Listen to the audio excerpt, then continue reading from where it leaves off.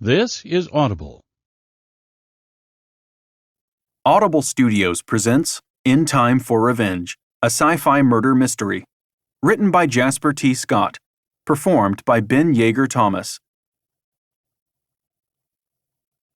Part 1. Love to Hatred Turned. Heaven has no rage like love to hatred turned. William Congreve. Chapter 1.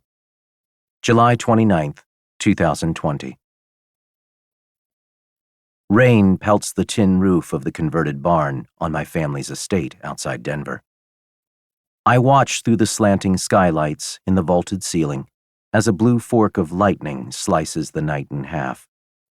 A primordial boom makes the panes of glass shiver. The storm is directly overhead. I drag my eyes down from the ceiling and look around the big open space. A dozen desks are arrayed around an egg-shaped capsule on a raised platform in the center of the room. The computer screens on those desks are all off. The hard drive lights strobing red and yellow in darkened corners of the room. I really should install more lights in here. Everyone went home hours ago. Everyone except for me and my lead engineer, Grant Coleman. He's busy staring at one of the 3 computer screens on his desk, occasionally typing something before clicking something on another screen. He's running diagnostics on the STCD Mark I before we fire it up for the first time. The acronym stands for Space-Time Compression Device, but only Grant and I know that. The technology we're working on is far too valuable and dangerous to tell just anyone. Another jagged flash of lightning draws my gaze up to the skylights, followed by a boom of thunder. "Byron, it sounds bad out there," Grant says. He looks up from his work to catch my eye. His pale face and blue eyes are highlighted by his computer screens. "You should tell Allison not to come," he adds. "And have her miss this?" I shake my head. "Not a chance." Grant smiles. "You're assuming we'll succeed. The first rule of success is believing in it." "So we're waiting for Allison to get here?" I nod and glance at the cell phone sitting on my desk. My wife hasn't called or texted to say that she isn't coming, so she probably still is. Besides, it's not that far from the manor to the lab, and she can have Alex drive her, or just take the Tesla on auto. While we wait, I stare at the screensaver on my computer. It's looping through pictures of me and Allison from our world tour last year. I see us sitting on the back of my yacht in the Caribbean, then toasting with wine at a 5-star restaurant along the Seine in Paris. A picture of us at the Colosseum, a gondola ride at sunset in Venice, learning to salsa in Barcelona, and touring the Royal Palace in Madrid. I move my mouse to wake the computer, just as a picture of us touring Mount Fuji appears. I type in the password for my computer. 12 digits, numbers, and letters. I click over to the software I wrote for the STCD and begin checking Grant's values for the test run. This isn't our first test, but it is the first one that's likely to succeed. There's a lot riding on tonight. I've poured 7 years of work into this project, not to mention about $10 million. But that's just a tiny fraction of the Gaines family fortune. I'm an only child, so I inherited all 77 billion of that fortune when my parents' plane crashed into the Rocky Mountains. If this works, though, I'm going to need every penny that they left me to scale this technology up to commercial viability. Grant is drumming his fingers on his desk. Thunder rumbles on, more distantly now. A faint squeal draws both of our attention to the barn door, a reinforced steel security door that looks like it belongs in a bank. Locks clunk as they slide away, and the heavy door groans open. The sound of rain roars into the lab. My wife Allison appears, standing in the entrance wearing a red designer trench coat. Her long blonde hair is pulled into a ponytail and looks dry. Her makeup is still in good shape, too. Not that she needs any with a face like hers. She's holding 2 brown paper bags, lightly freckled with rain, while Alex, our driver and personal assistant, stands beside her sopping wet, holding her umbrella.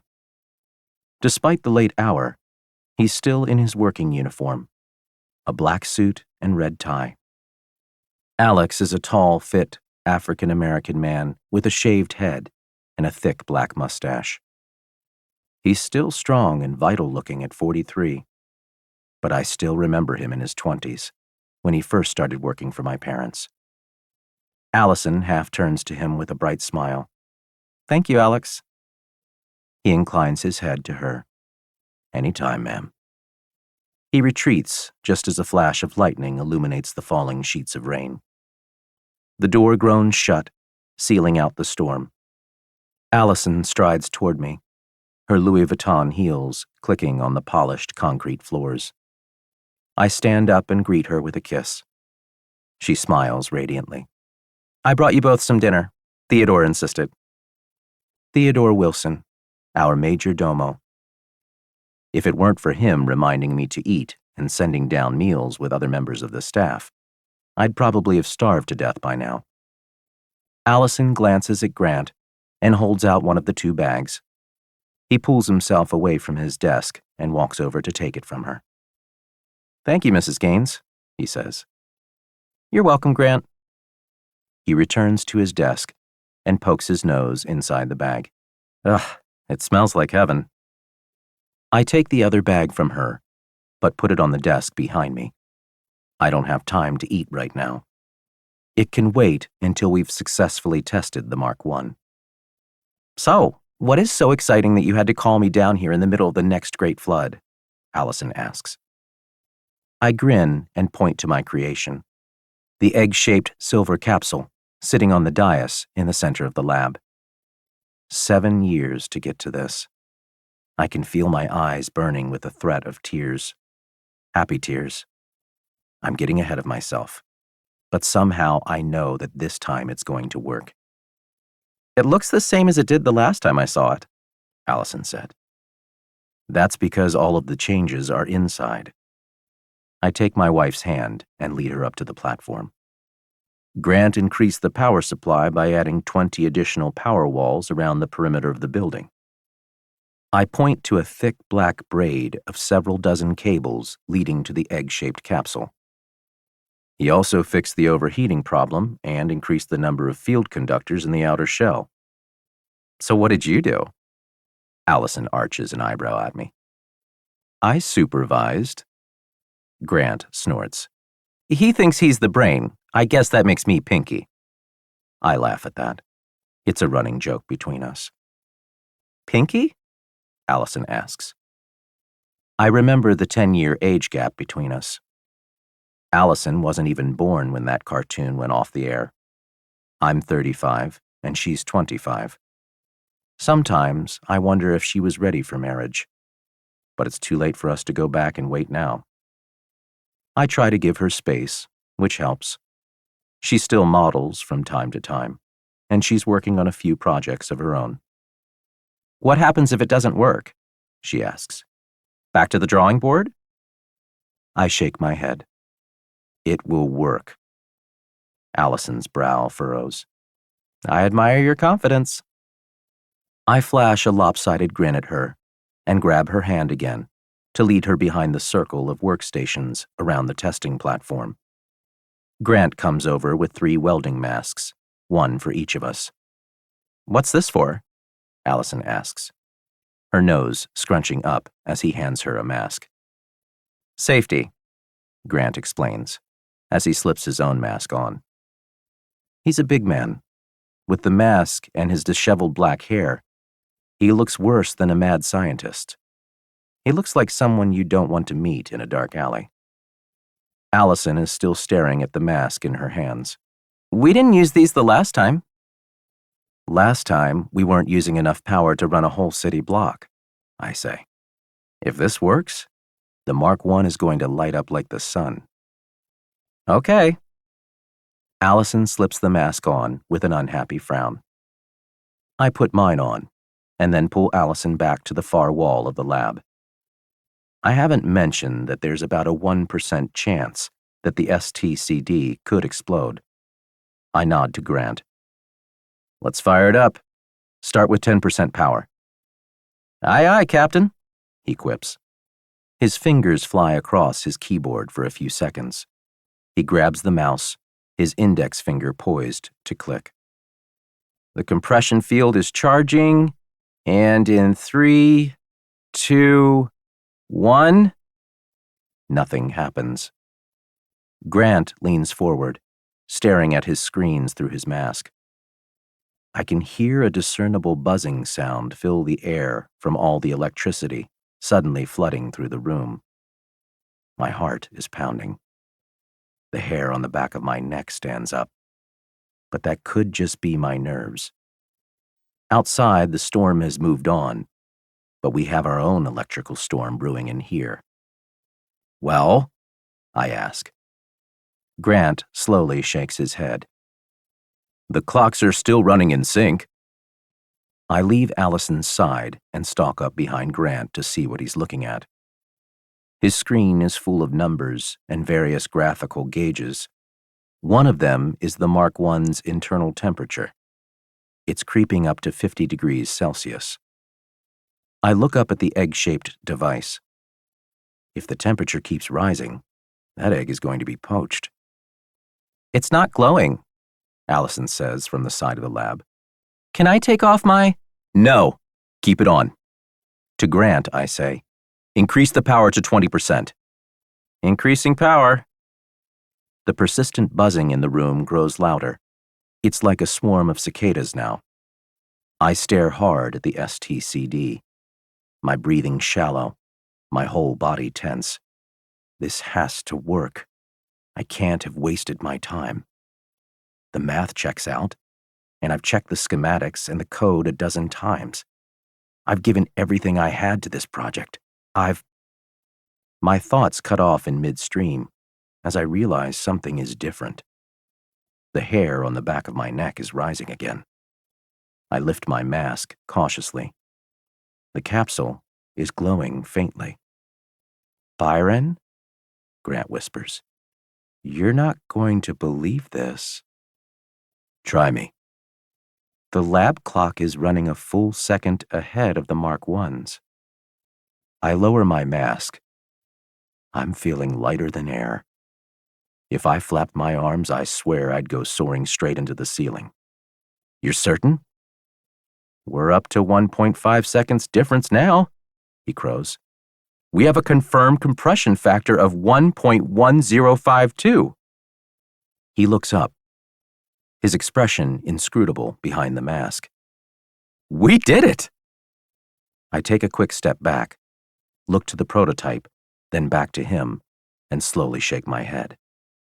I can barely breathe. Is this a dream? It can't be real. What does that mean? Allison asks. I hear her heels clicking across the floor. Increase the power, I say, ignoring my wife's question. 50%. Ramping up to 50. What is... Allison cuts herself off, and her heels stop clicking. The buzzing sound is a roar now, and the inside of the lab is blindingly bright. Even with the welding mask on, staring at the capsule is like staring into a 100-watt bulb. The clock is running 10 seconds behind, Grant says. 15. 20. Compression is up to 5.6. I stumble back another step, half blinded by the capsule. It's getting hot in here, and the buzzing sound is ominously loud. But to me, it's the drum roll of things to come. We did it. It worked. The temperature is up to 150 degrees Celsius. I do the conversion in my head. Over 300 Fahrenheit. Hot as an oven. Ramp up to 75%, I say. Increasing power, Grant says. Are you sure about this? Allison asks. Pretty sure, but I can barely hear myself. The air is practically crackling with electricity. My skin feels hot. The light pouring from the prototype grows so intense that I have to look away. "Climbing to 70%!" Grant calls out. "Compression factor is up to 20 times. It's scaling exponentially with the power." I peer over his shoulder. The temperature is climbing past 200 degrees.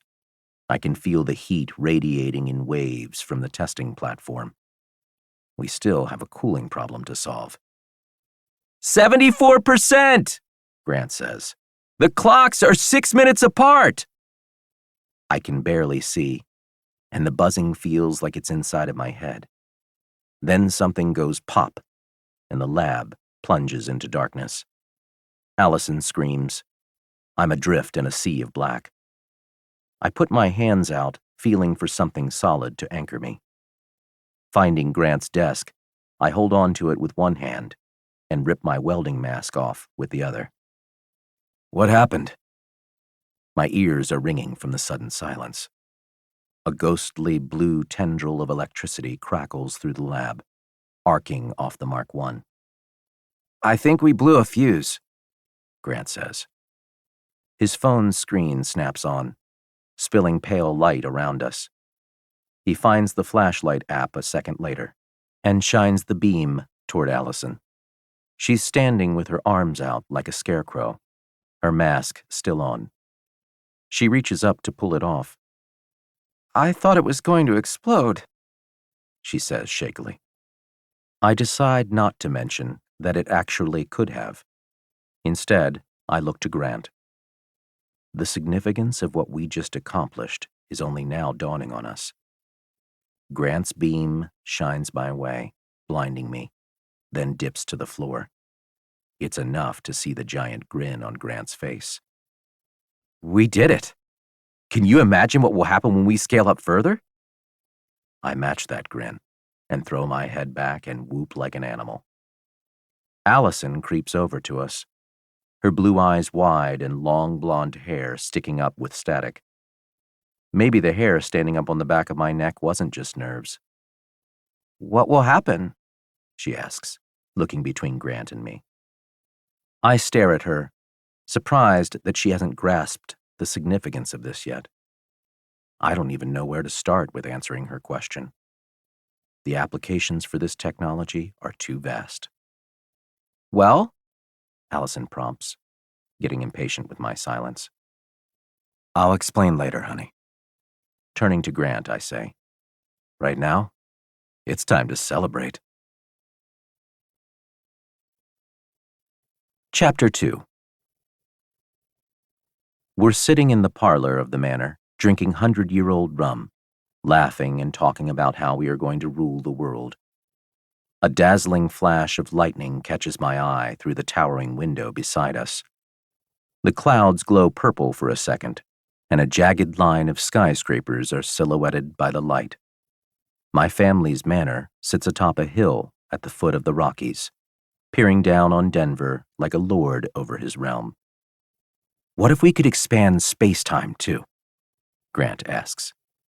I drag my eyes away from the windows and take another sip of rum. "What do you mean?" "We could use the same concepts to create opposing compression and expansion fields and propel a vehicle with them." I'm nodding along with that. "You mean like an Alcubierre warp drive?" "Exactly." "It's possible," I concede.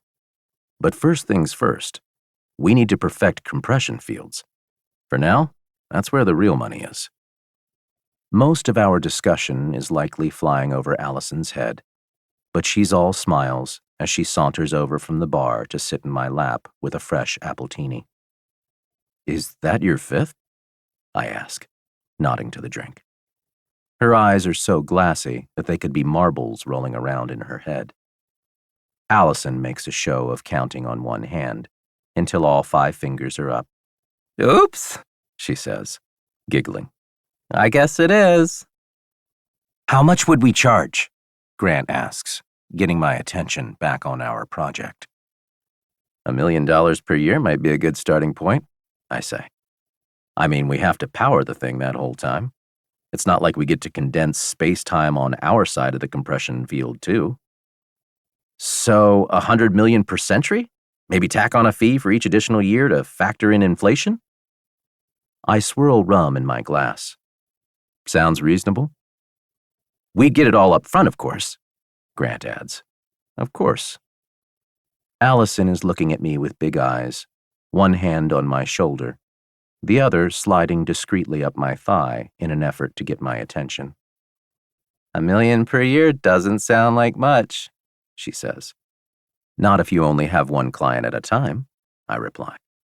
The idea is to have thousands.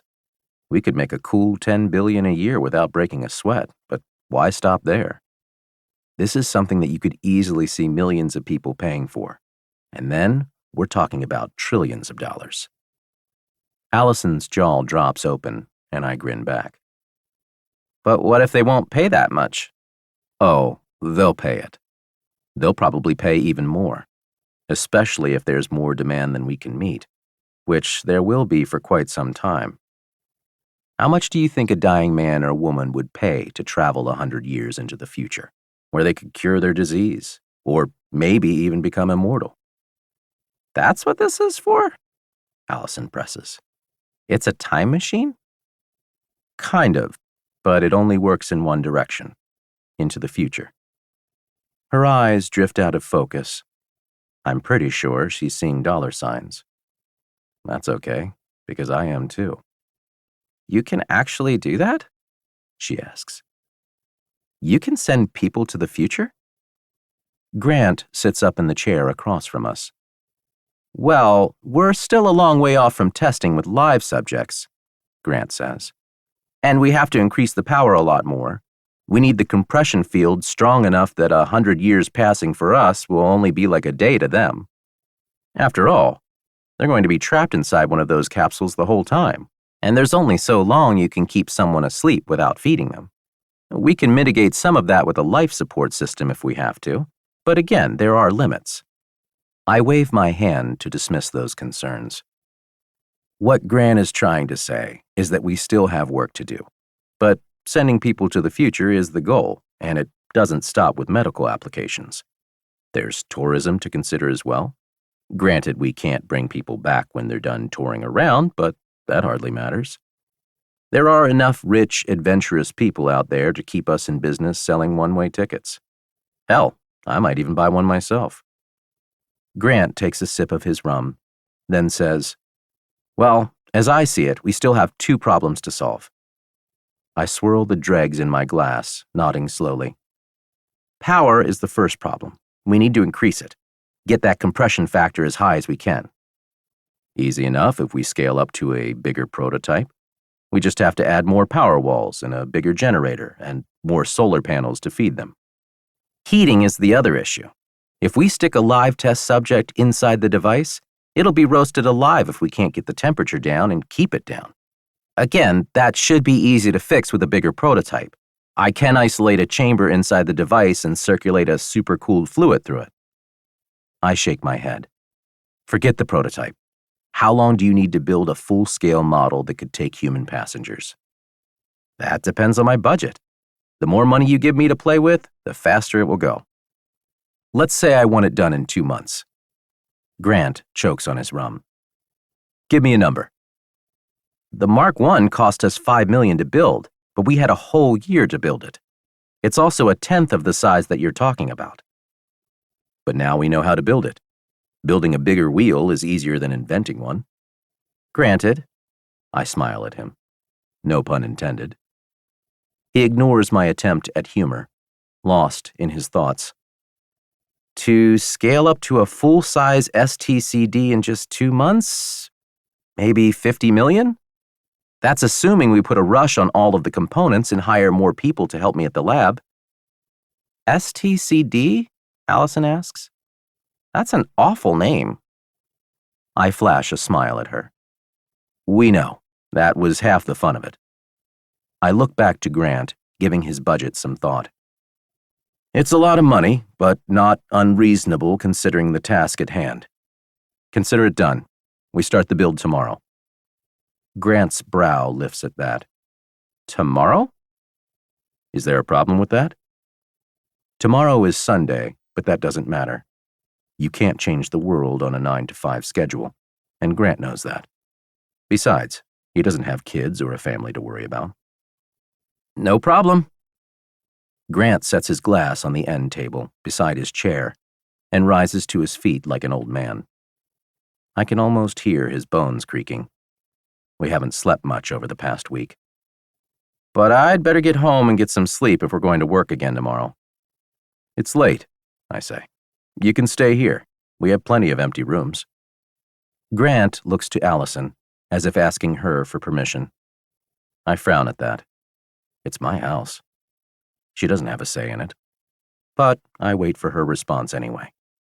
Yes, please stay, she says, and jumps out off my lap. She walks unsteadily over to him, sloshing her apple teeny all over the marble floor. She loops an arm through Grant's. Come with me. I'll show you to the guest wing. Grant glances over his shoulder as she leads him away, as if he's worried how it looks that my wife is leading him off to bed.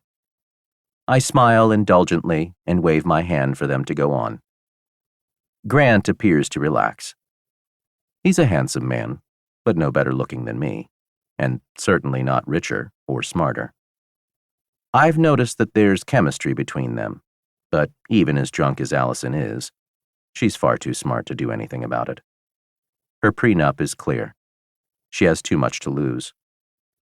I take another sip of rum, and my thoughts drift back to the project. Absently, I look out the window beside me. Denver is sparkling like a jewel in the distance. I wonder what the city will look like in the future. What will my first passengers see? I almost wish I were going to be one of them. I'd take Allison with me, of course. But no, I can't leave yet. I need to consolidate my resources and build an empire that will stand the test of time. Otherwise, I'll travel to the future just to become a pauper. I tap my finger restlessly against the tumbler in my hand, counting out the seconds. The nail draws ringing clinks from the glass. I smirk to myself, feeling almost mythically powerful as I peer down on the city in the distance. I have mastered time. I may not be ready for the future yet, but the future can wait for me. Allison and I lie in bed together, her naked body wrapped around mine. I'm drifting off on a cloud of rum and postcoital bliss. But Allison is wide awake and running her hands through my chest hair.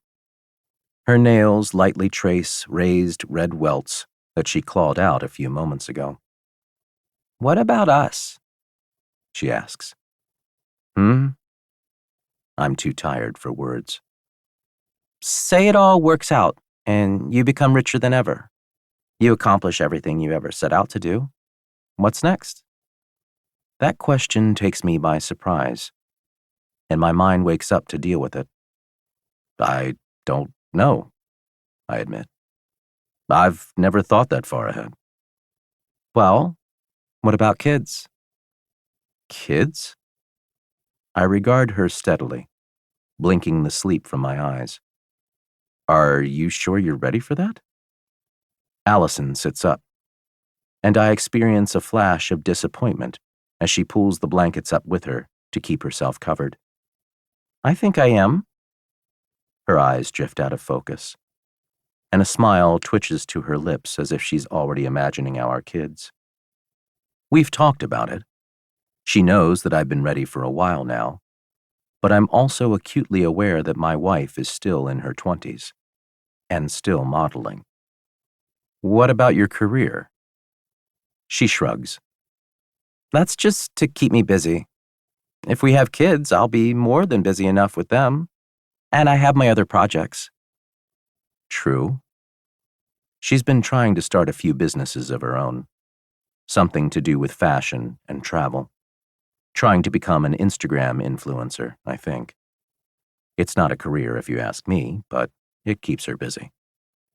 So, when should we start trying? A sly smile crosses Allison's face. She turns to me and begins tracing circles on my chest again. We could start now. I laugh lightly. I may have to explain the concept of entropy to you. Her smile broadens, turning mischievous. I wore you out? You and 70-hour work weeks.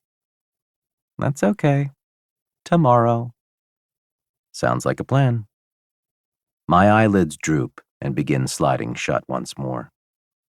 But there is something I wanted to talk to you about first. I crack one eye half open and wait for her to go on. She's wringing her hands and biting her lip. Don't get mad. Mad? That wakes me up again, and I wonder what she's on about. Both my eyes are open now.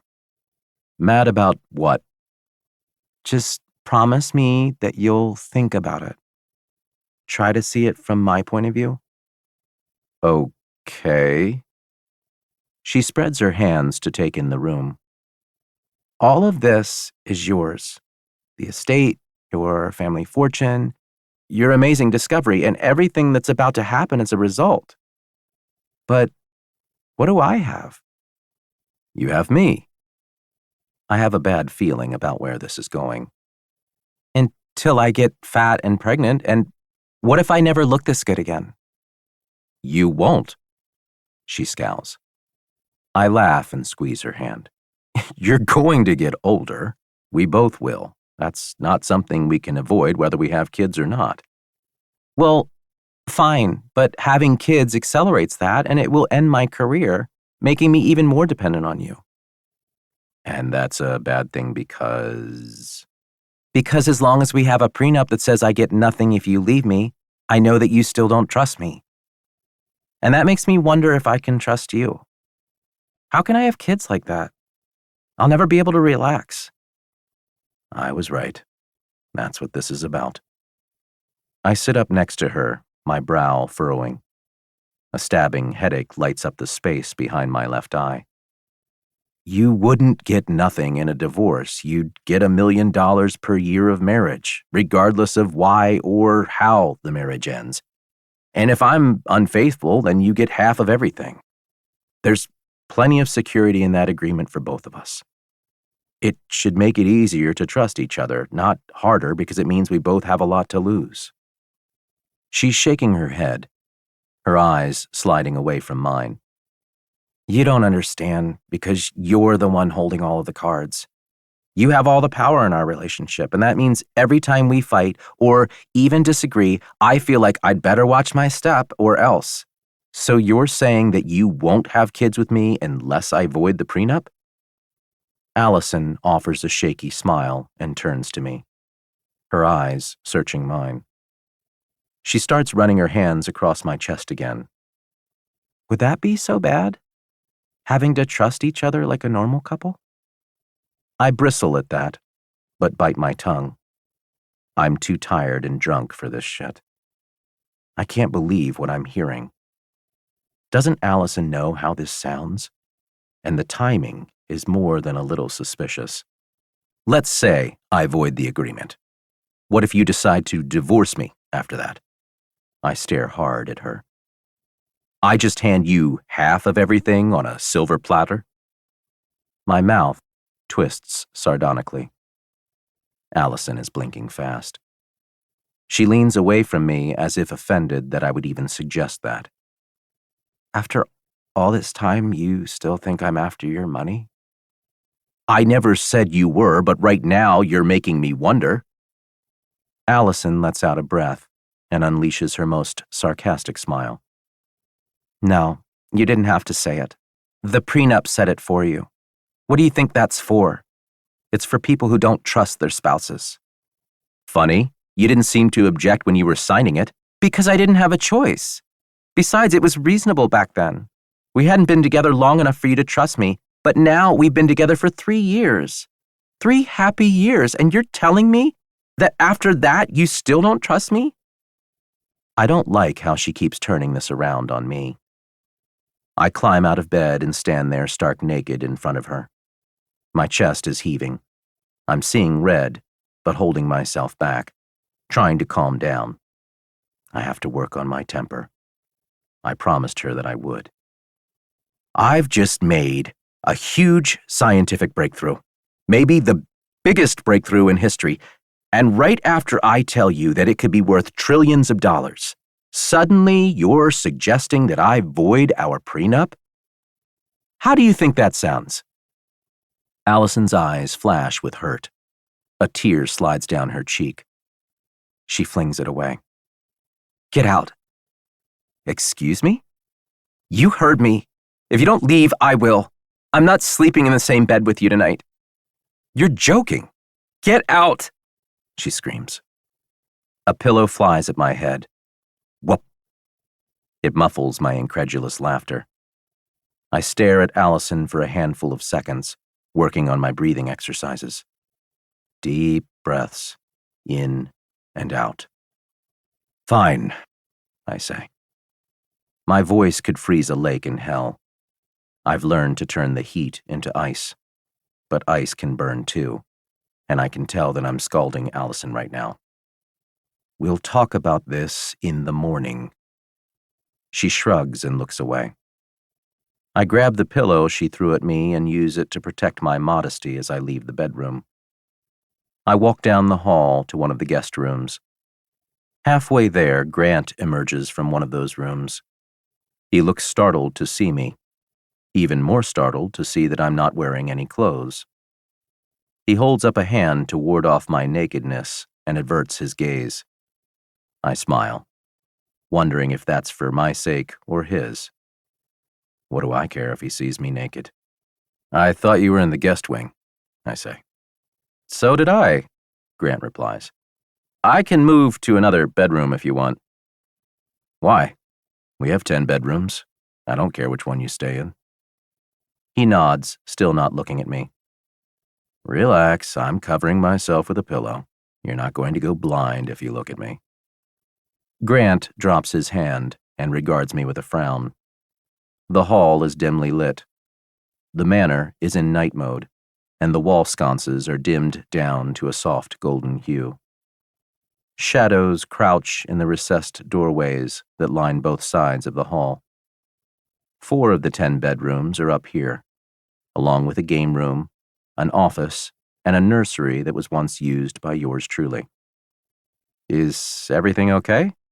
Grant asks. I heard shouting. Allison and I had a fight. She'll get over it when she realizes that she's wrong. A slow smile creeps onto Grant's face. If she's wrong, then how come you're the one in the hall? A laugh bubbles from my lips. Said like a man who's never been married. I clap a hand on Grant's shoulder. It was the hand holding the pillow. Oops. Grant grimaces and looks away again. I'm amused by his reaction. I don't bother to pick up the pillow on my way down the hall to the room next to his. See you in the morning, Coleman, I say as I turn the knob and open the door. Good night, Byron, he replies. Chapter 3. 6 months later. February 4th, 2021. A warm beam of sunlight streams through the master bedroom window, doing nothing to melt the ice in my soul. This room feels strange to me now. Foreign. I've barely been in here for the past 6 months now that Allison and I no longer share a bed. She thinks that if she freezes me out in the bedroom, I'll cave and void our prenup. She doesn't realize just how wrong she is. I'm already talking with my lawyers. I grab a stack of pants and socks and stuff them in my suitcase. Pushing the personal matters from my mind, I consider the task at hand. I'm taking a business trip to a remote island in the Pacific, looking for a safe place to build my new empire. A technology like mine could be seized by a government in the name of national security far too easily. So I'm going to buy an island in the Pacific and build everything surrounded by international waters. The Mark II is working, and Grant and I have had successful tests with mice, rats, and chimpanzees with no ill effects. We've got the power consumption levels down, the heat problem is solved, and now we have the compression factor up to more than 1 million at the highest power levels. There are 31.5 million seconds in a year. So at a compression factor of 1 million, that means I can send a given passenger 100 years into the future in what seems like just 52 minutes to them. Functionally, the technology is identical to the concept of stasis, or cryo-freezing. Everyone outside of the STCD experiences the passage of time as usual, whereas anyone, or anything, inside of the STCD will experience time passing at a much reduced rate. At a compression factor of 1 million times, light bounces off the shell of the vehicle so slowly that it appears to shine like the sun. We were lucky we didn't blind ourselves the first time we fired up the Mark II. I smile at the memory and shake my head. "Nice to see you in such a good mood," my wife says, as she storms by me on her way to the master bedroom. Her heels click across the marble floor at a furious pace. I stare at her back as she adjusts her makeup in the mirror. She's dressed up. On her way to a modeling job, perhaps? Who knows? I zip up my suitcase and hesitate before hauling it off the bed. "You're not going to say goodbye to your husband?" I ask. I'm not sure what I'm hoping for. Maybe that the ice between us will melt and that she'll relent before there's no turning back. "Bye." She doesn't even turn from the mirror to look at me as she says it. A sharp pang stabs through my heart, the sting of her dagger. A dark haze clouds my vision. I can hear blood roaring in my ears. My therapist's words come back to me. When you feel yourself losing control, take yourself out of the situation. Don't suppress your reaction, just delay it. Walk away if you have to. And so I do. I yank the suitcase and my briefcase off the bed and walk out without another word to my wife. It's been a while since I've had a real outburst. I guess all those years of therapy paid off. Allison can be thankful that she never got to see Mr. Hyde. There are still scars on the walls of the manor where I threw things that narrowly missed members of the staff. Theodore and Alex are the only ones who actually stuck around. But Alex almost didn't. Theodore was like a second father to me, though, so I suppose his affection for me runs deeper. I wonder what will happen after the divorce is finalized. Will I go into another dark spiral? The last one lasted from age 10 to 25. 15 years of rage. A scowl sears my lips. Leaden feet carry me down one side of the double staircase to the foyer. My driver, Alex, is waiting for me by the double doors. He's wearing the same black suit and a red tie, as he always does. A white-gloved hand that contrasts sharply with his dark skin snaps out to grab my suitcase. It's a carry-on, and the only piece of luggage that I'm taking besides my briefcase. Traveling light makes flying easier. Not that it's ever really easy. I deal with my nerves by sticking to commercial flights. Statistically, they're much safer than private flights like the one that killed my parents when I was 10. "Ready, sir?" Alex asks, reaching for the golden handle of the nearest door. Before I can reply, clipped footsteps draw my attention to the great room on the other side of the foyer. I see Theodore striding toward us. "May I have a word before you go, sir?"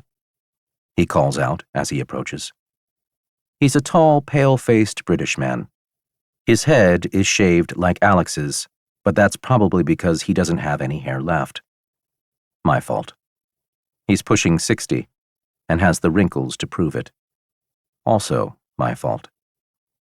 Theodore stops in front of me. Pale, ice-blue eyes bore into mine, waiting for me to respond. "What's on your mind?" I ask. His eyes flick to Alex. I was hoping we could speak privately. The matter is somewhat delicate. Well, I'm kind of in a hurry here, Theo, so whatever it is, you can tell me here. Very well. Will Mr. Coleman continue to stay on the property while you are away? I frown at that. Yes, why? It's just that I'm not sure it would be wise to continue that arrangement in your absence.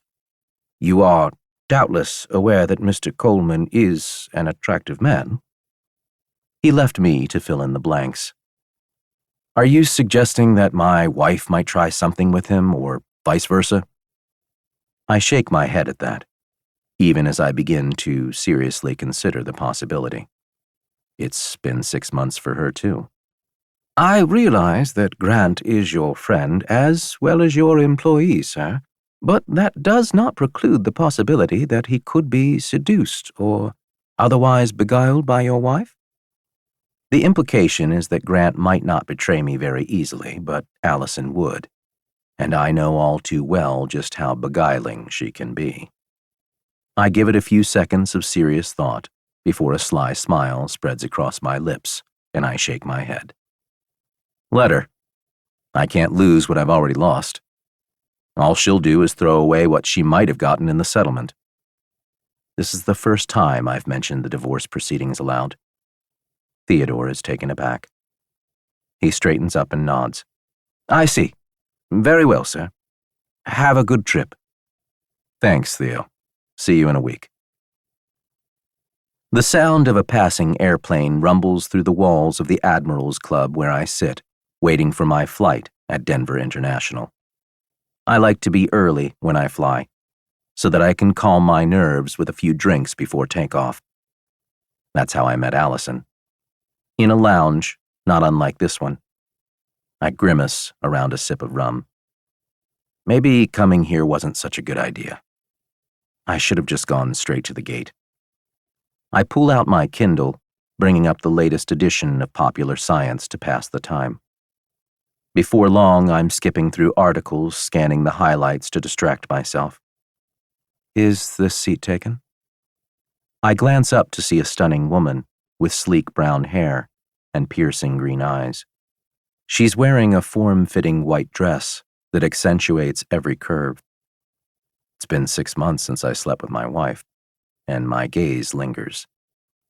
I lose my train of thought for a second. Several seconds later, I answer. No, go ahead. It's an effort to drag my eyes away. As I do so, I notice that there are plenty of empty seats besides the one next to me. Thank you. The woman sits down. I nod, but force myself to keep my eyes rooted to the article I'm reading. It's a theoretical piece about dark matter and the extra dimensions in string theory.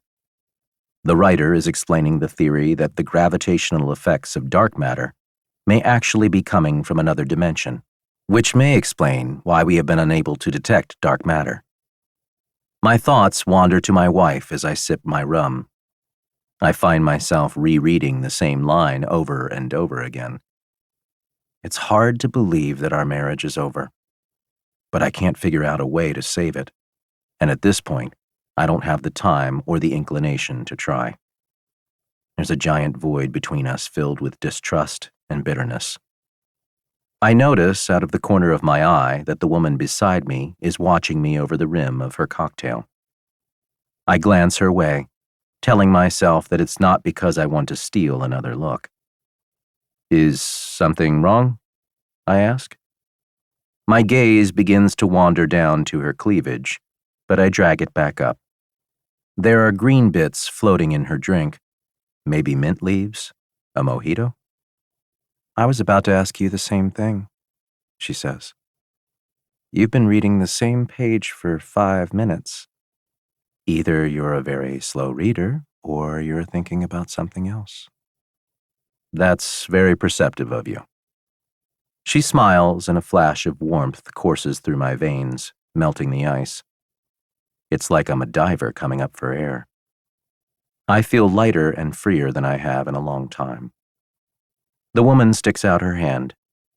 Victoria. I'm feeling pleasantly numb from the alcohol and my brain is running slower than usual, but I don't see the harm in shaking her hand. I'm something of a recluse, so she won't recognize my name. Byron. It's a pleasure to meet you, Byron. There's no sign of recognition in her eyes. That puts me at ease, but only just. She's probably trying to hook a big fish. That's why she sat beside me. She must have seen my Rolex or my designer luggage and tailored suit. But she has no idea how big of a fish I really am. I don't want to jump from one gold digger to another, but maybe I can indulge in some innocent fun. A frown creases my brow as I realize that I'm already entertaining the thought of reciprocating Victoria's interest. Where are you headed? She asks. Fiji, I say. Wow. Victoria's green eyes sparkle as she sips her cocktail. Sounds nice. Where is that? In the South Pacific, north of New Zealand, east of Australia. That's a long way from Denver. I nod. A whole day of flying with 2 connections. Victoria winces around a sip of her mojito. Are you going all by yourself? I swirl rum in my glass. Yes. What about your wife? I arch an eyebrow at her. I never said that I was married. She smiles and points to a shiny silver band on my left hand. I'm still wearing my wedding ring. Ah, well, she and I are... I shake my head and throw back the last of my drink. I raise the empty glass to a passing waiter and hold up my index finger to signal for a refill. He nods and takes the empty glass. Looking back to Victoria, I say, We're circling the drain. I make a swirling motion with my index finger. Oh, I'm sorry to hear that. Yeah, but divorce happens, right? Just like shit. Victoria nods slowly, but there's a sadness in her eyes that I appreciate. Maybe there's more to her than it seems. What about you? I ask. Also traveling alone? She nods and flutters the fingers on her left hand at me. No rings. For work? Pleasure. I suppose it's pathetic to go on a vacation alone. A little. Sorry, I add. Don't be. The only thing worse than being alone is being in bad company. Wise words. My drink arrives and Victoria raises her glass for a toast. To being alone. I clink my glass with hers, and we each take a sip. She's staring at me again, and I feel pretty sure I can read the intention in her eyes.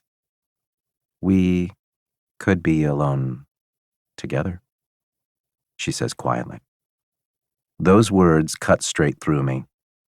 My brain is buzzing with a dangerous mix of alcohol and desire. How long do you have before your flight? I ask, setting my drink down between us. She reaches over and touches my hand. Electricity sparks through me. Several hours, she says. We could go somewhere, if you want. I nod and rise from my chair. Slipping the Kindle back into my luggage, I extend the handle and stack my briefcase on top. There's a strap on the back of the briefcase for just that purpose. I hold out my other hand to Victoria. She takes it with a smile and grabs a white Chanel purse that appears to be her only luggage. As I lead her out of the Admiral's Club, my heart is pounding. Adrenaline and desire buoy my steps. Guilt is there too, or maybe that's suspicion, screaming for me to stop now before it's too late. I silence that voice with the truth. My marriage is broken, and my wife is probably already cheating on me with Grant. She won't be able to prove my infidelity, but I'll be able to prove hers. There are too many eyes watching in the mansion. Too many witnesses. Here there are none. At least none that Allison knows. I stride through Concourse A with Victoria's fingers laced through mine and electricity sparking between us. I'm still suspicious of Victoria's intentions, but she has no guarantees, so there's a question of who is using who. If she's a gold digger, I'll ditch her, just like I'm ditching my wife. But if she's not just after my money, then perhaps the end of my marriage will lead to a new beginning. I smile to myself as we draw near to my destination. It's a place called Minute Suites that's been taking airports around the country by storm. They rent rooms beyond security for people to sleep while they wait for connecting flights. I breeze through the doors into a cramped lobby. The middle-aged clerk looks up from her desk with a smile. "Hello, welcome to Minute Suites. Would you like a room?" The woman's eyes skip from me to Victoria and back. There's a knowing look in her eyes, but she's discreet enough not to say anything. I'm betting she sees a lot of this kind of thing. "Yes, for 2 hours, please," I say. "All right, I'll need to see some identification and a credit card." I hand over my passport and my Centurion card. I doubt Victoria knows how exclusive that credit card is, but I'm watching her for a reaction all the same. The clerk looks up from her screen. "I'll need her ID too." Victoria obliges by pulling a passport out of her Chanel bag. "Perfect." She spends a few minutes tapping away at her desk. "Welcome, Mr. Gaines and Miss Collins. I hope you enjoy your stay." The clerk hands me a room key in a paper sleeve with a room number on it, number 27. "It's right down the hall at the end," the clerk says, leaning over her desk to point the way. "Thank you," I say, and lead Victoria away down a corridor past the front desk. The wheels on my luggage click rhythmically as it skips over the grout lines between the tiles. "You've done this before," Victoria whispers. "Only on my own." "Oh, I see," she drawls. I flash a smirk. "Not like that." "I'm not judging." We reach the door and I pass the card through the scanner. The door beeps and swings open to reveal a cramped room. We practically have to walk in sideways. I slide my carry-on under a desk that looks like it was made for a child and shut the door behind us. Victoria sets her bag on top of the desk, and then she's all over me. Her scent fills my nostrils, something like vanilla and roses. Every kiss leaves me more intoxicated than the last. Her tongue is in my mouth, and then she's unbuttoning my shirt and sliding down to my waist. My belt whips off, and then my eyes are rolling back in my head. After a minute, I pull her up and off her feet. Her legs wrap around my waist, and we're kissing again. I kick off my pants and walk with her to the bed. We fall into it together, and my hand slides up her thigh, slipping past a soft cotton thong. We're devouring each other's lips. I unzip her dress at the back and pull it over her head. Her bra is next, followed by the thong. I take a second to admire her. She bites her lip, eyes scalding me as she waits. She's even more beautiful without her clothes on. There's no going back from this. I know that. But between the 2 glasses of rum and my wife's frigid behavior, I feel more than justified. Time seems to slow down and speed up all at once. Everything melts away except for the sweet floral scent of Victoria and her silken skin on mine. When it's over, we lie spent in each other's arms. She was too loud for these paper-thin walls, but I don't care. Gasping for air, I check my smartwatch, and a bright blue glow fills the hazy darkness. 16:06. My flight is leaving soon. Somehow, an entire hour has passed since we left the Admirals Club, and yet it only felt like 15 minutes. Struggling to catch my breath as I stare at the hazy ceiling of the box I rented, I realize that I'm not actually the first to invent something that can manipulate the fabric of the universe. I catch Victoria smiling at me in the gloomy blue light of my watch. "You were fantastic," she purrs. "Married men usually are. It's like keeping a racehorse in the stable. You'll never know what it can do until you let it out for a run." I arch an eyebrow and lean away to regard her. "That's an interesting theory. Now I'm wondering if you've done this before." I suppose I shouldn't be surprised. She sat beside me, but I'm beginning to feel very sober as I contemplate that. "Don't overthink it," Victoria says, laughing lightly and patting my chest. She rises naked from the bed and begins hunting for her clothes. When she can't find them, she flicks on the lights by the door. I enjoy the view as she gets dressed. First the thong, then her bra, and the dress. She fluffs her hands through her hair to straighten it, then sits on the foot of the bed to put on her heels. I find myself staring at her Chanel purse on the desk. My wife has enough of them that I recognize the overlapping gold C's on the clasp. That clasp is worn, and the gold is faded to black in places. It's obviously an old bag, maybe even second-hand, or a fake.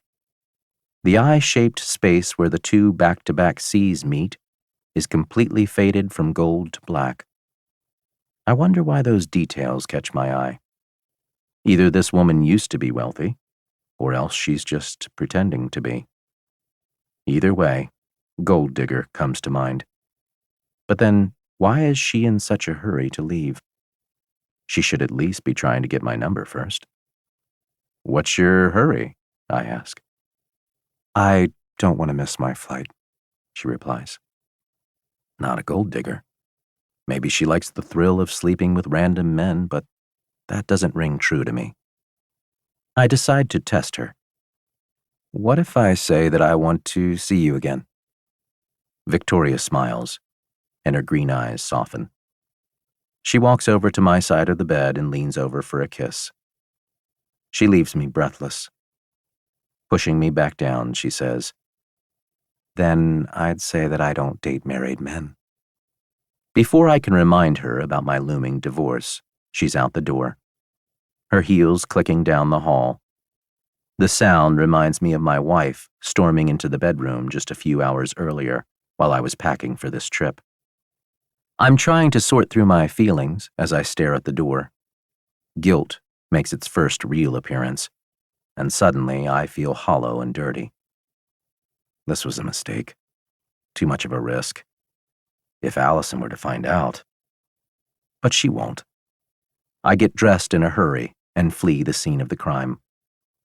A few minutes later, I'm sitting at my departure gate, wishing my time machine worked in both directions. I never saw myself as the cheating type. Exhaling slowly, I run my hands through my hair and check my watch. 16:41. I glance at the gate. Boarding should start any minute. A muffled ding sounds from my carry-on, and then I hear my phone vibrating. I unzip the pocket and pull the phone out of my bag to check who's messaging me. It's Allison. My jaw drops as I see and read her message. It's a video. The thumbnail is of a double bed in the miniature suite that I just shared with Victoria a few minutes ago, and we're both clearly visible in the frame. The message below reads, "Was she worth it, Byron? See you in court." Wink face emoji. "How?" I mutter under my breath. An image flashes through my head.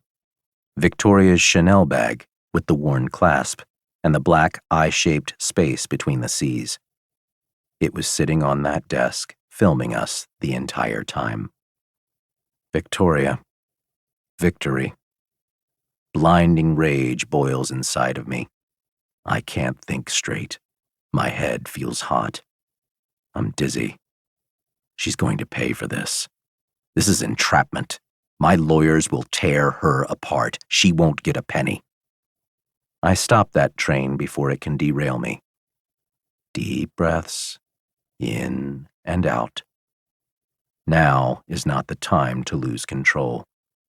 I need a cool head for what's to come. The angry wash of heat fades and a familiar coldness creeps in.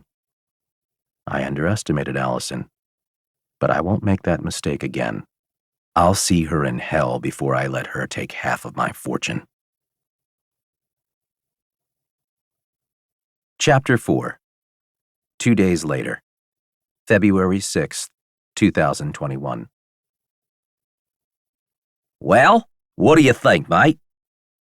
Lachlan's thick Australian accent buzzes through the headset I'm wearing. Even with a headset, the helicopter is ridiculously noisy. It's taken us 90 minutes to get here from the main island of Viti Levu. My knees are bouncing, and I'm gripping the side door of the helicopter as I peer out the window. I do my best to stay away from small aircraft, but this was the fastest way to get here. From the air, I get to see what I've already seen online. The photos didn't do it justice. Kanakia is a mountainous, jungle-covered island surrounded by white sandy beaches, light green water, and extensive coral reefs. I can see a few buildings, but no major development. I'll tear the old structures down if I decide to build my complex here. Very nice, I say. She's a beauty, right? The island is over 4,000 acres, Lachlan adds.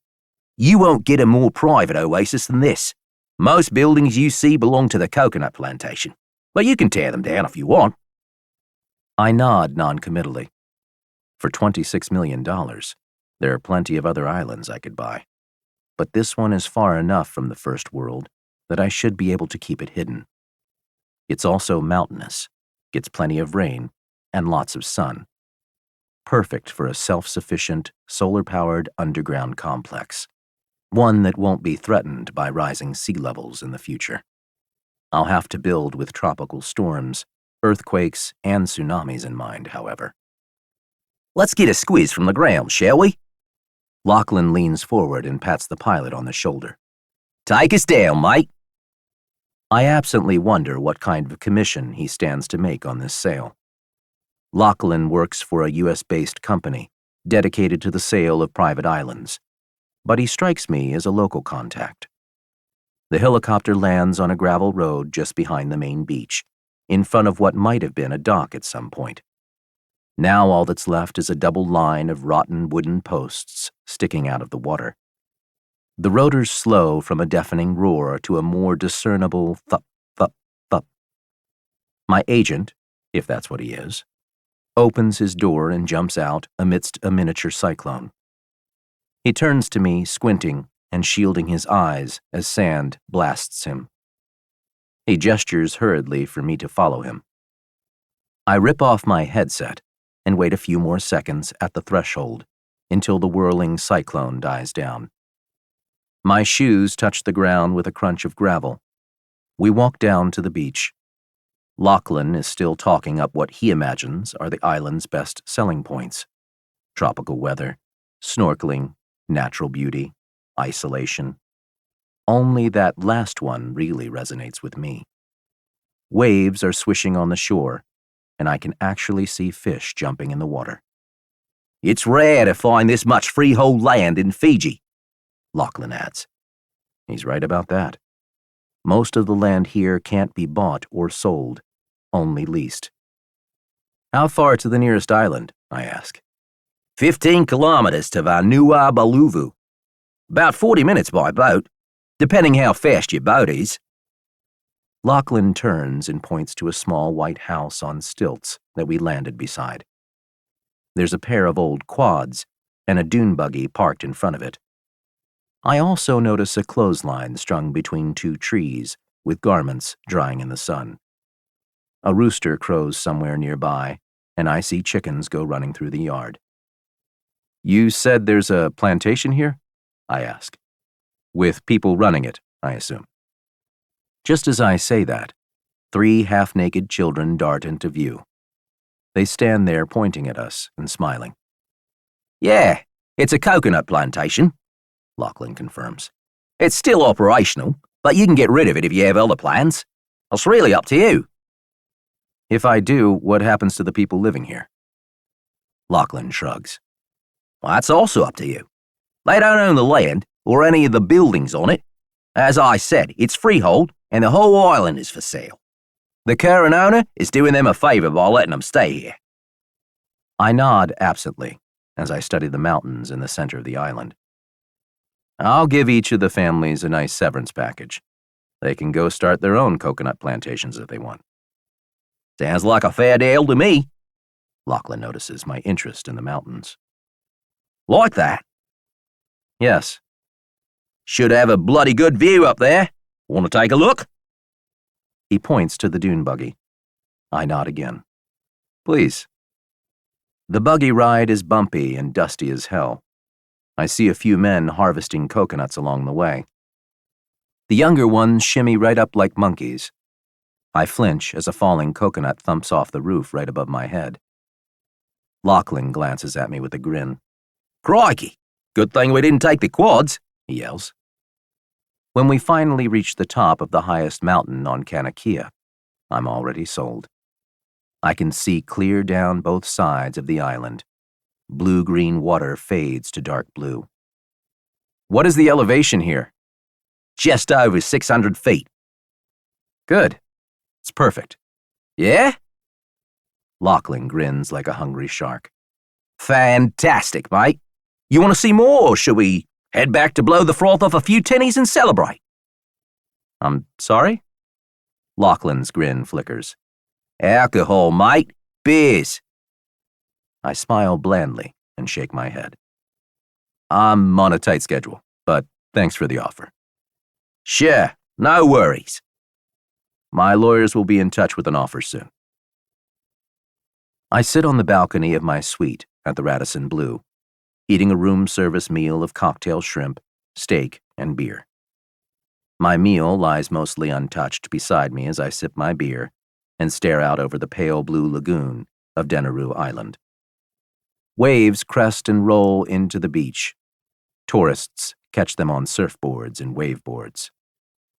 Palm trees sway in a warm breeze, their fronds rustling. I hear children squealing as they splash around in the pool below. If Allison wasn't such a stupid bitch, she could have been here with me to witness the birth of my empire. Despite her assumptions to the contrary, she would have been an equal partner in all of it. And who knows? Maybe I would have eventually voided the prenup on my own initiative. But no. Instead, she ruined everything and showed me exactly what she's really about. It's a hard lesson, and I know I'll be more careful in the future. I doubt her little trap will pay off, though. Victoria was obviously a hooker that Allison paid to sleep with me. If I can track Victoria down and prove that, then Allison will be on the hook, pun intended, for a felony. And it's all for nothing, because the video she sent me points to a plot to leverage the fidelity clause of our prenup. If she were actually as smart as she seems to think she is, she wouldn't have bothered sending me that video to gloat over her victory. She would have launched her attack silently, using Victoria as a witness. She would have been better off gathering photographs of me with Victoria, taken by a third party that she could claim was a PI. But, as it is, that video she sent me could have only been taken with Victoria's help, and any competent lawyer will contest the claim to my fortune because of it. I smile and take another sip of my beer. Something buzzes against my leg, startling me. I choke on the beer and set it aside with a grimace. The muffled ringtone reaches my ear a second later. Coughing and muttering under my breath, I pull my cell phone out to see who it is. It's Theodore. What could he be calling me about, I wonder, as I answer the call. Hello? Sir, there's been a development at the mansion that you should know about. And that is? Yesterday, your wife gave the entire staff, including myself, the weekend off. Since then, the mansion has been locked and the shades have been drawn. This morning, I endeavored on my morning walk to see what might be going on inside, but with the blinds drawn, I could not see anything. Does Grant still have access to the mansion? Of course, sir, as per your wishes. I made no attempt to remove him from the premises. Would you like me to use my key to go inside?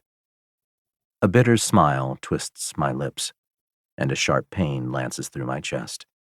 Suddenly, I find it hard to breathe, and my heart is pounding. Sir? Yes, no. Don't go in.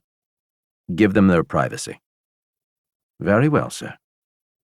Grant's betrayal cuts the deepest, but it surprises me how much it hurts to know about Allison's part in things. This might just be revenge for my infidelity, but since she was partly responsible for my dalliance with Victoria, I suspect that she and Grant have probably been having an affair for some time already. Maybe Allison feels invincible now that she had proof of my infidelity. As per the terms of our prenup, the first count of infidelity is the only one that matters.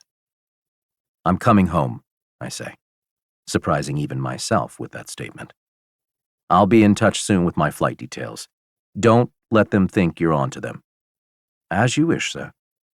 See you soon. I hang up and sit stewing over this surprising development. What am I hoping to accomplish by returning home now? Maybe I'll catch them in the act, or maybe it's better that I don't. It doesn't matter.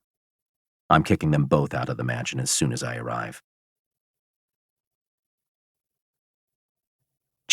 Chapter 5. One day later. February 7th, 2021. Alex met me at Denver International Airport with my Cadillac Escalade.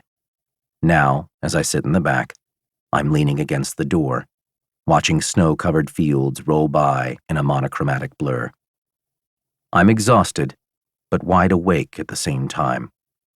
I'm jet-lagged as hell from another 24 hours of traveling, not to mention the 18 hours of time difference between Denver and Fiji. Even flying first class, that isn't easy.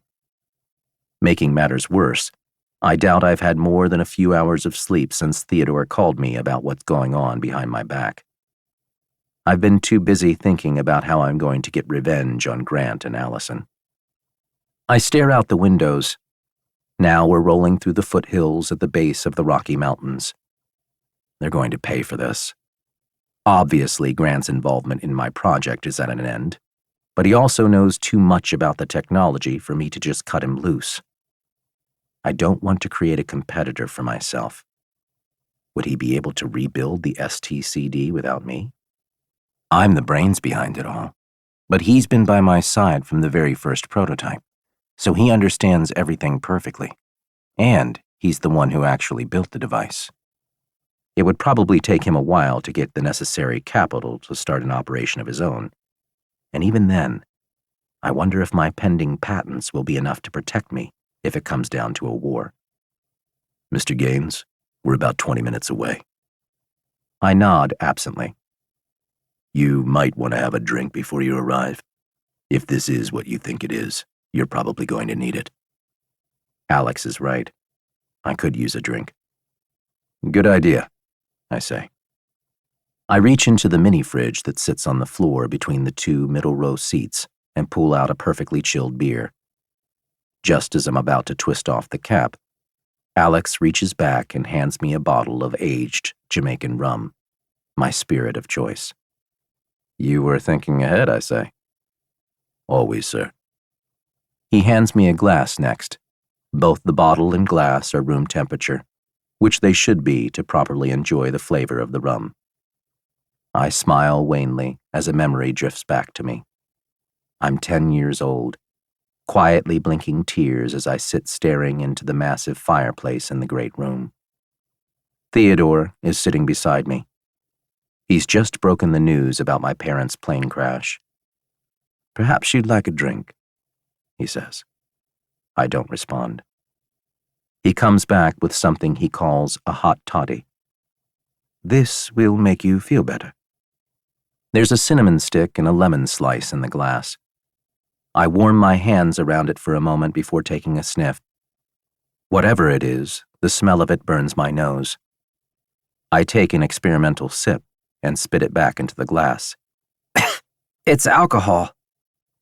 Yes, rum and honey with lemon rind and cinnamon, Theodore says. It will help you sleep tonight. It's hot. It's meant to be. I arch an eyebrow at him and take another sip. This time, I swallow. It burns on the way down, but it also warms the aching cold inside of me and numbs the searing pain from the knot in my throat. Never drink spirits cold unless it's vodka, Theodore says. And a hot toddy is always hot.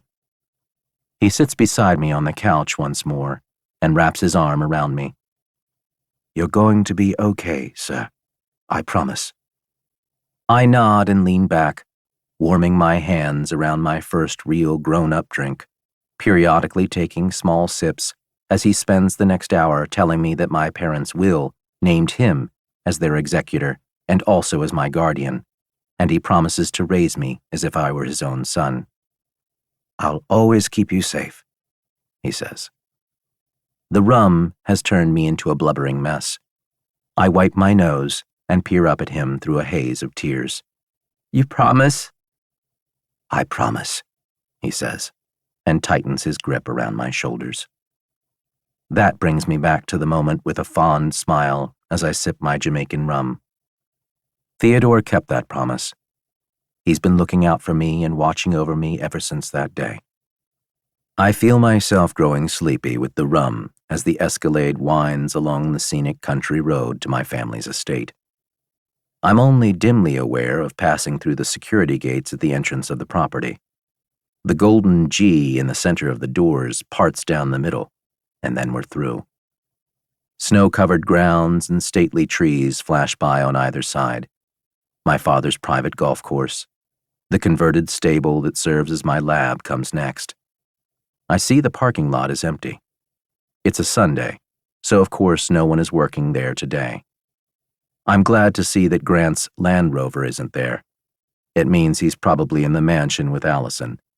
That improves the odds that I'll catch them. A hot flash of rage courses through me at the thought. Whatever else comes of this, there will be some satisfaction in that at least. The mansion appears, a massive stone edifice that looks just like a castle.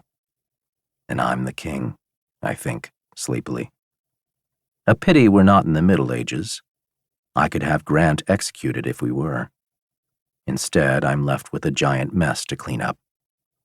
Alex parks the Escalade in the circular drive at the foot of the sweeping stone steps that lead up to the entrance of the mansion. We're here, sir, he says. My head lolls and my forehead thunks against the window. I shake my head and draw on a fading reserve of adrenaline to rouse myself.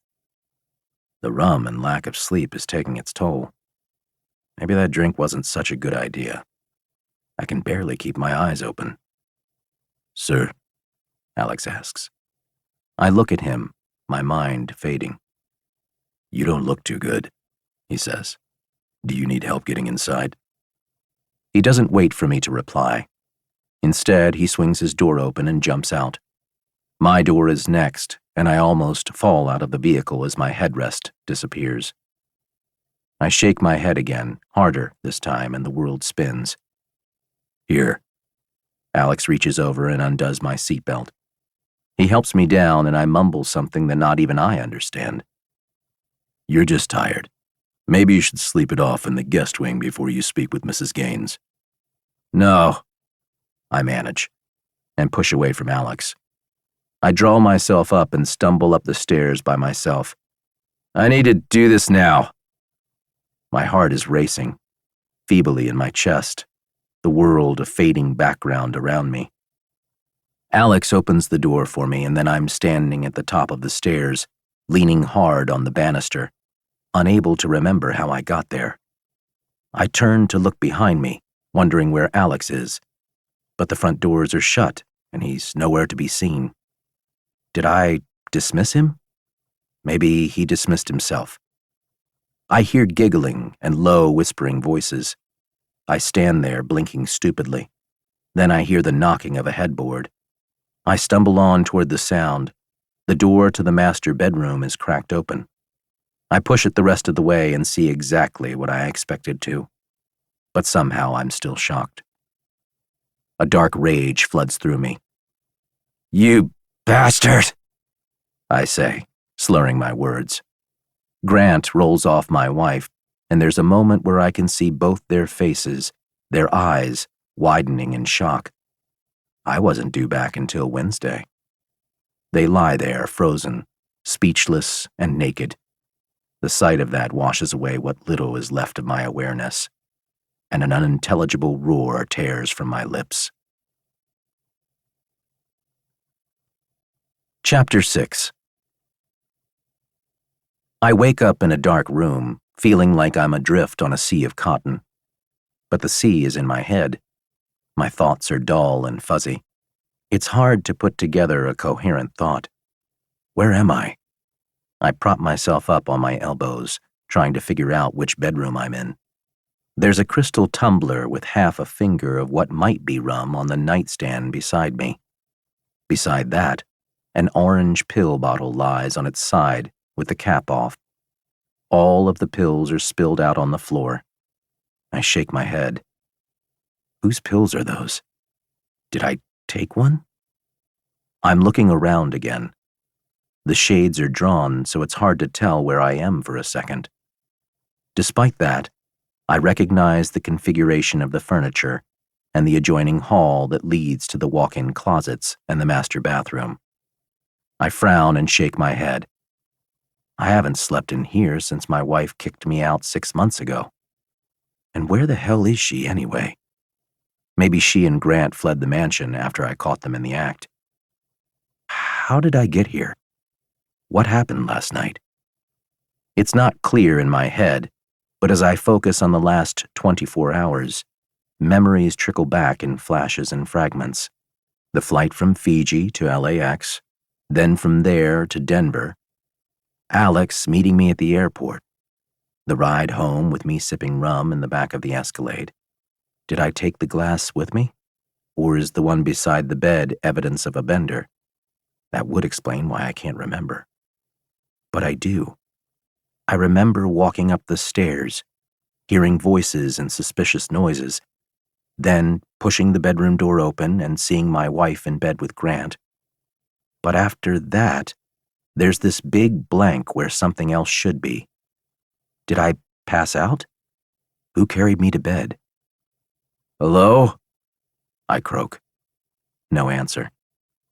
I sit up and swing my legs over the side of the bed. The floor is ice cold. Despite the gas fireplace flickering valiantly at the foot of the bed, I shiver and rub my bare arms. I'm only wearing underwear. That's strange. I normally sleep in my pajamas. An image flashes through my head of me sitting on the bedroom floor, staring at my hands. They're covered in blood.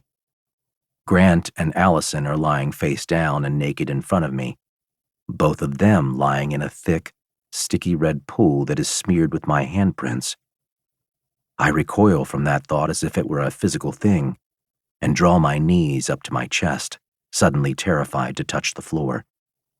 Lights, I say, and the room snaps into sharp relief. The floor is clean, no bodies, no blood. Maybe the scene I just witnessed in my head was part of some twisted nightmare. I scan the room with my heart hammering against my sternum. I'm feeling sick and dizzy.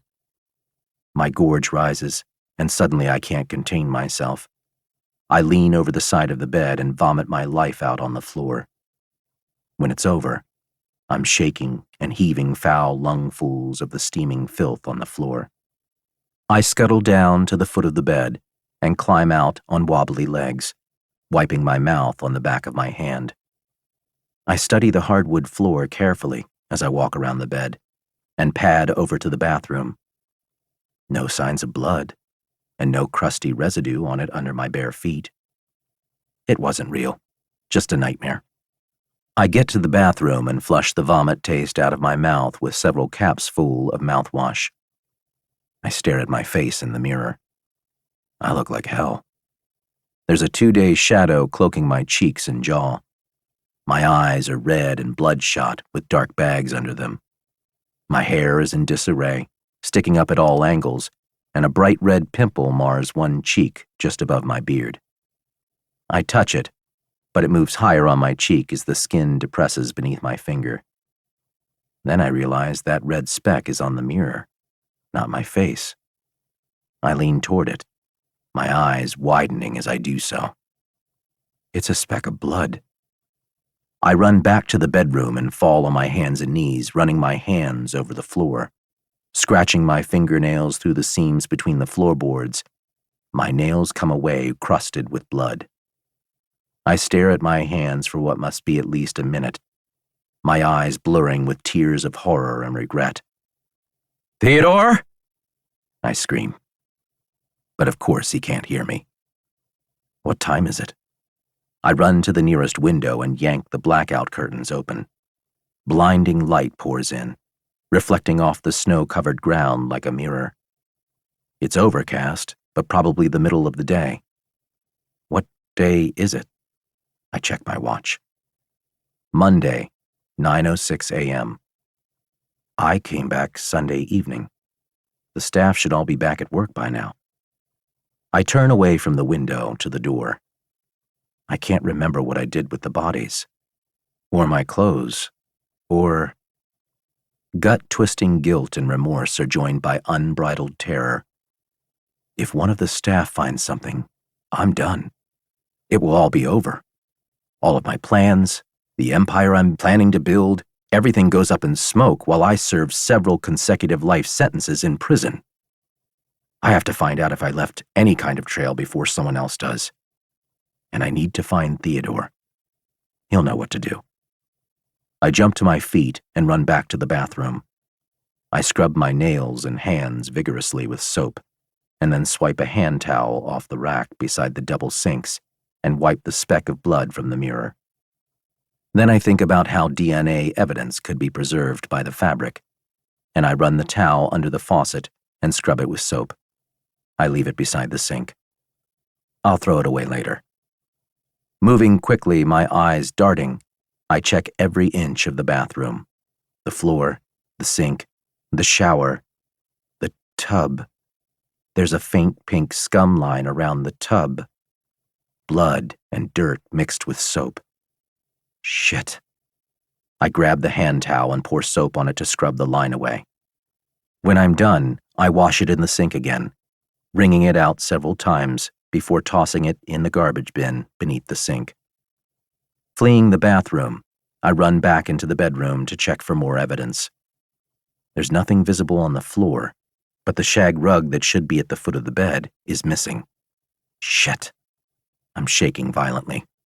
My head and chest hurt like hell and I can't breathe, but now isn't the time for me to fall apart. Getting down on my hands and knees, I check under the bed. Can't see anything. I run my hands over the floor. Nothing but dust. I'm about to get back up when I see it. The dull, golden gleam of a familiar object. I run around to the other side of the bed and reach for it. It rolls under my hand with a soft clinking sound. Withdrawing the item, I stare at it in my palm. It's a shell casing from a 9mm round. I'm shaking my head in denial even as I stare at the proof. Running to my walk-in closet, I push my clothes aside to check the wall safe where the gun should be. The door is already ajar. I yank it open and the light comes on. The gun and bullets are gone. But so are the gold bars and the case of diamonds that my father left in here. $10 million worth of valuables missing. Why? I shake my head, struggling to understand. Did Grant and Allison steal them? A dark flash of rage courses through me, and for a split second, I'm glad they're dead. Then I remember that I'm the one who killed them, and a dark, suffocating void opens up inside of me. Despair grips me. Despite my obvious efforts to cover this up, I'm filled by the utter certainty that my life is now over. Shutting and locking the safe, I shuffle around my closet and get dressed. On my way out, I think to check the pills beside the bed. All but a few of them spilled out on the floor and are now lying in a pool of my vomit. But I pick up the bottle and check the label. Lunesta. My wife's prescription sleeping pills. My gaze falls on the tumbler with a few millimeters of rum in the bottom. Mixing alcohol and sleeping pills. Now I know why I don't remember everything that happened last night. But amnesia isn't an effective defense against murder. I have to find Theodore. I've never needed his advice more than I do now. Chapter 7. I race downstairs and find Theodore sipping a cup of black coffee as he micromanages the kitchen staff to make a 3-course breakfast. "Welcome back, Mr. Gaines," he says, smiling tightly at me. "I must apologize for not coming to see you last night when you arrived. My age seems to have gotten the better of me, and I fell asleep early." I nod quickly and wave his explanations aside. Don't worry about it. But actually, if he had come over, he might have been in time to stop me. He really couldn't have picked a worse time to turn in early. Theodore seems to notice my distress, and the skin around his eyes scrunches up tightly. "Is everything all right, sir?" I have to bite my tongue. There are 4 other people in the kitchen with us. I grab his arm and begin yanking him along. "Let's talk in my study." "Of course." We cross the great room in silence, and I open one of 2 massive doors to my office. He goes in first, and I shut and lock the doors behind us. Walking across the spacious room to the farthest corner possible, I collapse in one of 2 leather armchairs by the windows. My chair diagonally faces a vast 2-story bookshelf, complete with a wooden ladder on wheels. Theodore takes a seat in the chair beside mine and watches me over the rim of his coffee mug. He waits for me to speak, but I don't know where to start. A convincingly real gas fireplace flickers on the wall opposite, beside my father's old cherry wood desk. My elbows are on my knees, and my hands form a bridge under my chin as I stare into the fire. I swear that I can feel the heat of it all the way over here. "Shall I take it that this has something to do with your wife and Mr. Coleman?" Theodore asks, quietly. I flinch and turn to him. He knows. "What makes you say that?" I ask. And suddenly I'm wondering at the wisdom of making Theodore an accomplice to my crimes. Will he seek to protect me, or turn me in? I suspect the former, but can I really afford the risk? Theodore nods to the windows beside us. "I noticed on my morning walk that Mr. Coleman's Land Rover is not parked in front of the garage, as it usually is, nor is it parked in the lot by the laboratory." I blow out a shaky breath, wondering if moving his car last night was yet another thing I couldn't remember. But where was it now? Yet another loose end that needed tying. "Theo?" I shake my head, as if that will clear it. "I think I did something terrible last night." Theodore's eyebrows form a bushy gray arch above his eyes. I swallow thickly and go on. "I think I might have killed them." Theodore slowly lowers his coffee cup and stares unblinkingly at me. We go for a painfully long time without speaking. "Say something," I whisper. "You said you might have. What makes you uncertain?" he asks. "I mixed some of Allison's sleeping pills and rum, so I can't remember everything. That, and I was drinking in the car and on the flight on the way here, and I had barely any sleep on the plane." Theodore grimaces. "Drinking before a confrontation with your wife was not the wisest decision you could have made, sir." "You don't think I know that?" I snap. "What do you remember?" "Just fragments. I walked in on them last night. They were in our bed. I was expecting it, but when I saw them like that, I just got so furious, and then—" I shake my head. "The rest is a blank." That doesn't sound very incriminating. "I'm not finished." Theodore frowns. "Go on." "I woke up this morning in our bed.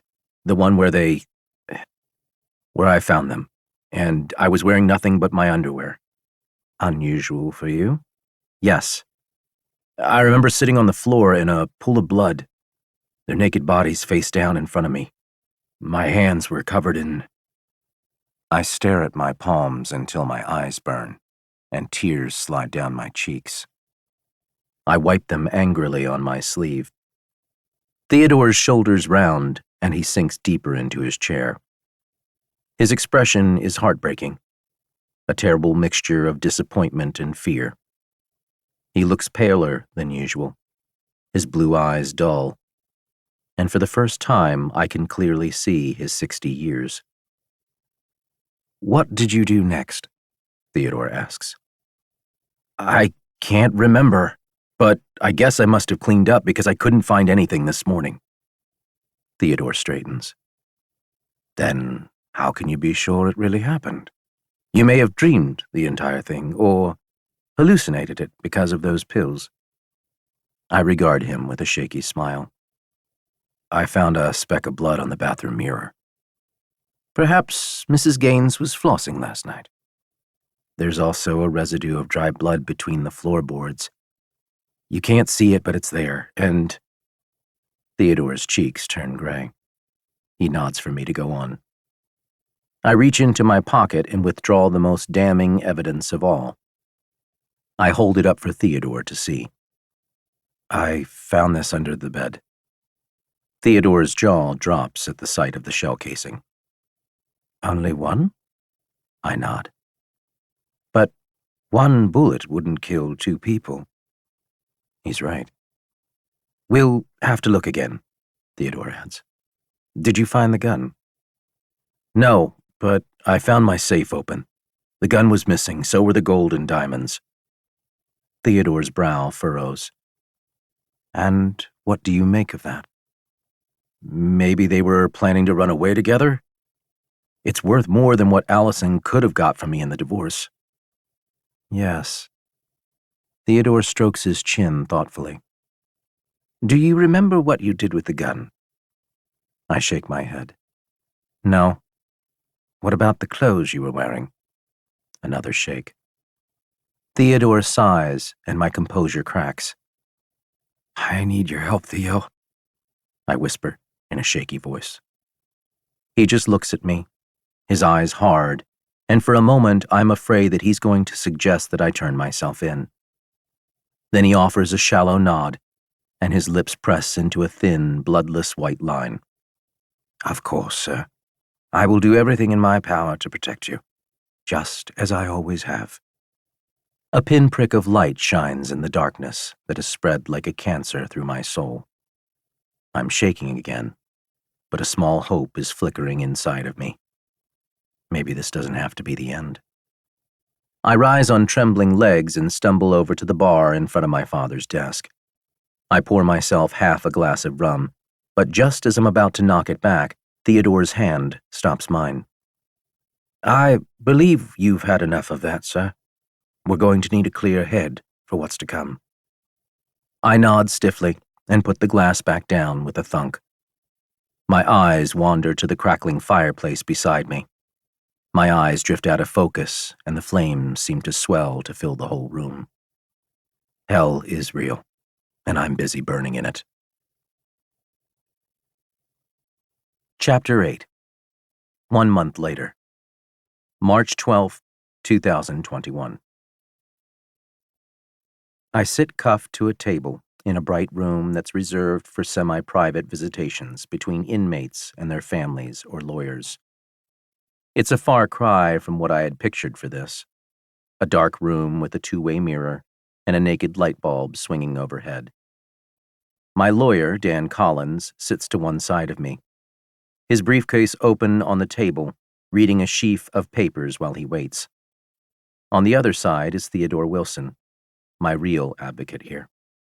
He gives me a tight smile and pats my leg.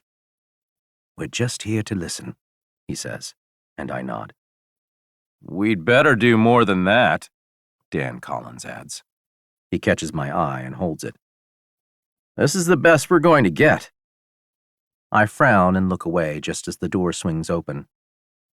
A man in a trim blue suit and patterned red tie walks in.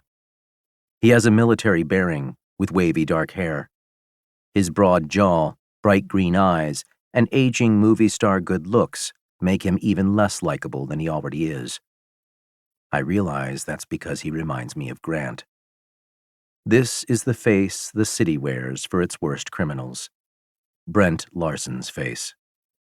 He's the district attorney, and my lawyer tells me he only handles the city's most important cases. I wonder if I should be flattered that he thinks mine is one of those. The DA's demeanor is cold, tough, and businesslike, but there are enough laugh lines around his eyes to make me think he might be a human at home. "I hear you like rum," he says, and magically produces a bottle and a glass in one hand. His other hand holds his briefcase, which he sets on top of the table while he pours the rum. "My client will not be drinking for this," Dan Collins says. "No? More for me, I guess," the prosecutor says with a shrug. "2 fingers," I say, holding them up. The chain between my cuffs jerks taut, and I drop my hands back into my lap. The DA grins like a shark as he pours my drink. All teeth. Dan flings a scowl my way that I studiously ignore. He's the reason I'm here, getting ready to accept a plea bargain instead of pleading my innocence in court. He says that even without the bodies, they have enough evidence to convict me. Theodore and I both feel otherwise, despite our nagging fears, that everything really is just as bad as it seems. The prosecutor slides the glass across the table and then opens his briefcase and removes an old-fashioned tape recorder. I stare at it, wondering why he would use such an antiquated piece of technology. Maybe because a tape is harder to alter than a digital file. The prosecutor takes a breath and glances back at the door, checking his Rolex. It's a cheaper version of the one I used to wear. The door bursts open about a minute later, and the police detective assigned to my case walks in, Matt Pullman. He and I have been in a room like this one a few times before, back when I was arrested a week ago, and then later at this jail. He hasn't gotten jack out of me, but things have changed with the plea deal. "Ready?" the prosecutor asks. Matt nods and plants his palms on the table, staring hard at me as if he's trying to read my mind. Or maybe this is just how he softens up the inmates before they confess. The prosecutor presses a button on the tape recorder. "For the record, it is 11:06 a.m., March 1st, 2021. In attendance are myself, District Attorney Brent Larson, and Detective Matthew Pullman." He pauses and looks at us. "For the record, would you all please state your names?" He nods to us. "Also in attendance, the defendant." "Byron Gaines," I say. "The defendant's counsel?" "Dan Collins," my lawyer adds. "And his butler." "Theodore Wilson." The detective sucks in a deep breath. "Byron Gaines, I'm going to read you your rights now." "Again?" I ask through a crooked smile. This is the 3rd time I've been read my rights, but I refused to speak the other times, so maybe that's why they're reading them to me again. For the record. "You have the right to remain silent," Matt goes on. "Anything you say can and will be used against you in a court of law. You have the right to an attorney. If you cannot afford an attorney, one will be provided for you. Do you understand the rights I have just read to you? With these rights in mind, do you wish to speak to me?" I shrug. "I'm going to need to hear you say it," Matt says. "Yes, I understand." I reach for the rum, but the cuffs yank my hand back down. "Get those off him, detective," the prosecutor says. Keys jangle as the detective hunts for the right one. He steps over to me and unlocks the cuffs. My wrists snap free. But free is a relative term when you're already in jail. I've only been in here for a week, but it already feels like years, and there's no end in sight. The judge refused to set bail at my arraignment because he thinks I'm a flight risk. He's right. With what I'm facing, I'd crawl under a rock and they'd never find me again. Could you please also confirm for me, Mr. Gaines, that the confession we are about to hear has not been coerced or in any other way rehearsed? I sip my rum and nod. My words will be my own. Good. The DA reaches into his briefcase and spends a moment digging through the contents. Jail isn't as bad as I'd imagined it would be. It's worse. I'm on the lowest of the Denver City Jail's 9 levels, and I share this floor with all of the city's most dangerous criminals, murderers, rapists, and armed robbers alike. Some of them are repeat offenders or facing multiple counts of something like me. I have my own cell, which is great, but that's only because it's too dangerous to make these guys share a room.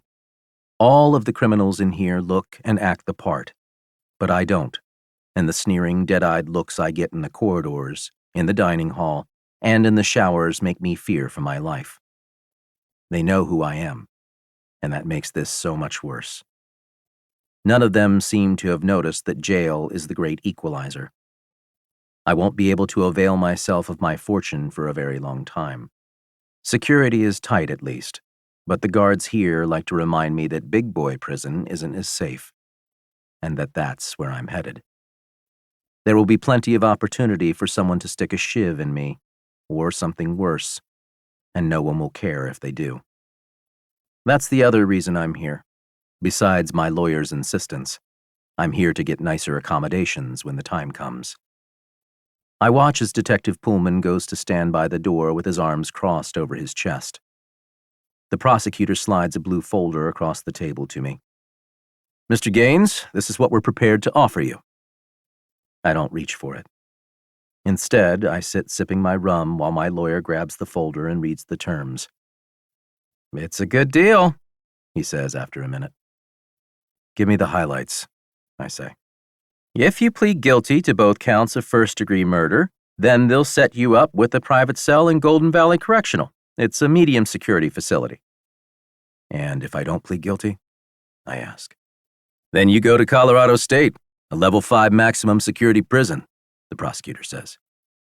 You will still have your own cell, but you'll be in with all the other dangerous criminals, and you'll have a lot less freedom. Fewer creature comforts, too. Such as? I ask. We're prepared to offer you a TV in your room, and a Kindle with weekly supervised access to the internet, and the prison library so that you can load it with whatever books you might like. What about the laptop and internet access for my room that I requested? I ask. The prosecutor shakes his head. Those requests were not approved. I frown. A Kindle is better than nothing, but I won't be able to do any work on it. So, you want me to confess to a double murder that I can't even remember committing, and all you're going to give me in exchange is better neighbors and a library card? The prosecutor straightens in his chair. You're free to take your chances in court, but I can tell you from experience that it's not going to go well, and these concessions will be off the table if we have to get you in front of a jury. I look to my lawyer. Dan regards me quietly. He's right. I turn to the DA. But the bodies were never found. All you have is my gun and Coleman's car. Both of which were found at the bottom of a lake on your property, the prosecutor says. And there's the blood on your bedroom floor. 2 different types, both perfectly matched to the victims. We don't need the bodies with all of that. We also have your history of anger problems, which is corroborated by members of your staff and by your therapist. Members of? I scoff. You mean one member? Alex is the only one besides Theodore who ever really witnessed my temper. I still can't believe that he's willing to testify against me. Then again, he was more Allison's driver than mine. I usually just take the Tesla. All the same, it's more than enough to get you convicted. I passed the polygraph, I say. You want me to lie now and say that I did it? No, I want you to examine the evidence with me and recognize what it means. You don't have to remember what you did to accept the blame for it. The evidence is more than clear enough for you to fill in the blanks. We have a motive, your wife's phone. which shows the video she sent to you several days prior. Of a hooker she hired to seduce me, I thunder. Nevertheless, it would have been enough for any competent lawyer to lay claim to your fortune in a divorce. Debatable, I say. Which means there was a chance it could go either way. People have killed for much less than $37 billion. But to add to all of that, by your own admission, you came home and found your wife and your friend in bed together. That was the last straw. You ran to your safe and got your gun. Then, while they were still getting dressed, you shot them both. You then hid the bodies and the gun and cleaned up as best you could.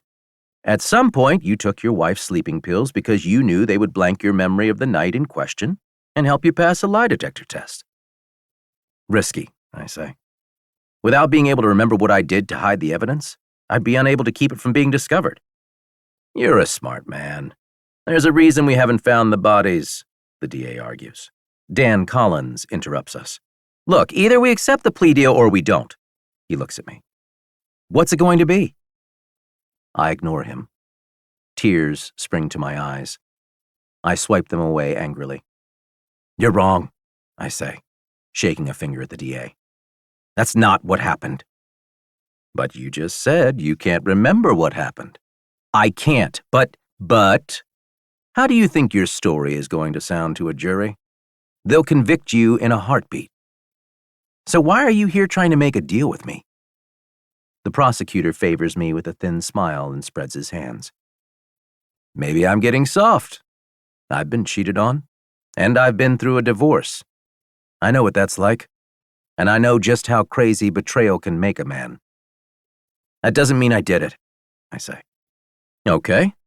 So what do you think happened? The prosecutor asks. You already know what I think. Let's say I don't. For the record, I think they ran away together and framed me for their murders, and they took the gold and diamonds in my safe. Worth $10 million, correct? I nod slowly. But that's nothing compared with the billions your wife could have gotten in a divorce. There's also my research, which is missing, and the prototype in my lab also missing. Those are worth far more than $37 billion. And yet we have no way to verify your extraordinary claims about your research. None of your employees can corroborate that the device was actually working, only what it was supposed to do. It worked, damn it. Grant and Allison both knew that. I kept everyone else in the dark on purpose. Fewer people to betray me. Which is why your claims cannot be proven now. Your word is not enough at this point, Mr. Gaines. Back to the divorce. Your prenup states that... I cut him off. I know what it says, but she cheated too, and the only reason I cheated is because she set me up. But you didn't know that she was setting you up, so the intention was the same. A judge won't care. You both cheated, which makes it a level playing field, 50-50 split. So, like I said, Allison Gaines stood to gain $37 billion. That's substantially more than $10 million in valuables. So why would she run away from that? It doesn't make sense. You killing her and her lover, on the other hand, makes perfect sense. I shake my head. Look, I don't remember taking those sleeping pills, and I don't remember a lot of things that must have happened before I took them.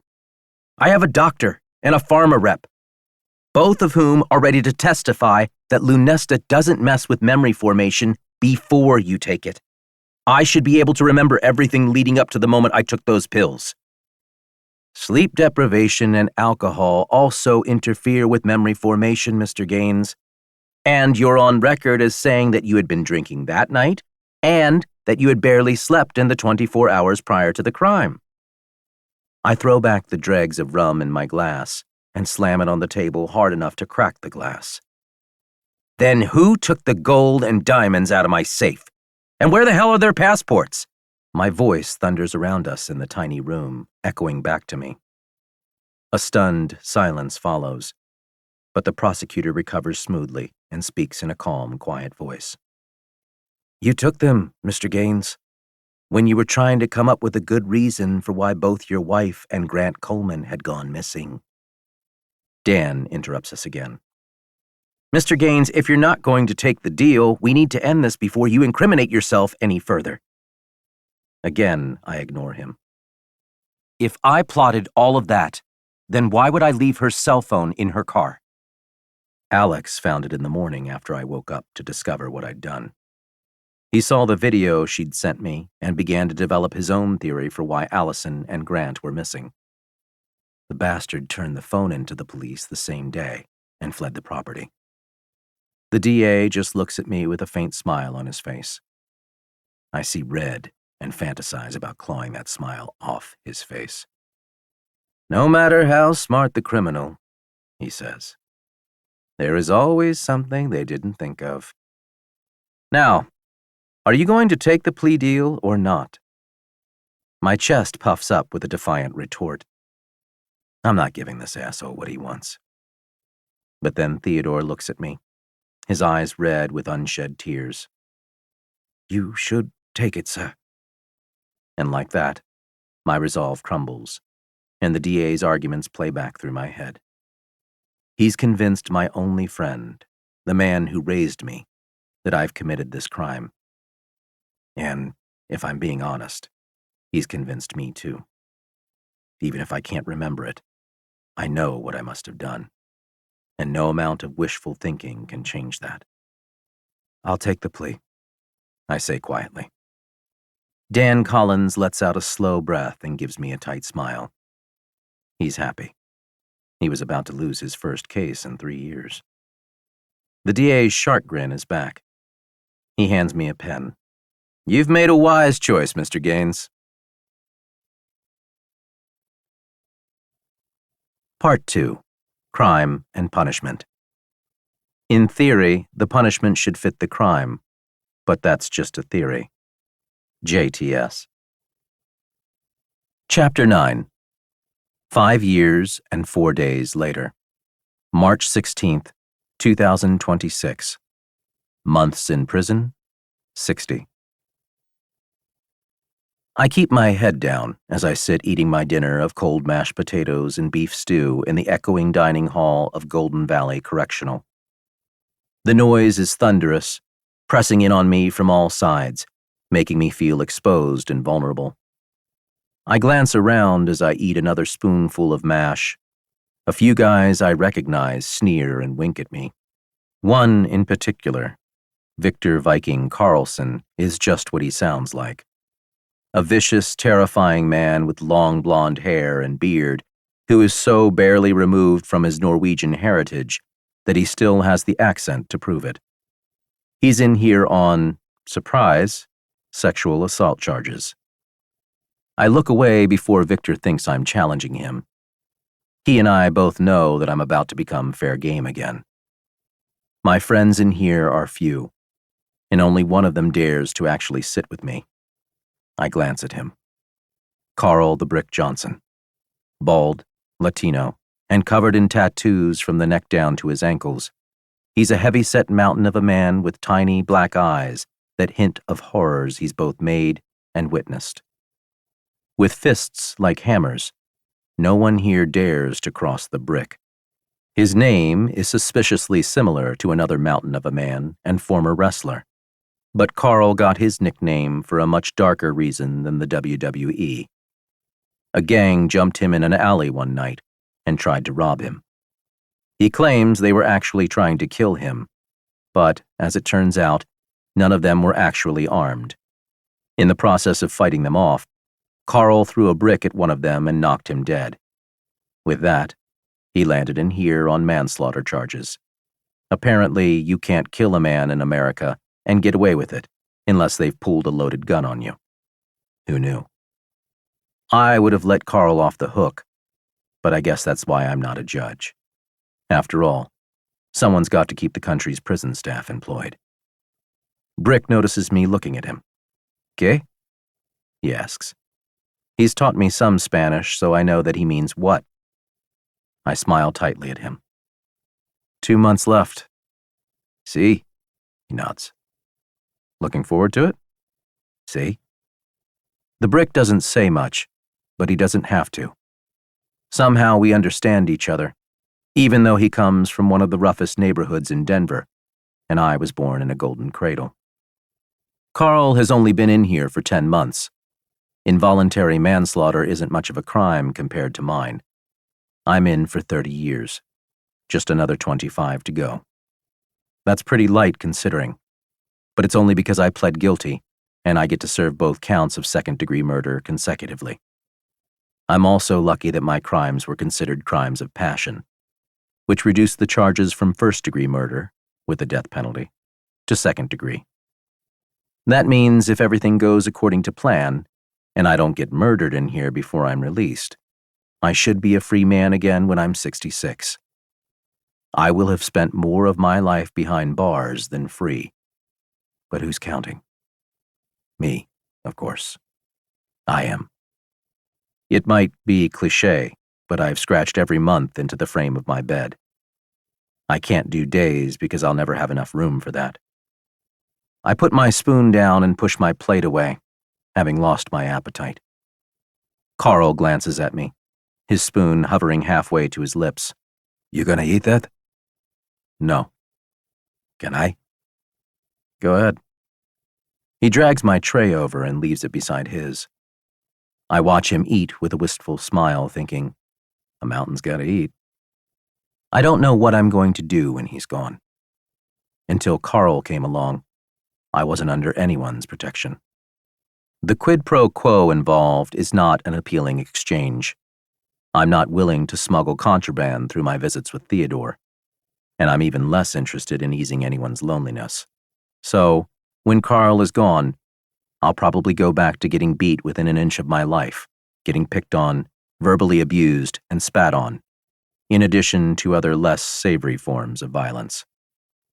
I've done my best to bulk up and look tough, even adding a few tats to my arms. But so far, none of it has really worked. In fact, some of the guys here just see it as a challenge. All I want is to be left alone with my books, but apparently that's a lot to ask from the 1,206 inmates of Golden Valley. When Carl finishes eating and lunchtime is over, we line up with the others, scrape off our trays in the garbage, and then leave them in the collection area on the way out. Then we're shuffling off in different directions. It's leisure time for Carl and me, as well as about 100 others. We file out into the yard together for some fresh air. It's July, and the days are longer and warmer now. I throw my head back to stare straight up at the clear blue sky. It's a daily ritual for me. Up is the only direction that I can look where my eyes don't hit a wall. Sucking in a deep breath of the fresh, pine-scented mountain air, I shut my eyes and savor the memories that trickle back. Suddenly, I'm back at the mansion, 8 years old and running around, playing on the grounds with my golden retriever Sonny, while my parents and Theodore watch us from the back deck. My parents are distracted by their own conversation, but Theodore never looks away. I run into the stand of trees that grow along the cliffs on the east side of the property, and Theodore's voice follows me. "Stay where we can see you, please, Master Byron." "Okay," I yell back, and turn back the other way. Something slams into me and knocks me over. I land hard in the dirt, putting out my hands just in time to keep me from knocking my front teeth out. My chin hits the ground anyway, and I feel the sharp stab of a rock slicing through the skin. Apologetic laughter bubbles to my ears as I spring back up, as if laughter could ever be apologetic. My fists are clenched and I'm ready for a fight. It's Victor. He stands a few feet away from me, his hands raised as if to say, "It wasn't me." "Sorry, Banks," he says, using my nickname. I'm Banks because I'm rich like one. "I didn't see you there," Victor adds. A pair of his favorite buddies flank him. Plenty of people whisper behind his back that they're his bitches, but try saying that to his face. Maybe I will one of these days, if the urge to just end it all gets the better of me. Carl is by my side a second later. "What happened here?" he asks, checking me over. His eyes narrow to sharp black specks as they slide away to Victor. We gonna have problem here? I touch my chin, and my hand comes away red with blood. That brings to mind a fuzzy memory of my hands covered in my wife's and Grant's blood. I wince and push back a dark tide of despair, shaking my head to clear it. The gash on my chin probably needs stitches, but it can wait. I'm not cutting my yard time short. Nothing happened, I say to Carl. I tripped on a rock. He frowns, and I shrug. He can't protect me forever, and I'm only going to make things worse for myself if I try to leverage these last 2 months of relative safety. Yeah, you gotta watch the rocks in here, Viking says, while towing a pebble that couldn't trip a mouse. Yes, you watch the rocks, Carl says, and Viking's eyes narrow at the implication. Everyone knows that the brick has good aim with kinetic weapons. We walk away, and Carl sighs. Sometime I wish I hear on real murder charge, he says. His Dominican accent helps to explain his questionable grammar. He's only been in the States for 8 years, and just 2 of those were in school. His English is getting better thanks to me, though. So you'd have nothing to lose and you could kill Victor? I suggest. Carl just looks at me. No, so that I could make sure he doesn't kill you. Maybe I deserve to die. I'm ambivalent about that outcome. Death might be a relief. Depends on what's waiting for me on the other side. What if you know guilty? You know can remember your crimes. Es sospechoso. Suspicious? I ask, stumbling over the unfamiliar word. He nods. Sí, muy sospechoso. I shake my head. No, Carl, I'm not innocent. Then explain me why I no can see death in your eyes when I look at you. I see it with Viking. I even see it with me, but I no can see it with you. You eyes have light. High on a luz. I smirk. Appearances can be deceiving, buddy, and having blue eyes doesn't make me a good person. If that were so, the Holocaust never would have happened. No. Carl stops walking suddenly. His expression is intense, almost angry. You no guilty. You is innocent. Are, I say. Are?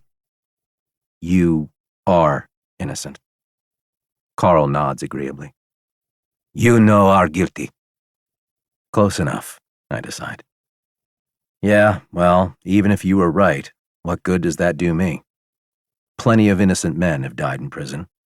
And even if I don't, I'm going to be an old man when I get out. Maybe, he shrugs. Pero Dios es bueno. God is good? I translate that and snort, shaking my head. He protect me, Carl says, and pulls out the crucifix that dangles from a gold chain around his neck. I almost die many, many times on the way to school. My way to work, my way to buy grocery. They try kill me, but God make me strong. He make me strong to protect little guys like you. Gee, thanks, I say. And I hate to burst your bubble, but you're in prison because God made you strong.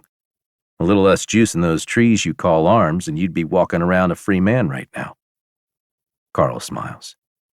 Maybe God protect me by putting me in jail. Nothing happened by accident, Byron. Yeah. So I guess my parents' plane crash was a part of some divine plan. You need have faith. I kick a pebble through the chain-link fence running around the inner courtyard.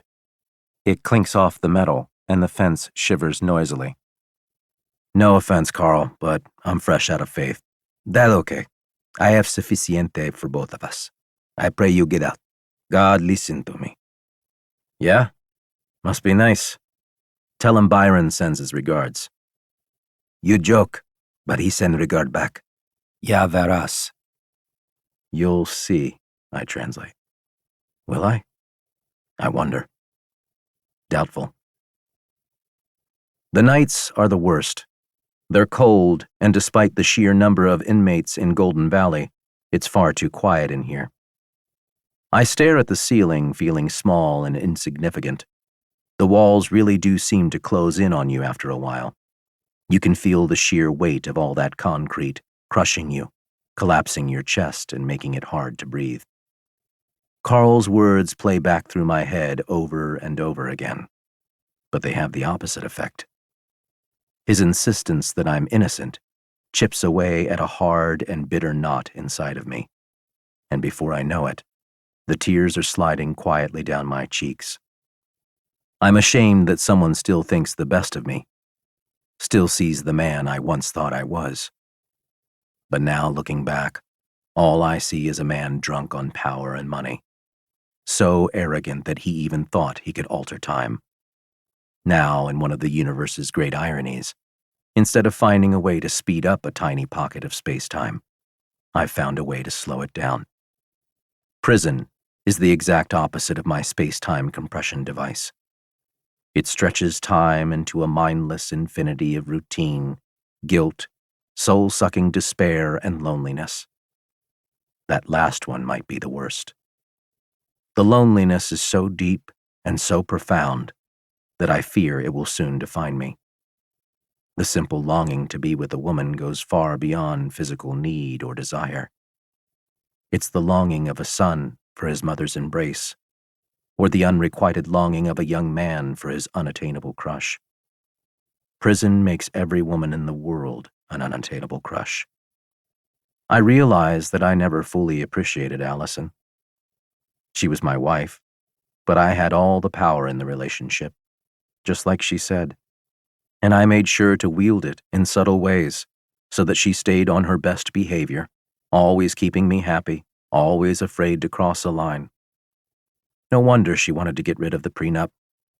I can't blame her for that. To be honest, I'm not even sure I blame her for cheating with Grant. I drove her to it with 6 months of my own frigid behavior and stubborn unwillingness to see her point of view. If I'd just stopped for a minute to put myself in her shoes, we'd still be together, building our empire together and raising 1 or maybe even 2 children. We'd be the quintessential picture of happiness.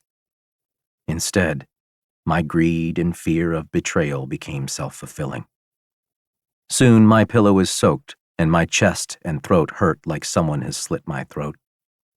Better to get it out now, I tell myself. You can't let them see you cry in here. The next morning, as I'm shaving at the little mirror and sink in front of my bed, I see the crusted, swollen gash that I forgot to get stitched at the infirmary. Add it to the inventory. I must have a dozen scars from the last 5 years in here.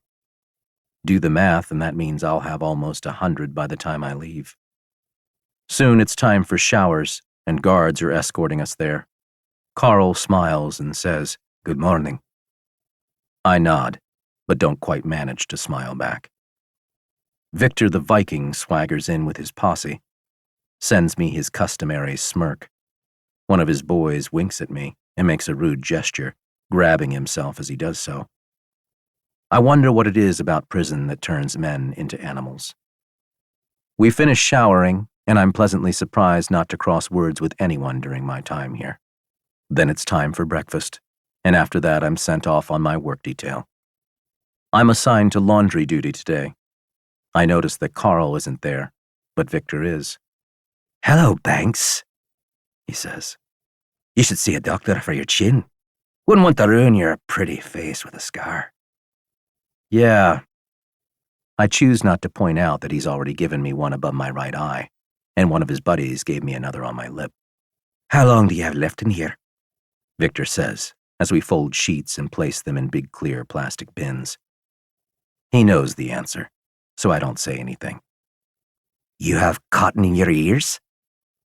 He looms close, breathing on me with a sour dose of morning breath. His green eyes are wild, and I can see specks of food that he didn't manage to get out of his beard. 25 years, I say. He grabs me roughly around the shoulders in a jostling hug that's too rough to be friendly. Then he reaches up and grinds his knuckles against my head, giving me a noogie. "I've got another 5 years, he says as he releases me. "Something tells me we're going to get real close." For rape, right? I say, looking him square in the eye to make sure he knows I'm not one of his bitches. Assault, he replies, waving the accusation aside. And besides, she liked it. He grins with crooked yellow teeth and licks his lips in a way that makes me want to start a fight with him right then and there. You would too, he adds in a barely audible whisper. That's too much for me. You want to try something? I demand, dropping a bundle of unfolded sheets in my bin. He feigns innocence and raises his hands as if to fend off my blows. I'm not a homosexual, he says. But maybe you are. That's okay, you know? I won't judge. I snort and shake my head. Just leave me the fuck alone. Or what? He whispers darkly. What are you going to do, you little pussy? You're going to have to give up sooner or later. 2 more months and Brick won't be here to protect you. Then what? I refuse to reply to that. He's just looking for a reaction. He wants to intimidate me. But I have to admit, he's partly getting it right. Sometime after lunch, during another work shift, dish duty this time, I'm in the bathroom at the stalls, and I notice that suddenly it gets real quiet. I hear footsteps and then a familiar voice. Hello, Banksy, Viking says. I hear snickering from his buddies and turn around just in time to have my head slammed into the wall hard enough to daze me. I'm strong, not an easy mark, but this is an ambush, 3 against 1. I never stood a chance. I don't report it, partly because I know that Viking must have bribed a guard to get that chance. Some of the guards in here really don't like me, so that might not be as hard as it sounds. I have no intention of telling Carl either, but that night as we're walking around the yard, he can tell just by looking at me. To be fair, I'm pretty sure half of the yard can tell. Something happen? Carl asks. I shake my head and make an effort to walk better. No, I say, but the wince ruins it. Viking? He asks. No, I say. He scowls at me and stalks across the yard, heading straight for Viking and his buddies. Que les dije, he says, too angry for English. Carl, I call after him, running to catch up, but I'm too slow, and a part of me really doesn't want to stop him. He reaches Viking, grabs him by the collar, and swings him around until he falls in the dirt. His buddies jump in, but Carl punches the first one in the throat and kicks the other one in the groin. Both of them crumple to the ground. Guards are running toward us, and Viking stumbles to his feet with his trademark smirk. I'm close enough to reach Carl, so I grab one of his shoulders to pull him back. They're not worth it, I scream. But he doesn't hear me. He shrugs me off and rushes Viking. The smug Norwegian is ready for it, takes a massive blow to his jaw, and rolls with it. Then he sticks a sharpened wedge of metal in Carl's gut, 3 times fast. He screams, blood spurting everywhere, splashing Viking and spraying his face. I launch myself at him, heedless of the shiv, as my only friend in the world crumples to the dirt. But the guards get to us before I can avenge either myself or Carl. A baton slams into my leg. It goes instantly numb, and I collapse in the dust beside Carl. Viking smiles down on me, blood speckling his yellow teeth as one of the guards cuffs him and confiscates his weapon. Looks like I'm going to be keeping you company for a few extra years, Banks. Chapter 10. 3 days later, March 19th, 2026. Hey, I say, as I stand in cuffs beside the stretcher that's taking Carl to a Rio hospital. The warden let me accompany him out to the ambulance. In chains, of course. I can tell from the wincing look on the big guy's face that he's in a lot of pain. He's got a bad infection from Viking's disgusting shiv. Or maybe it's from the filthy conditions of the prison infirmary. Carl grips my hand weakly, while his other hand reaches up to his neck and pulls out the crucifix. I want you to have it. What? I shake my head. He unclasps the necklace and passes it to me. This will protect you while I know here, he says. Like it protected you from Vikings, Shiv? I think the words, but don't say them. It's all I got, he says. Dios te guarda, hermano. God keep you, brother, I translate in my head. He closes my hand into a fist around the necklace. I'm walking alongside his gurney, but Carl is forced to let go of me as the EMTs load him up into the back of the ambulance. I'll keep it safe for you, I promise. He nods, his eyes glazing over as they slide away from mine. I watch the ambulance drive away in a spray of dust and gravel, lights flashing and sirens screaming. Time to go back inside, one of the guards says, yanking me roughly toward the prison gates. I don't resist. My thoughts are with Carl in the back of that ambulance.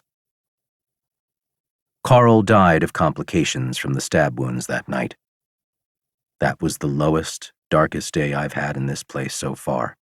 I wear his crucifix around my neck now as I cry my guts out in my bed. Viking got a month in the hole for what he did, but he'll be transferred to a maximum security facility long before that time is up.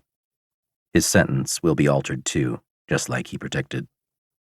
Instead of 5 years, he's facing at least another 20, or maybe even the death penalty. But because Carl didn't die from the actual stab wounds, and rather from poor conditions in the prison infirmary, there's some shifting of blame going on that could see Victor's charges reduced.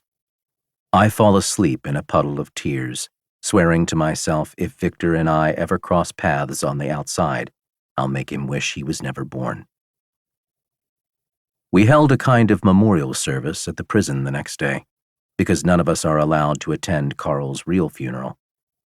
The warden used it as an excuse to lecture us about violence, as if that was going to change a damn thing in here.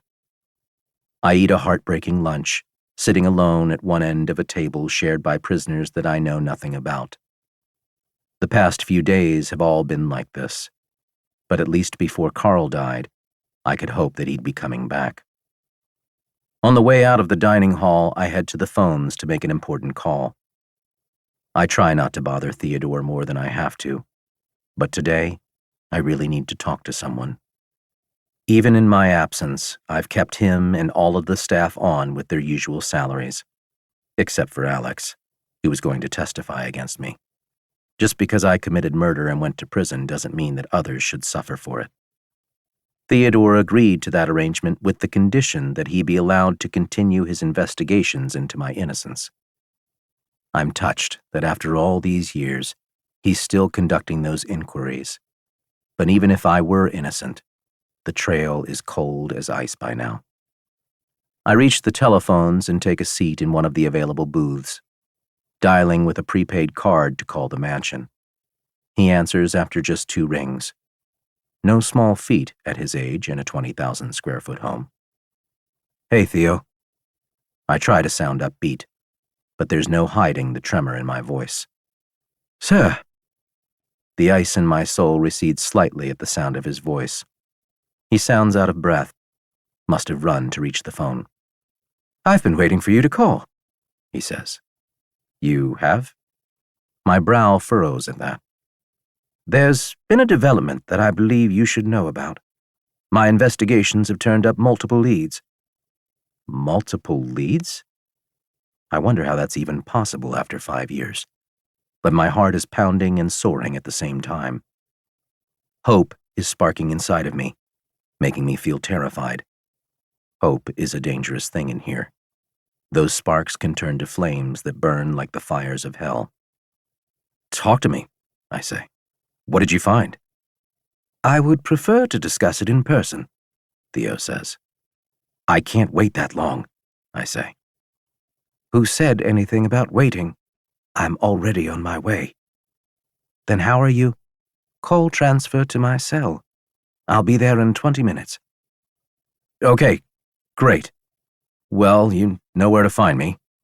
See you soon, sir. Theo hangs up, and I'm left blinking in shock at the receiver in my hand, wondering what could be so great and urgent that he's in that much of a hurry to tell me about it. I fan the flames of hope, dancing around them in my brain.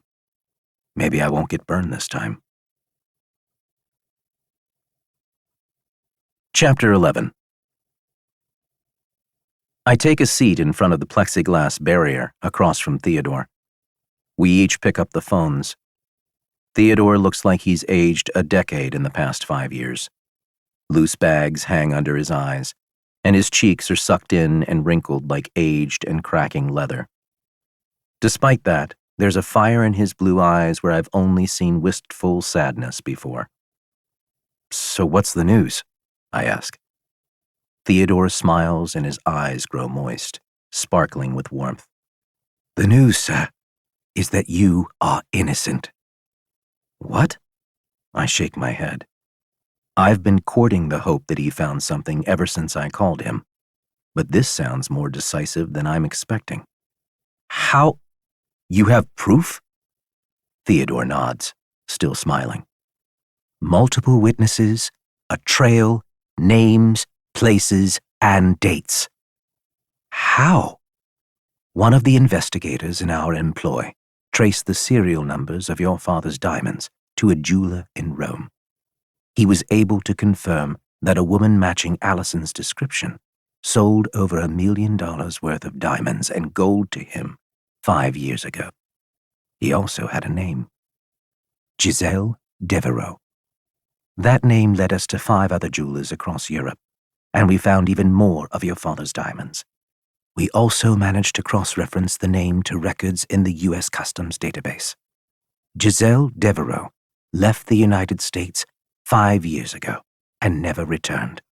The video surveillance data reveals that Giselle looks like Allison, but with short, dark hair and brown eyes. Contacts, most likely. She was traveling with an equally recognizable man by the name of Arthur Devereaux. His head is shaved, but he looks like Grant. Computer analysis confirms their identities to within 73%. "Only 73? I ask. "The match would be better, but the quality of the surveillance footage is poor, and they've taken pains to alter their appearances. Having seen the footage myself, I am convinced that it is them." My heart is hammering in my chest. A dark and twisted thing uncoils inside of me. I'm left gasping and leaning on the table on my side of the glass. Hot tears course down my cheeks and relief explodes with nuclear force, blasting away the thousands of pounds of guilt that I've been carrying around these past 5 years. I'm left shaking and spent. Theodore smiles tightly and blinks a few tears of his own. "You are innocent, sir," he says. "I always knew you were." "But—" My senses come back to me slowly, and my exultant relief evaporates in a puff of smoke. That fire of hope is raging out of control again, and it's burning me alive. I can taste the ashes of defeat, of my wrongful conviction and my impotence to overturn it, and a terrible, righteous fury roars to life inside of me. It leaves me shaking so violently that it feels like the world is what's shaking and not me. "It's been 5 years, Theo," I say quietly.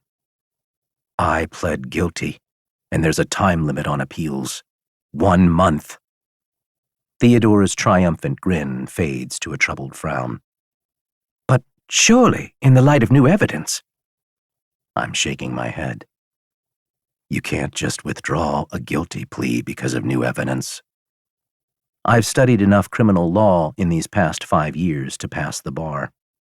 It turns out that even a mountain of guilt and remorse doesn't make accepting the punishment for your crime any easier.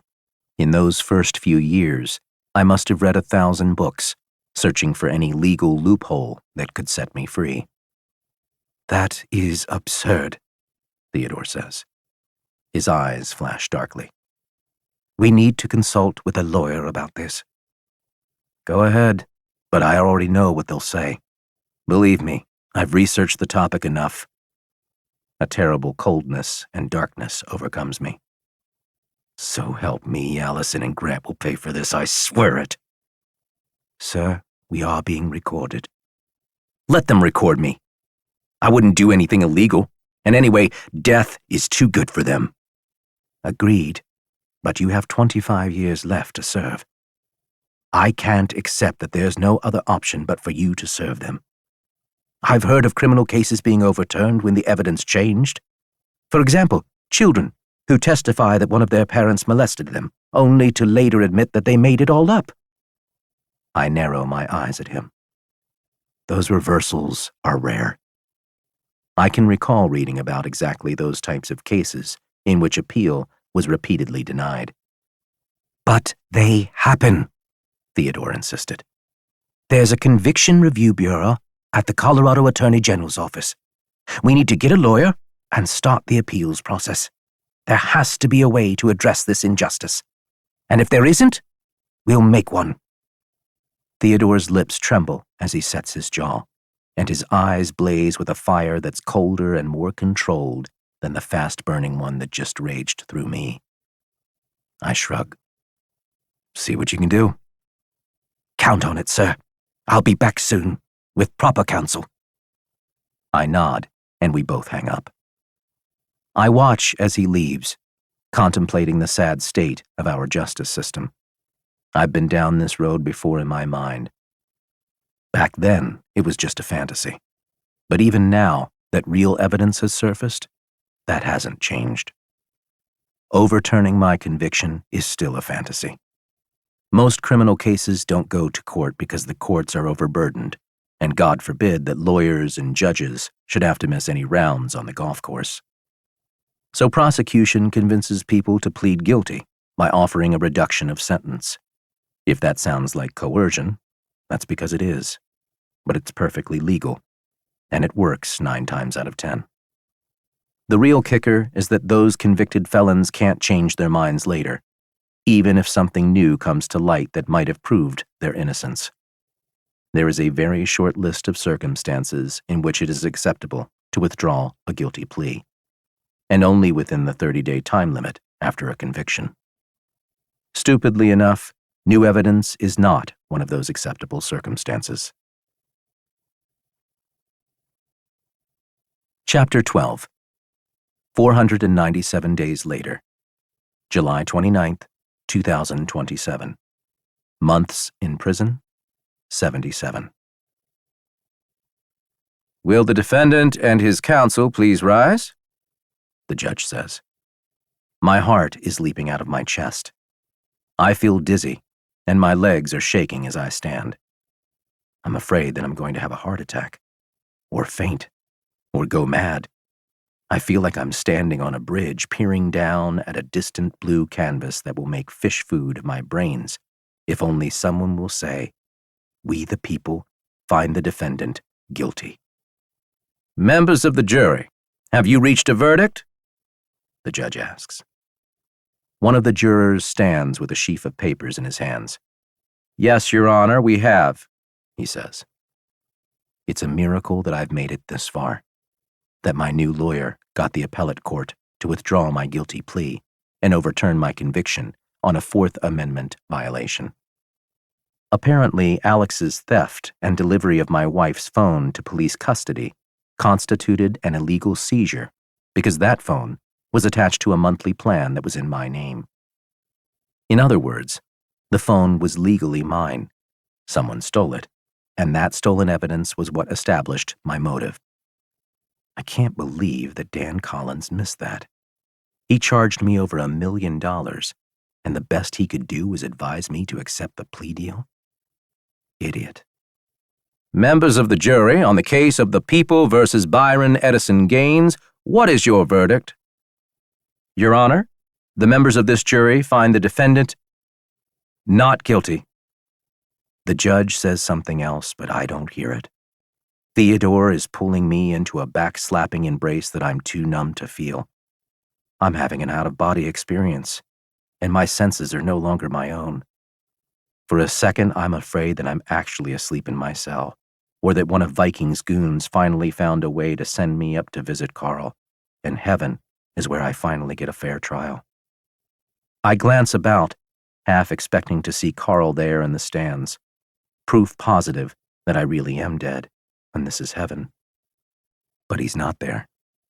Not in corporeal form, anyway. Theodore is saying something, but I still can't hear. People are getting up and leaving the courtroom. My lawyer, Carl Masters, is smiling radiantly. Through a hot haze of tears, I could swear that he's glowing like the angel that I'm sure that he must be. Carl was short for Carlos, but Carl is still close enough to make me wonder. I pull out my friend's crucifix and give it a kiss. My agnosticism momentarily swept away in the heat of the moment. Then I toss my head back and stare straight up at the ceiling like I used to do out in the yard, and I whisper something that may or may not fall on actual ears. Thank you. Maybe Carl is up there smiling as he watches from a front row seat in heaven. Or maybe he's long gone, and this crucifix is all I have left. Either way, I have to admit that beating the odds like this feels like divine intervention. Shall we go home, sir? Theodore asks. I'm still speechless, unable to properly react, but then the bailiff comes and uncuffs my hands and feet. I stare at him like an idiot, then down at my hands and slowly rub my wrists. You are free, Mr. Gaines, he says. I nod and wipe away the tears blurring my eyes, finally able to reach them with my hands. Never have 3 simple words sounded so sweet. You are free. Part 3. Preparations. Beware the fury of a patient man. John Dryden. Chapter 13. July 29th, 2027. After I sign for my things and get officially released from Golden Valley Correctional, Theodore and I head back to the mansion in my Tesla Model X. We sit in the back with the autopilot running the show. That's one thing that's changed since I was imprisoned. Self-driving cars went from barely legal, controversial driving assistants that required you to keep your hands on the wheel, to fully automated vehicles that now exceed human drivers in every way. It is now possible, Theodore tells me, to get cheaper insurance for your vehicle if it doesn't have a steering wheel. Theodore cracks open an expensive bottle of my favorite 100-year-old rum and begins pouring. To your release, he says, handing me a glass. I stare pointedly at the glass, not touching it. He frowns at me. Is something wrong, sir? Just that this all began 77 months ago with a glass of rum in the back of a car on my way to the mansion. Theodore winces and nods to me. Point taken. My apologies, sir. I shake my head. Not your fault. Theodore peers suspiciously into the glass he poured for me. No, he trails off. But I believe you are wise not to accept any drinks that you haven't poured yourself. That's a curious comment. I feel like there's more, so I wait for it. I've been thinking a lot about the events of that night, including my own part in things, falling asleep early. I shake my head, still not getting it. I'm beginning to feel an inkling, however. There's something obvious that I'm missing. Theodore looks up. Alex brought you home that night. He advised you to have a drink before confronting your wife. And he had a bottle of rum waiting for you in the car. Yes, I nod along with that. But the penny drops, and my jaw along with it. I believe he may have drugged you, and possibly even myself, with your wife's sleeping pills. In fact, I suspect you might not have actually taken those pills at all. There was likely one or more of them dissolved in that glass of rum you drank on the way over. It explains why you can't remember taking the pills, or much of anything that happened after you arrived at the mansion. It might also explain how your wife and Mr. Coleman were able to frame you to the extent that even you thought you were guilty. If you passed out, they would have been free to arrange an incriminating scene around you, and you would have been too drugged to pick up on any details to the contrary. Moreover, you'd have been sleeping soundly while they subsequently cleaned up their own mess, both to erase any details of their involvement and to make it look as though you had covered up your own crime. White-hot rage boils inside of me as I contemplate those details. Theodore is right. It all makes perfect sense now. Alex's involvement is the final piece of the puzzle. They would have needed a third party to help them frame me. It's not as though they could have done it all by themselves while they lay naked and pretending to be corpses in a pool of their own blood. Blood that was likely drawn over the course of several days and stored in the refrigerator until just before I came home. There's a reason I don't remember anything after seeing them in bed together. It was likely only a minute or two later that I passed out. I'm shivering with righteous hate, and there's a painful ringing in my ears that makes me feel both lightheaded and terrifyingly strong at the same time. I feel as though I could rip them both apart with my bare hands if we were to meet again. I spent almost 6.5 years in prison because of this plot, and the intention was obviously to let me rot in there. But what's even worse is the weight they've hung around my neck. It's not just the depth of their betrayal that is so abhorrent. It's also the extent of the damage. Carl died in prison, just before he could be released. I blamed myself for that until now. But if I hadn't been there to protect, Carl wouldn't have died. That means that Allison, Grant, and Alex are to blame for his death, as well as my wrongful imprisonment. And Carl deserves justice even more than I do. Reaching up, I touched the talisman that he left me, feeling the shape of the crucifix under my shirt. They killed him, I say quietly. Who? Theodore asks. I just look at him. Then I realize that he doesn't know about Carl and the Viking. How could he? I never told him. And I'm not ready to now. I just shake my head and smirk. They killed Byron Gaines, I say. And only as I say those words do I realize the truth of them. They still have to be brought to justice, Theodore agrees. The question is, why did they do this? Just for 10 million worth of gold and diamonds? Allison could have gotten at least half of your fortune in the divorce, and she wouldn't have had to change her name and disappear to do it. No, I shake my head. That's not why they did this. They did this to steal my invention. Both Grant and Allison knew that it was working. They knew what I was planning to do with it and just how rich and powerful I was to become. Yes? Theodore trails off uncertainly, as if he's not sure he should believe me. I recall you mentioned that to the prosecution before you signed the plea deal. Perhaps you'd better tell me more about this device. And so I do. I tell him everything, starting with how few people actually knew that it was working, which turned out to be a big problem when I later tried to claim that stealing the device was a motive for framing me. Theodore is frowning at me as I finish my explanations. Are you very certain that it worked? It sounds like such a thing should be impossible. Bending time is God's business, not man's. Maybe so, but that just raises the stakes and explains how they could do what they did. All they did was imprison an innocent man. How many men would do worse in order to become a god? Too many, Theodore replies. I blow out a breath. Until you found evidence that they're still alive, I thought maybe the DA was right, that I stole my own gold and diamonds and hid the prototype as part of some elaborate plan to cover my ass. In hindsight, we all should have paid more attention to the details surrounding the missing prototype. Mr. Coleman must have arranged to have it removed from the laboratory well in advance of your arrival.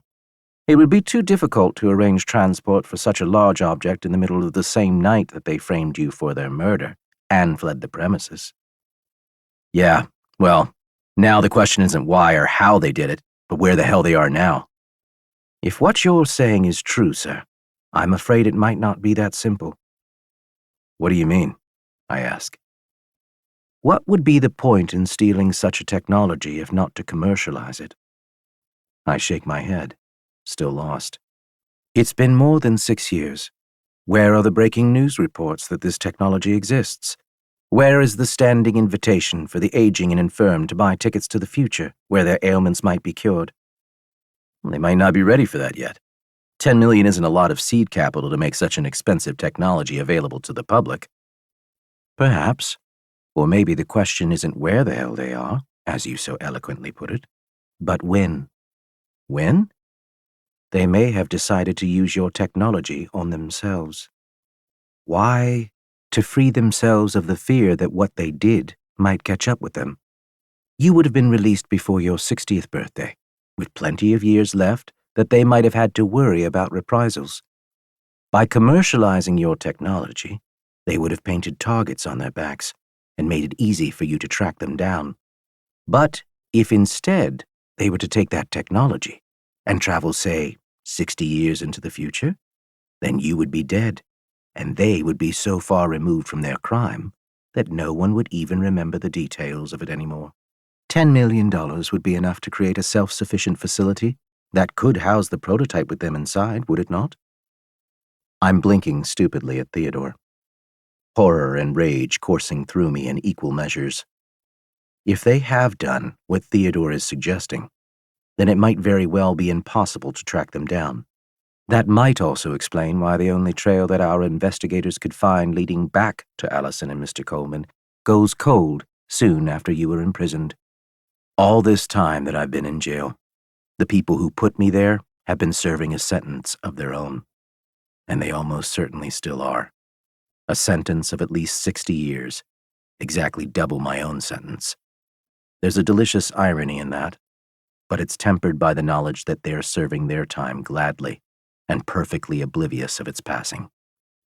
I think I'll have that drink now, Theo, I say. Chapter 14. March 5th, 2028. Months since release from prison, 7. The door to the lab opens, followed by approaching footsteps. I slide out from under the belly of the Mark III to see Theodore approaching. "Your lunch, sir," he says, hefting a tray piled with several covered silver platters of food. "Set it on my desk," I say. "Of course, sir." I can hear the rebuke in the way his words linger in the air. He thinks I need to take more breaks, to get more sleep. I'd be losing weight if it weren't for him bringing my meals down to the lab 3 and 4 times a day. He doesn't understand. I have just one purpose in life now, and it isn't empire building, it's justice. Theodore is working his own angles through the investigators who have been following the trail of gold and diamonds. He's hoping to learn of Grant and Allison's whereabouts, or Alex's, for that matter. My former driver is also missing. Apparently, he disappeared soon after my conviction, but funnily enough, no one cared to investigate his disappearance, or to connect it to a possible plot against me. I suspect Alex was promised riches beyond his wildest dreams, only to find out that there wasn't enough room for 3 inside the STCD Mark II that Grant stole from me. That, or the 3 of them are stuffed in there like sardines, and they're all on their way to the future together. I like the first possibility better. It means that my reincarnation of Judas got what he deserved, and it means there's one less person for me to hunt down. My hand is absently toying with the crucifix around my neck as I consider Alex's fate. "Have you made any progress, sir?" Theodore asks. I jump at the sound of his voice, startled from my reverie. I forgot that he was still here.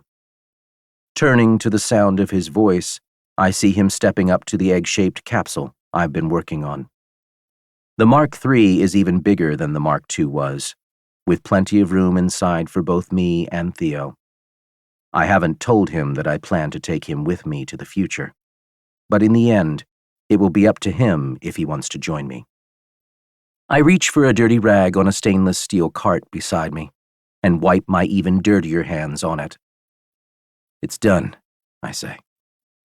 Theodore's eyes widen fractionally. "It works?" "Theoretically." "Then you haven't tested it yet." "I was just about to. Would you like to witness the maiden voyage?" "Of course. It would be an honor, sir." I smile and retreat behind my desk to the computer screens. It takes a few minutes to feed in the parameters and check to make sure that the clocks running inside the device and the lab are properly synchronized. I also check to make sure that the rats inside the probe are doing fine. I see that they're busy eating. Good. With all of my checks complete, I hand a welding mask to Theodore. What is this for? He asks. To save your eyes. I see. He stares at the mask for a moment, his expression wary. He slips it over his head, and I do the same. My finger hovering over the mouse button, I take a deep breath to steady my nerves, and then hit execute. The room immediately fills with a loud hum of electricity and a dazzling blaze of light. This initial test is running at just 5% power. I watch both clocks on my screen. They're rapidly drifting apart. The one inside the probe is ticking down 1 second for every 10 on the lab clock. I check the compression factor for a more precise measurement, 11.6. I grin maniacally and gesture to the screen. It's working! I shout to be heard over the buzzing in the lab. When compared with the Mark II, the Mark III has more than twice as much power for the compression field. I'm using all of the latest battery and conduction tech, making this model far superior to the prototype that Grant and Allison stole 6 years ago. I'm a better engineer than Grant ever was. What should I be looking at? Theodore asks. The clocks! I point at the screens again. The one inside the probe is running more than 11 times slower than the one in the lab. 11 times slower? Theodore repeats slowly, as if he can't quite believe it. That is incredible, but not enough of a difference to send anyone to the future. It scales exponentially with the power levels, I explain. By way of demonstration, I ramp up to 25% power. The room becomes so bright that my eyes are aching even through the welder's mask. The loud buzzing of electricity has risen to an almost deafening register. I wonder how much of that noise is a feedback effect from the time differential between the probe and the rest of the lab. It might make sense to immerse the device in water, or better yet, a vacuum chamber, in order to eliminate the noise issue. But what of the sound inside of the STCD? I make a mental note to put a recording device inside for the next test and measure the sound levels. I wouldn't want to go deaf when I take the first trip. The clock inside the Mark III is no longer moving. I watch it for over a minute before remembering to check the compression factor. I have to read the number there several times before I can believe my eyes. The factor has jumped to an astounding 2,216.8. That means that for every day someone spends inside of the Mark III at this power level, it takes my brain a moment to crunch the numbers, and when I do, the answer leaves me feeling hollow. After just 1 day inside of the device, 6 years will have passed for the rest of the world. 6 years. All that time I spent in jail condensed down into 24 hours. My eyes blur with tears of rage as haunting memories begin to flash through my head. All those lonely, hopeless nights and guilt-laden days. The abuse and the violence. And for what? Punishment for a crime that I didn't commit. That is the worst part. They actually had me convinced that I was guilty. And then there's Carl. They're responsible for his death, right along with Viking. They're going to pay for what they did. To me, to Carl.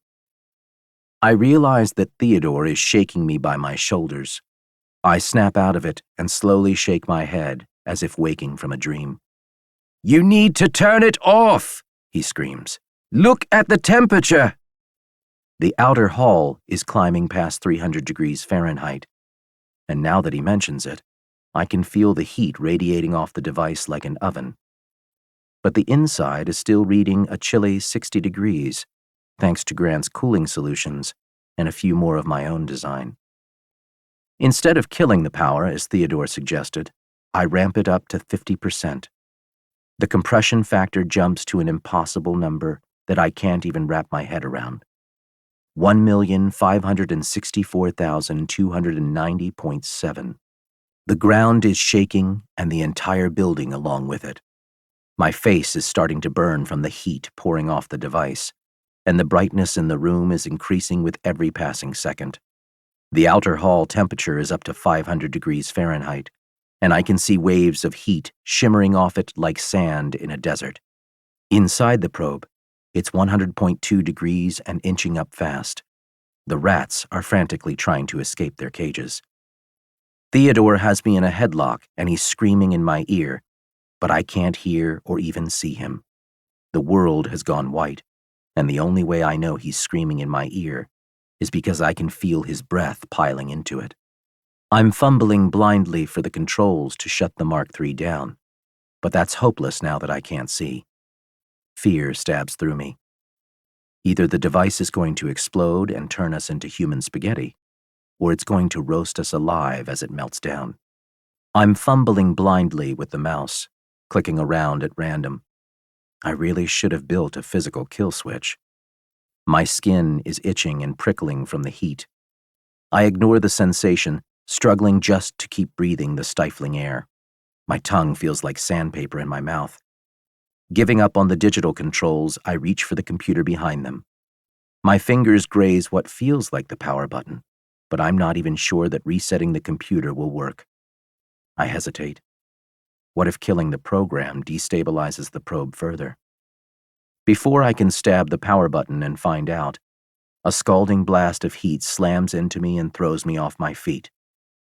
I land hard on the polished concrete floor and sit blinking in shock, desperately trying to suck in my next breath. The wind has been knocked out of me. That, or my lungs have collapsed. I hope for the former. Realizing how dire the situation is, I cut my reflection short and start crawling on hands and knees to reach my desk. That's when I notice the bright spots dancing in front of my eyes and the darkness swelling behind my mask.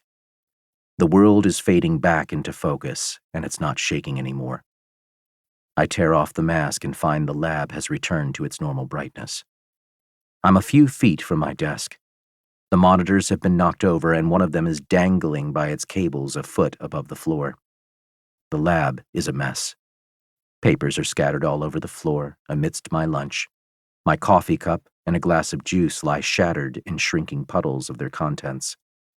Anything not tied down was blasted away from the device. I glance behind me to see Theodore sitting up. My ears begin ringing painfully. "What happened?" I ask. But it feels and sounds as though my ears are stuffed with cotton. Theodore takes off his mask. His cheeks are as gray as death, and his expression is fraught with terror. I crack a shaky smile and climb to my feet. Bruises in my glutes and legs start throbbing to life as I do so. "A successful first test," I say, as I hold out a hand to help Theodore up. "We must have blown a fuse or overheated something," I say, as he takes my hand and regains his footing. "I'll fix that for the next one. I'll make sure to put in a remote kill switch too, and better masks. Maybe a shielded booth for us to monitor things from? Yes, that should do it." But Theodore doesn't appear to be listening to me. He's staring at the Mark III. "What?" He points to it, and I turn to look.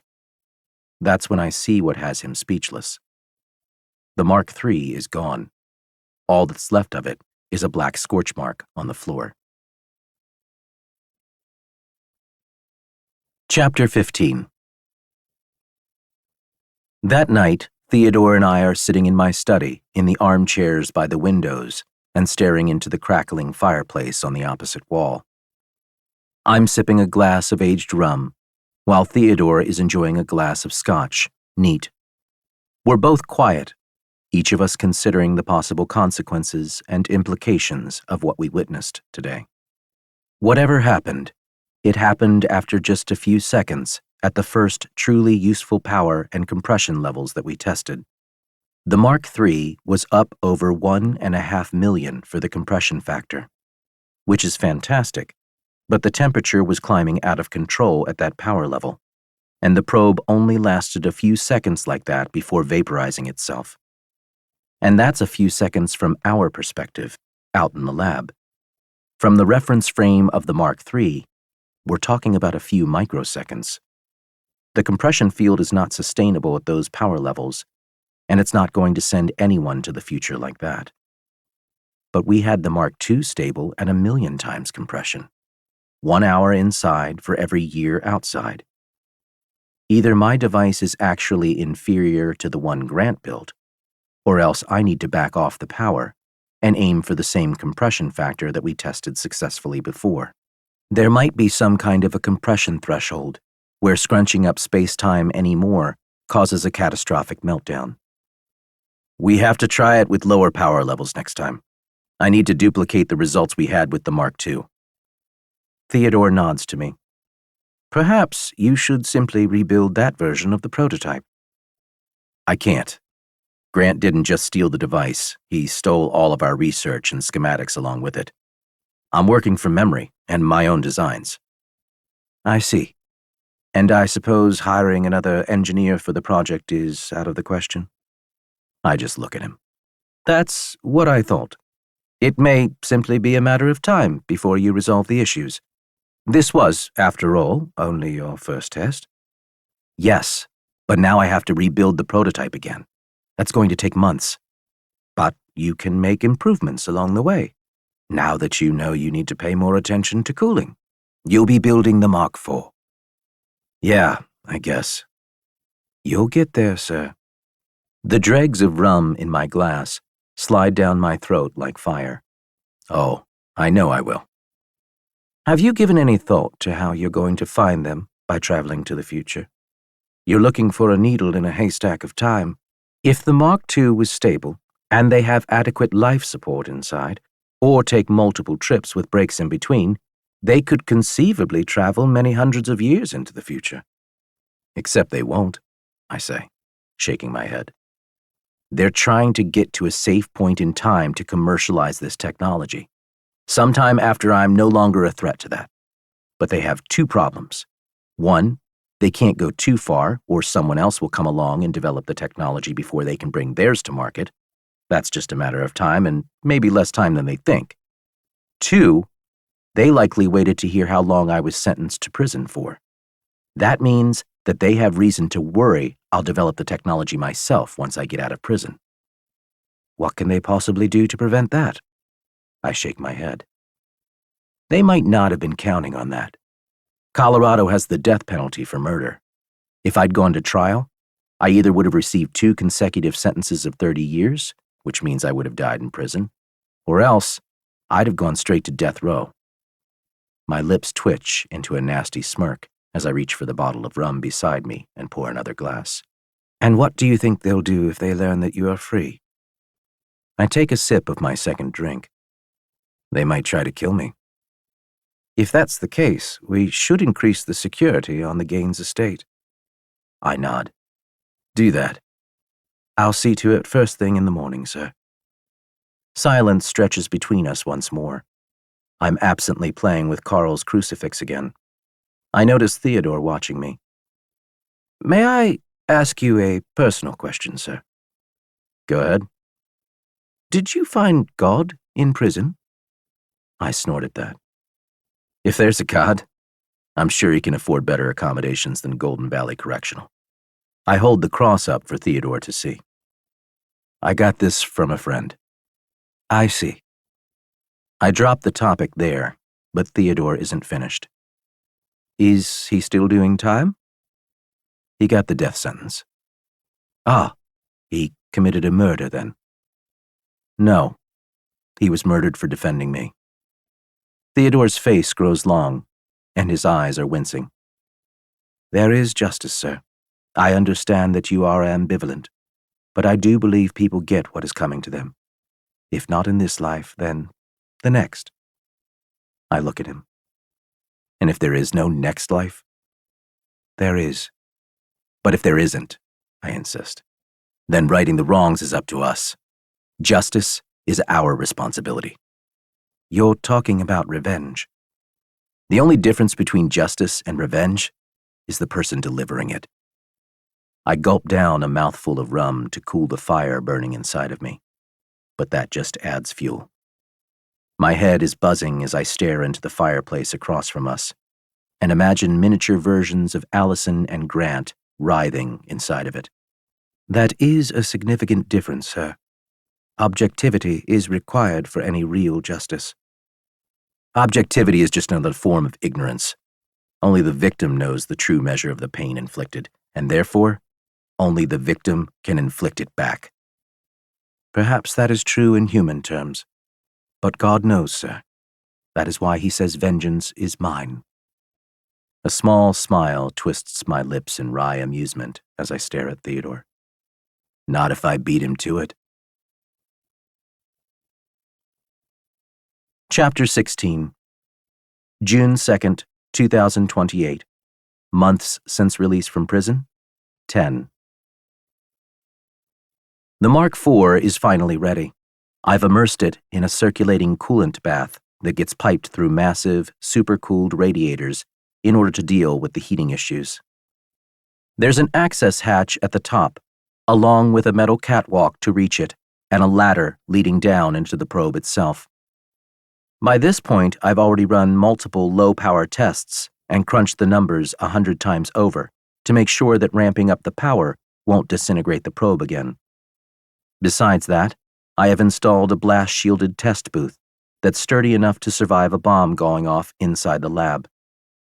Theodore and I are sitting there, behind half a foot of sloping, reinforced steel, staring at virtual screens which are linked to heat-shielded auto-polarizing cameras. It takes a few minutes to enter the parameters for the test. Just in case, I have a remote kill switch in the pocket of my lab coat that will cut the power to the probe at the touch of a button.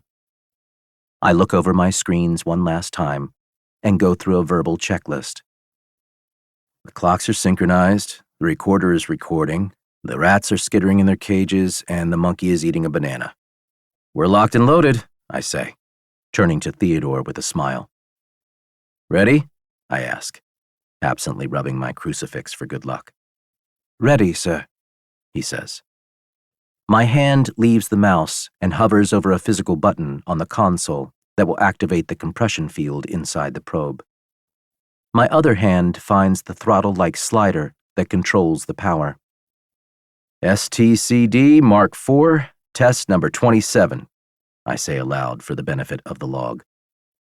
But just before I can initiate the test, a flash of light washes out the video feeds, and a thunderous boom tears through the lab, shuddering through the reinforced walls of the booth and setting my teeth on edge. The external cameras are dark and hazy, but slowly brightening and coming back into focus. Whatever just happened, it triggered their polarizing lenses. A quick look at the temperature sensors reveals that an accompanying wave of heat washed through the lab. What the hell was that? I mutter angrily, even as I lean forward to peer at the video feeds, looking for some sign of what happened. I really hope the Mark IV didn't somehow activate itself and disintegrate in the process.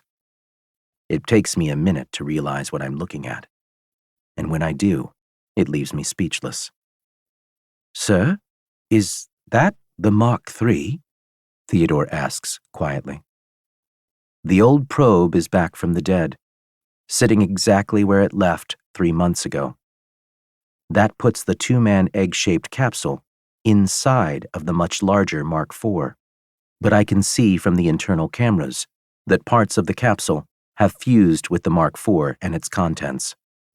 The ladder from the top hatch, for example, is running straight through the Mark III, and the rats in their cages, may they rest in peace. It missed the chimp by a narrow margin, but he's busy screaming about it and shaking the bars of his cage in a desperate attempt to escape. This is impossible, I say. And yet it isn't. Where the hell did it go? I ask. The probe had onboard cameras, did it not? Theodore is right. I jump up from my chair and it flies out behind me, smacking into the reinforced door of the test booth behind us. Within seconds, I'm tearing open that door and running into the lab. It's hard to squeeze down into the Mark IV. The ladder is useless, so I end up sliding down the sides of the egg-shaped Mark III. The outer skin is still warm to the touch, but thankfully not scalding. I probably should have checked that before climbing in here. I land with a boom on the metal grating that serves as the floor of the Mark IV. The chimp hears that and starts screaming and rattling his cage again. I ignore him and walk around the Mark III in stunned silence. Finding the hatch, I turn the lever and open it up. The rats are sniffing around inside their cages, looking none the worse for their impossible journey through time and space. My jaw drops, and I curse under my breath. Is everything all right, sir? Theodore calls down to me. Sir? I'm fine, I manage in a voice that's ragged with awe. I step inside the Mark III. A quick visual examination of the rats, their food pellets and water, and the number of feces in each of their cages is all it takes to convince me that very little time has passed from their perspective. That makes perfect sense, considering the compression factor of 1.5 million before the Mark III vanished. Running a quick mental estimate, I'm able to determine that if the compression factor stayed constant, it only would have taken about 5 seconds from the rat's perspective in order for 3 months to have passed from an outside observer's frame of reference. 5 seconds. Is that possible? But the probe was here in the lab for about 5 seconds before it vanished and set off a shock wave inside the lab. Those 5 seconds from my external frame of reference somehow fused across time and space with the 5 seconds from the internal frame of reference inside the probe.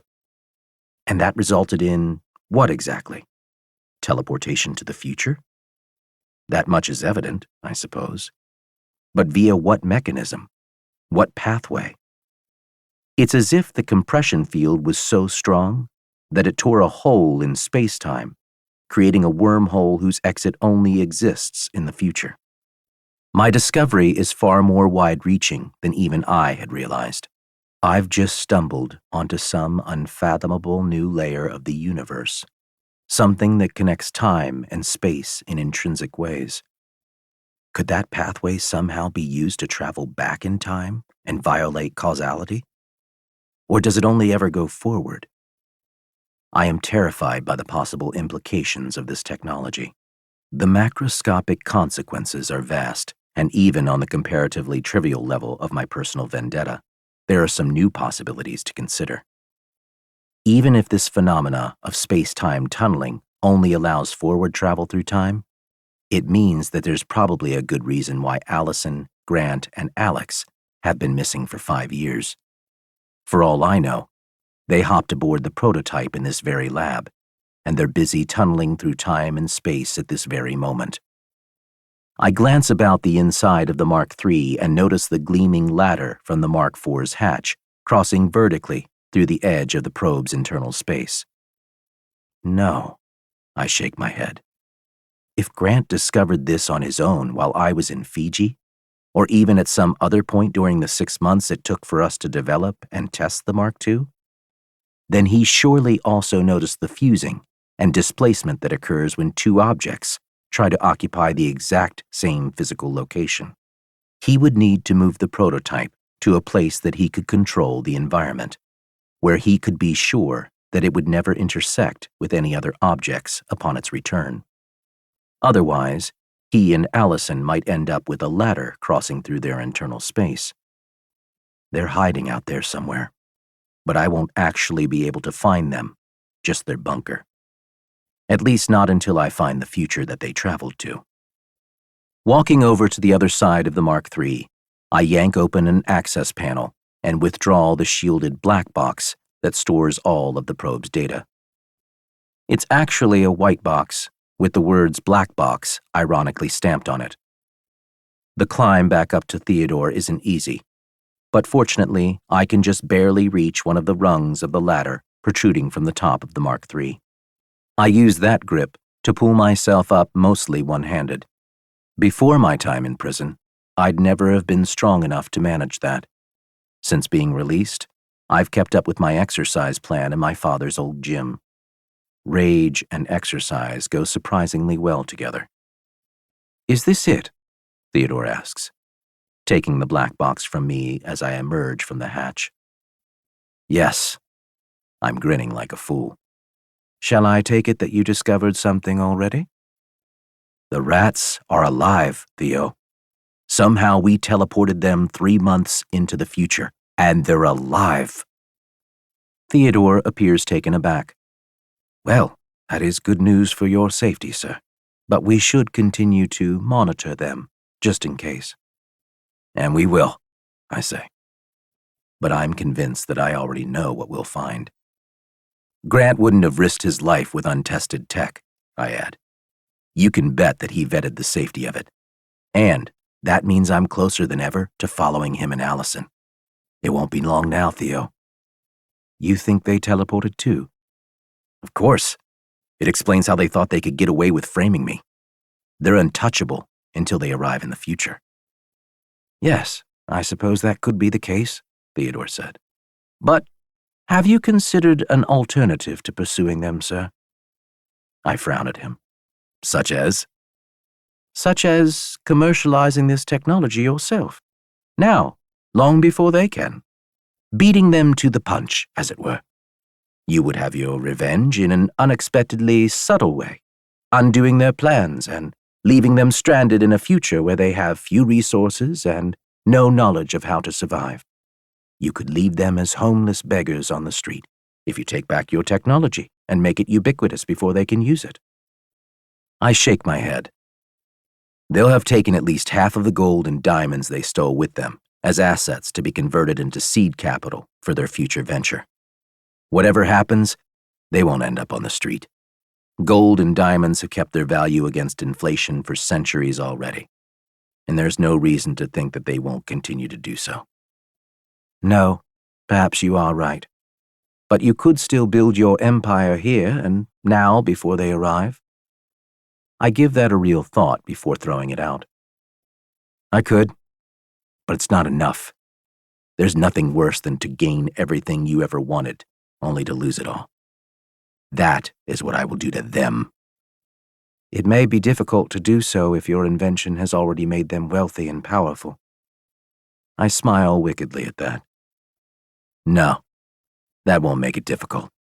It will only make it easier. The bigger they are... I grab the black box from Theodore and stride by him, the catwalk bouncing as I go. When I don't hear Theodore's footsteps join mine, I glance back at him from the top of the ladder running down the side of the Mark IV.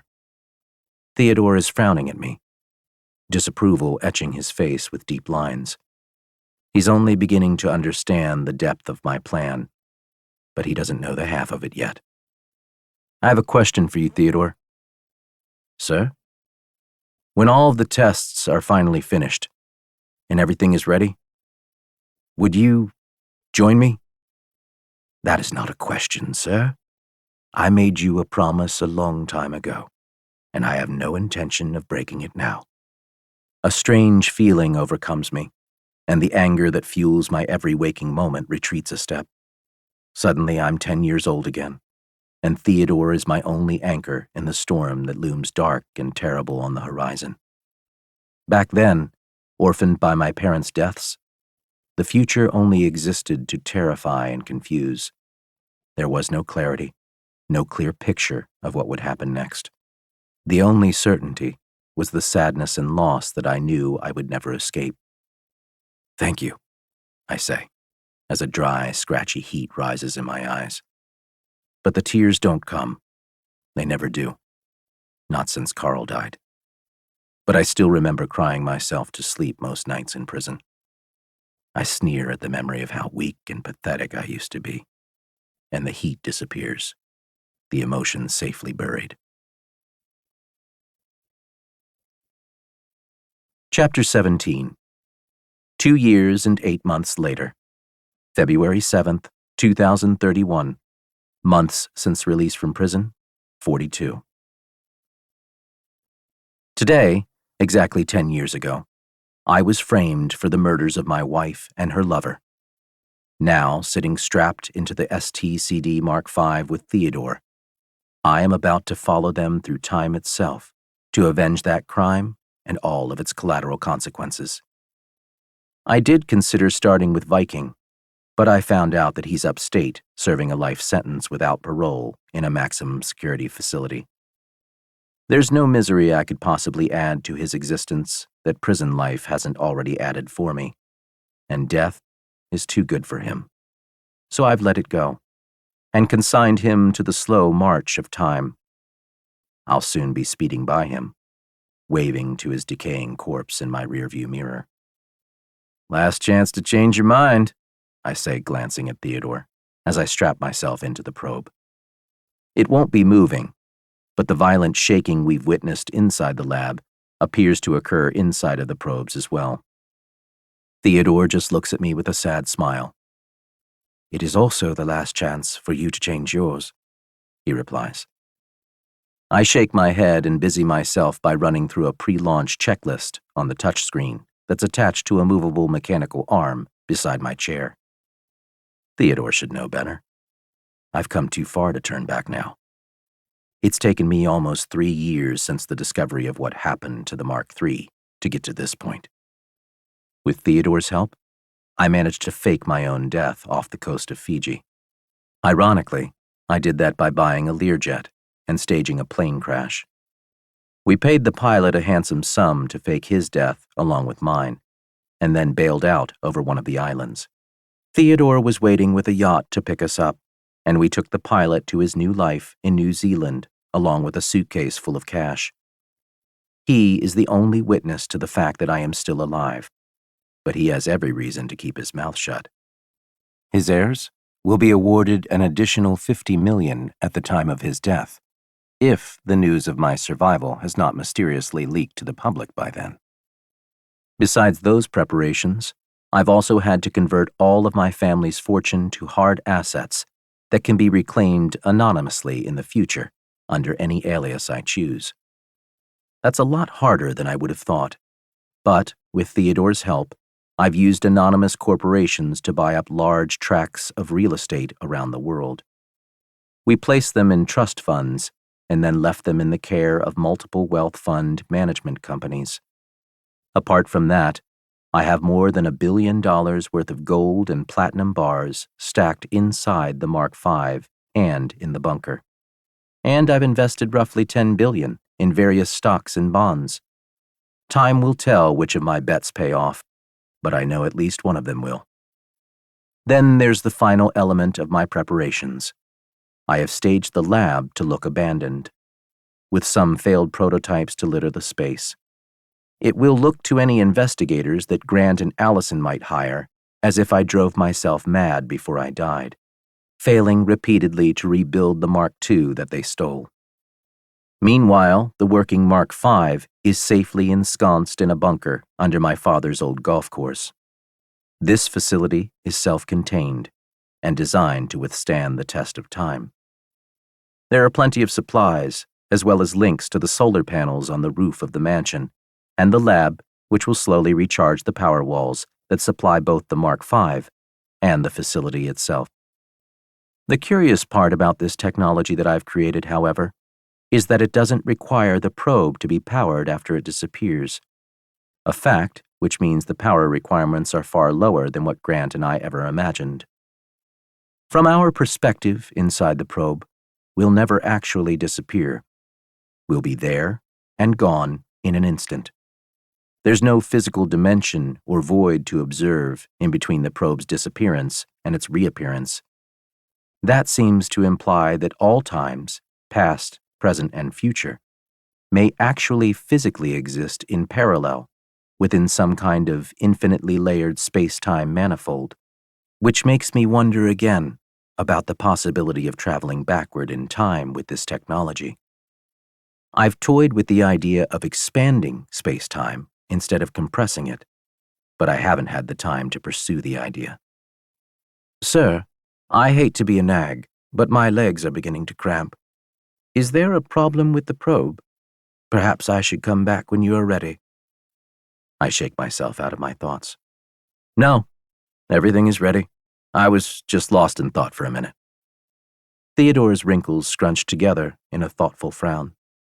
Then may I suggest that we be on our way? I nod and double-check the target date as I absently rub Carl's crucifix for luck. February 7th, 2061. Our first trip will only take us 30 years into the future. It's already been 10, and we don't know how far Grant and Allison might have traveled. We can't afford to surpass them by too many years, or else they might already be dead by the time we arrive. Sucking in a deep breath to steady my nerves, I say, "Activating compression field in 3, 2, 1. A loud humming sound bleeds through the insulated hull of the probe, but none of the blinding light from outside reaches us. The probe shivers and shakes around us. "Power ramping up to 65%? The probe begins shivering violently, then shaking and rumbling ominously, as if we are riding inside of a thundercloud. I watch the input energy on the tablet scrolling up rapidly to 65%. Keeping half an eye on the external camera views on that tablet, I notice that the inside of the launch bay has become blindingly bright. Theodore is gritting his teeth and squinting his eyes shut. A klaxon blares twice, and the lights flash red inside the probe. "Target power level reached," I say. And then there comes a terrible moment of suspended time. I feel myself lost and drifting in an infinite void that is at once terrifying and exhilarating. Time seems to go on forever in all directions around me. I feel as though I can physically see time passing around me in bright, shimmering bands of light. I frown at that, touching those bands and strumming them like guitar strings.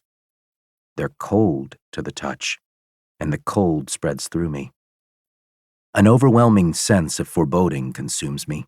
It feels as though something unimaginably evil is breathing down my neck, and for a second, I could swear that I can hear it whispering in my ear.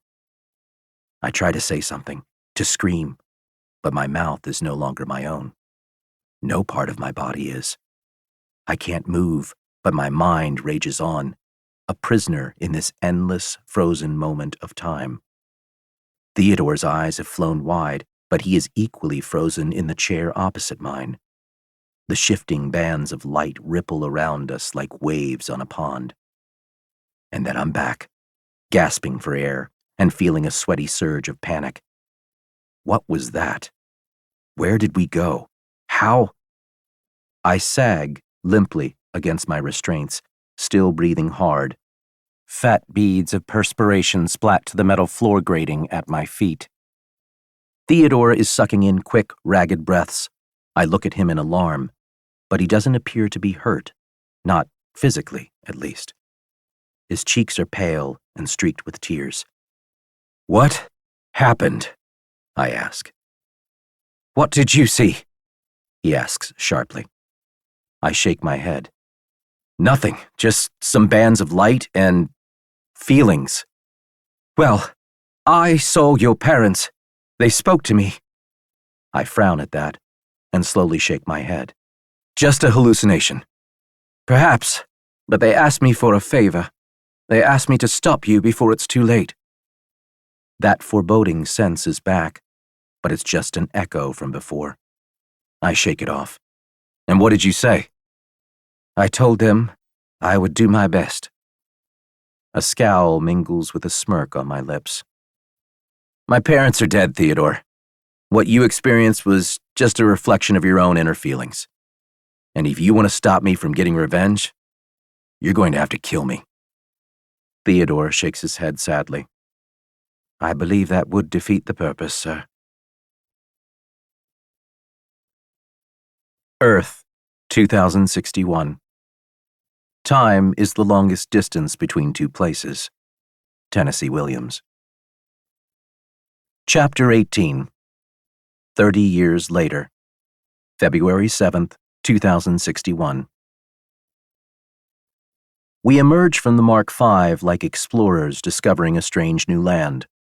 The thrill of it is intense, a palpable force flooding my veins with the first emotion that I've really felt, besides varying degrees of rage, since my release from prison.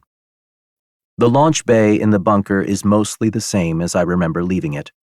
Bare concrete walls and floor, nothing to liquefy or blast into oblivion when the probe performed its vanishing act. But there's a musty smell that I don't recall, and I can see dust and some shriveled black raisins on the floor, along with the barbecued remains of the creature that left them. I scowl at that, hoping there aren't more of them down here and that they didn't find a way into the bunker's food supply. Unlikely, though. All of it is locked up tight. Chances are whatever vermin managed to sneak into the facility later died of starvation or exposure. Theodore and I stand at the bottom of the short flight of stairs leading to the Mark V. He looks to me with a furrowed brow. Did it work? I gesture vaguely to the rat droppings and the thin film of shock-blasted dust on the floor. But rather than take that evidence as proof, I say, let's go check the logs. Striding over to the heat-shielded door of the launch bay, I turn the heavy metal handle that locks the door from the inside and yank it open. The handle is warm to the touch from the shock wave that the Mark V triggered upon its return. As Theodore and I step out into the corridor, LED light bulbs snap on automatically for us, but not all of them turn on. Even though they haven't been used in 30 years, some have malfunctioned with the simple passage of time, leaving the bare concrete corridor only partially illuminated in alternating bands of light and shadow. That imagery reminds me of the bands of light I saw shimmering inside the probe, and a shiver courses down my spine. Beyond the launch bay, the bunker is freezing cold, so I attribute it to the environment and not my recollection of the disturbing hallucinations inside the probe. We should get our jackets from the storeroom, Theodore says. In a minute, I say, shaking my head at that oversight as I lead Theodore down the corridor to the control room. Over 100 items on my pre-launch checklist, and somehow that one had escaped my notice. I probably should have chosen to travel to a future summer and not a future winter. We'd left a perfectly heated bunker, but the facility is designed to detect our presence and go into a dormant, power-saving mode while we're gone. The heat should kick on soon anyway, I say, as we reach the control room. I yank the heavy door open, but this time the handle is ice cold and it burns my hand. Shit! I recoil and pull the sleeve of my sweater down to wrap around my stinging hand. The door begins swinging shut the minute I release it, powered by a simple vacuum-powered arm. I catch it with my foot to keep from having to grab the handle again. Are you all right, sir? Theodore asks. Fine. I shoulder the door open and we walk through together. We stop in front of a wall of darkened screens in front of a thick, polarizing window to the launch bay. I can see the Mark V sitting there, my life's work perfected. A small smile graces my lips as I boot up the systems with the flick of a switch. But nothing happens. Damn it! I try another switch. The first of multiple redundant layers of control systems. This time, the screens flicker to life. I notice a handful of dead pixels in each of those screens, but at least they're still working. This is probably all ancient tech by now. The first thing I do is check the system clock for the date and time. It's 10:08 a.m., February 7th, 2061. I point to that, grinning triumphantly. That's how we know that it worked, I say. Theodore doesn't look impressed. We should check the manor's surveillance data, he says. Right. Most of the control systems were powered down for the past 30 years, but the surveillance system around and inside of the estate and the bunker has been running the entire time we've been gone. There's a chance that my ex-wife and my backstabbing research partner may have come back here or sent someone back here to check on me. They won't just assume that sending me to prison for their supposed murders will be enough to keep them safe. They'll want proof. By now, if they've arrived in the future they chose, they must know that I was acquitted and released early. That was why we had to fake my death. But even so, there's still a chance that they might have come back here to investigate. Pulling up the logs, I scan the highlighted segments. There are thousands of recorded incidents. The software is designed to only store video clips that pertain to human movements. But even so, the flash drives have run out of space. There's more than a petabyte of recordings to look through. I frown at that and slowly shake my head. It appears we've had some company over the years, Theodore says. Yeah, I growl. All of the staff were let go with attractive severance packages after my plane crash and alleged death, and the estate was sealed up tight, so the only people that would have been detected by the system are intruders. Pulling up the first clip, I see a pair of teenagers breaking one of the windows outside the kitchen. They knock out the shards of glass and then climb inside. The next camera tracks them through the house to the fireplace in the great room, where they lay down blankets and start a fire. The rest is X-rated. I fast-forward through it, muttering to myself about horny vandals. The recording ends a couple hours later as they're seen fleeing the scene on the electric motorbike that they rode in on. The timestamp marks that recording at just 1.5 years after we left. I check the next one. It's the same kids back again 1 year later. The next one is 4 years on. Them again. More of the same shenanigans. They're not teenagers anymore, and the woman's belly is protruding just enough to suggest she's about 4 months pregnant. I smile at that. But then a more cynical part of me takes over, and I realize that they're probably long since divorced by now. The next group of recordings show teenage taggers coming and going, defacing the walls of the mansion inside and out. There's more X-rated shenanigans, underage drinking, and drug using, followed by a steady stream of older vagrants who appear to be strung out on drugs or alcohol. Thinking it could take me forever to review all of this, I skip ahead all the way to 2050. I can see a crowd of people standing in the great room, all of them dirty and clothed in scraps of tattered clothing. They have gaunt, skeletal faces that suggest they've been slowly starving to death. There must be at least 100 of them, all different ages. The weapons they brandish suggest that they belong to some type of gang, but I can see children among them, and even a few babies and toddlers. What kind of gang includes young children? They're listening to their leader speak from an improvised dais that is my old dining room table. His speech is muffled, either because the microphones and the cameras are failing by this point, or because he's too far from the nearest one. The crowd periodically raises their voices, shouting angrily as one, "Death to keepers and heavies!" They repeat it like a mantra as they shake their weapons above their heads, everything from rifles and handguns to lengths of pipe and aluminum baseball bats. What the hell are heavies and keepers? I ask, looking to Theodore as if he somehow knows more than me. He just shakes his head, his brow tense and eyes narrowed. I do not know, but those people have the look of revolutionaries. You think there was another civil war? Perhaps if you check a more recent recording, you'll find out. I skip ahead another 5 years, but the crowds are all gone. The intruders are teenagers again, and they look both well-dressed and well-fed.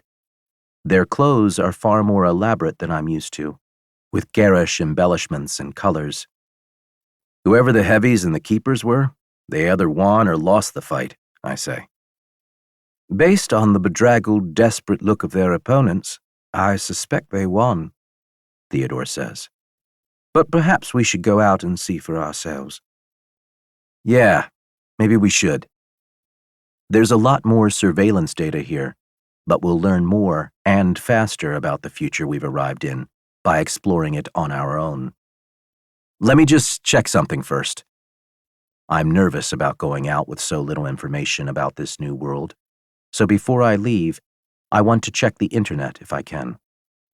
I have a management company that's supposed to have been paying the utilities for the estate, but who knows how things have changed over the last 30 years. Maybe they've just been pocketing my money, or maybe that company is long gone. After all, I didn't see anyone turning on the lights in the mansion. My browser spits out an error when I try to access Google. No internet. I scowl at that. It could also be a hardware malfunction, or the simple fact that my technology is now 30 years out of date. Theodore is right. We have to leave the bunker if we want to find out more. In particular, I'm anxious to know if space-time compression technology has become commercially available yet. If it has, then I want to learn who brought it to market and where they are now. I can just imagine the look on Allison's and Grant's faces when they see me again after all these years. But of course, them actually seeing my face will have to wait. Should we arm ourselves, sir? Theodore asks. Arm ourselves? I echo, even as I consider the matter. In case this day and age is not as safe as we might hope for it to be. Good idea. We'll hit the armory first, I say. Chapter 19. It takes us a few hours to get ready to leave the bunker, mostly because that's how long it takes for my Tesla Model X to charge, and for the snow-shoveling drones to shovel out the driveway and the entrance of the bunker's garage.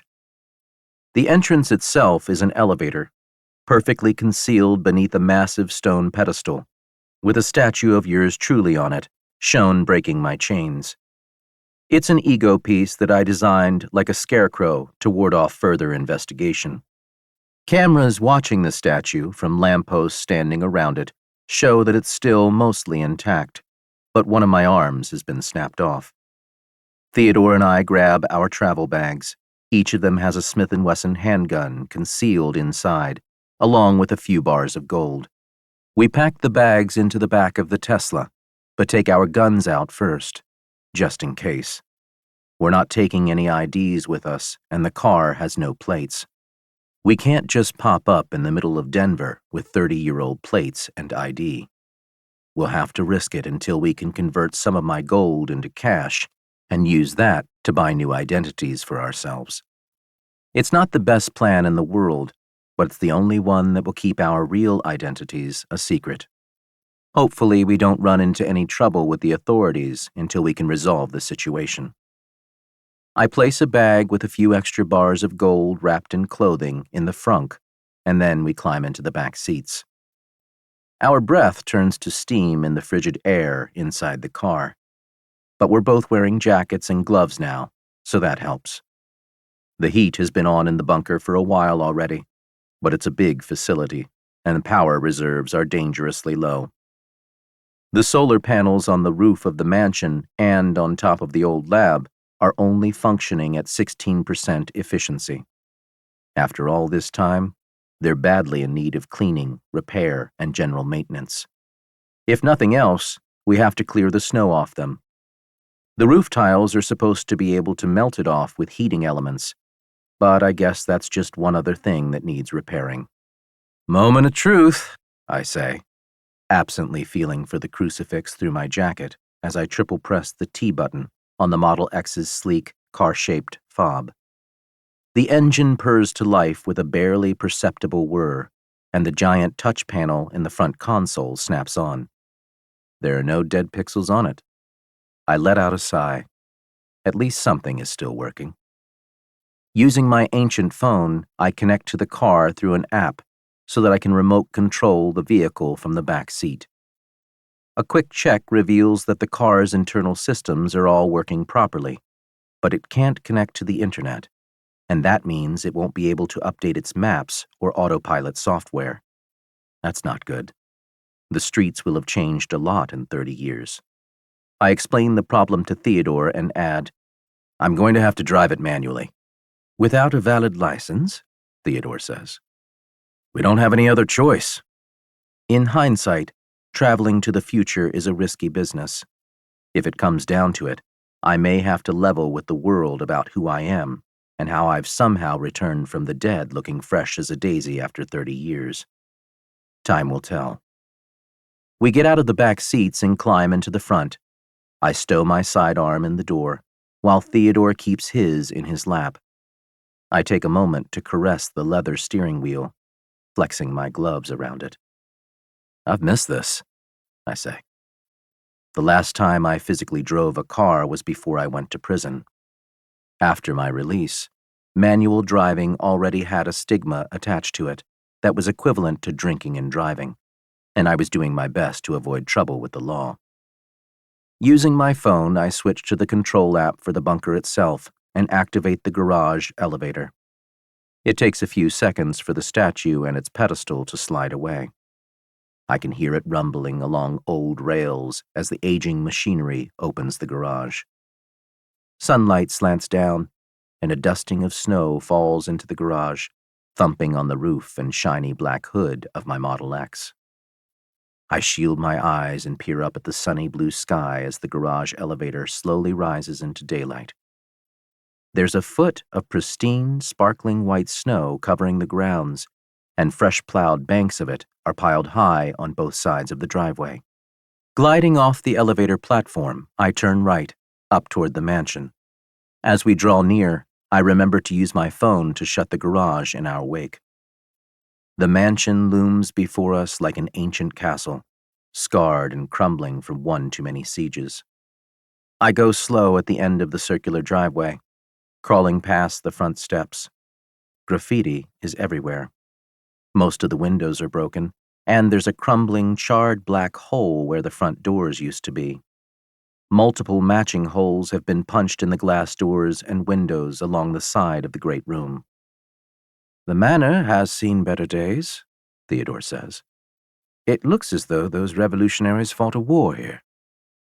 I drive away with a scowl, heading for the front gates of the estate. I pass my phone to Theodore.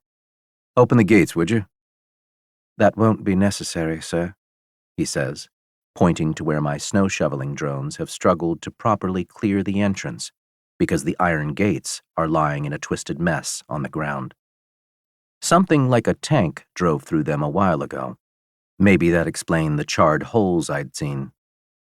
I drive slowly over the gates and the barely plowed snow that covers them. Snow crunches loudly under the wheels.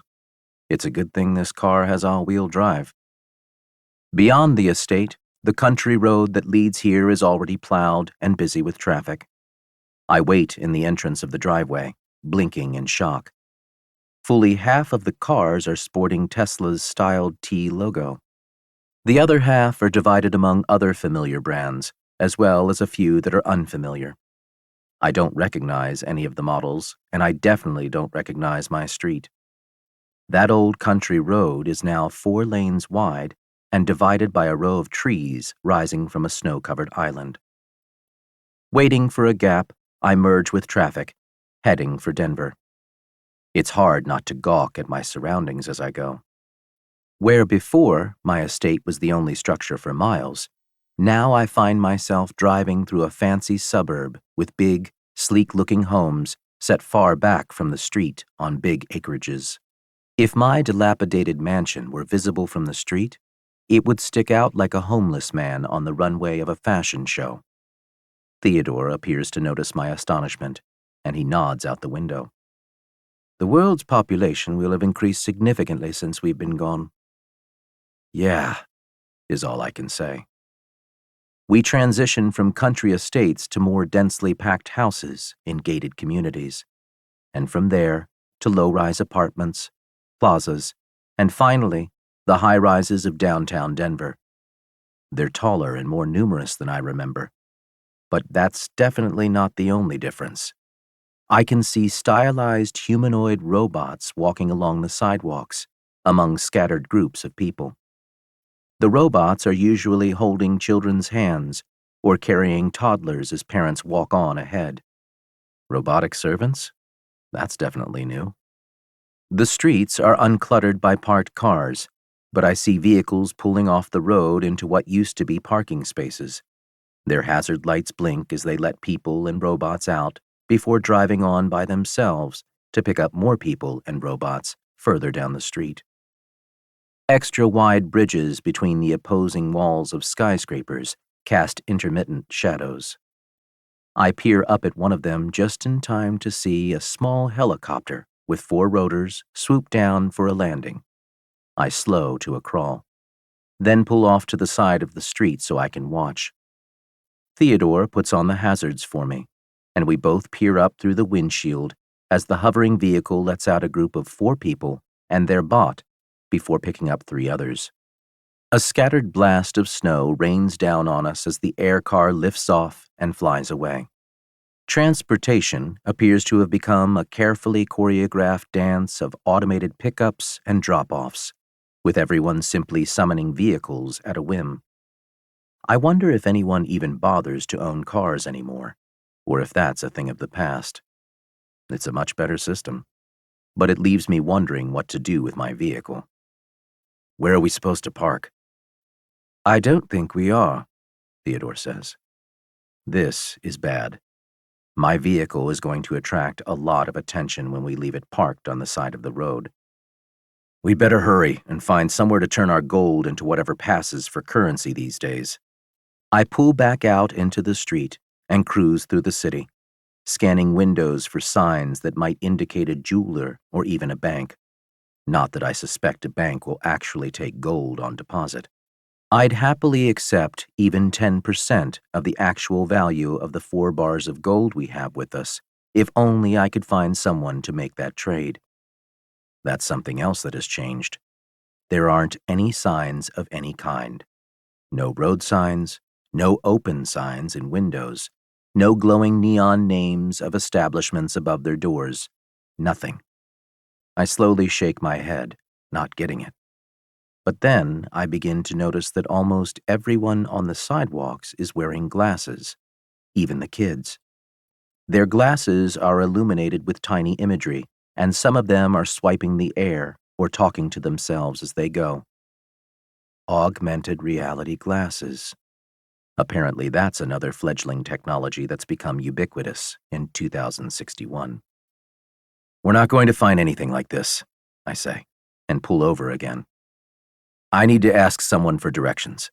Wait here with the hazards on. We don't want people to think we're parked here. I exit the vehicle and run up behind the nearest group of people I can find. It's a family of 4, with a gleaming robotic servant hanging back and holding the 2 kids' hands. The robot freezes and spins around, sprinting toward me before I can get within a dozen feet of the family. Warning! Undock detected! It says in a loud female voice as it collides with me and flattens me to the snow and ice-crusted sidewalk.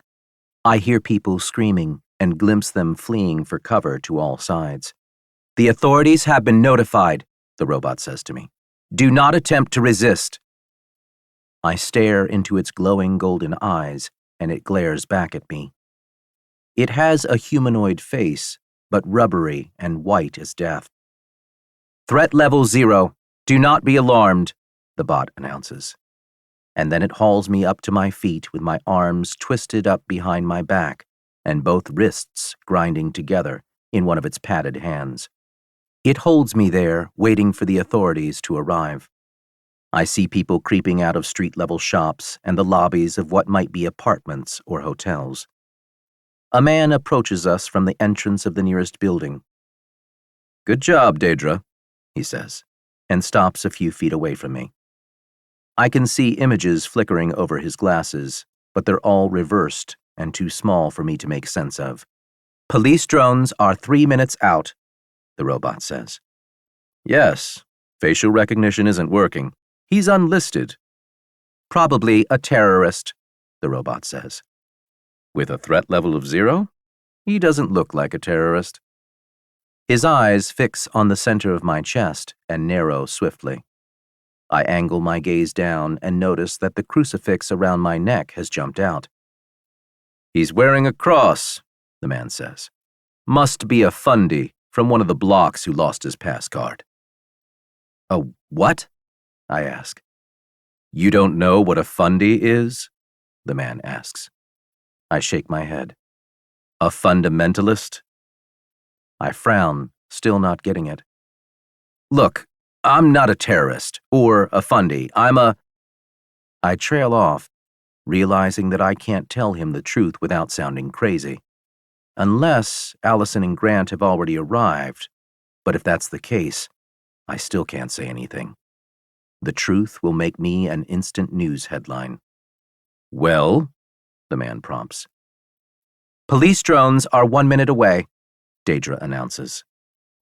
I'm a reclusive billionaire. I never leave home.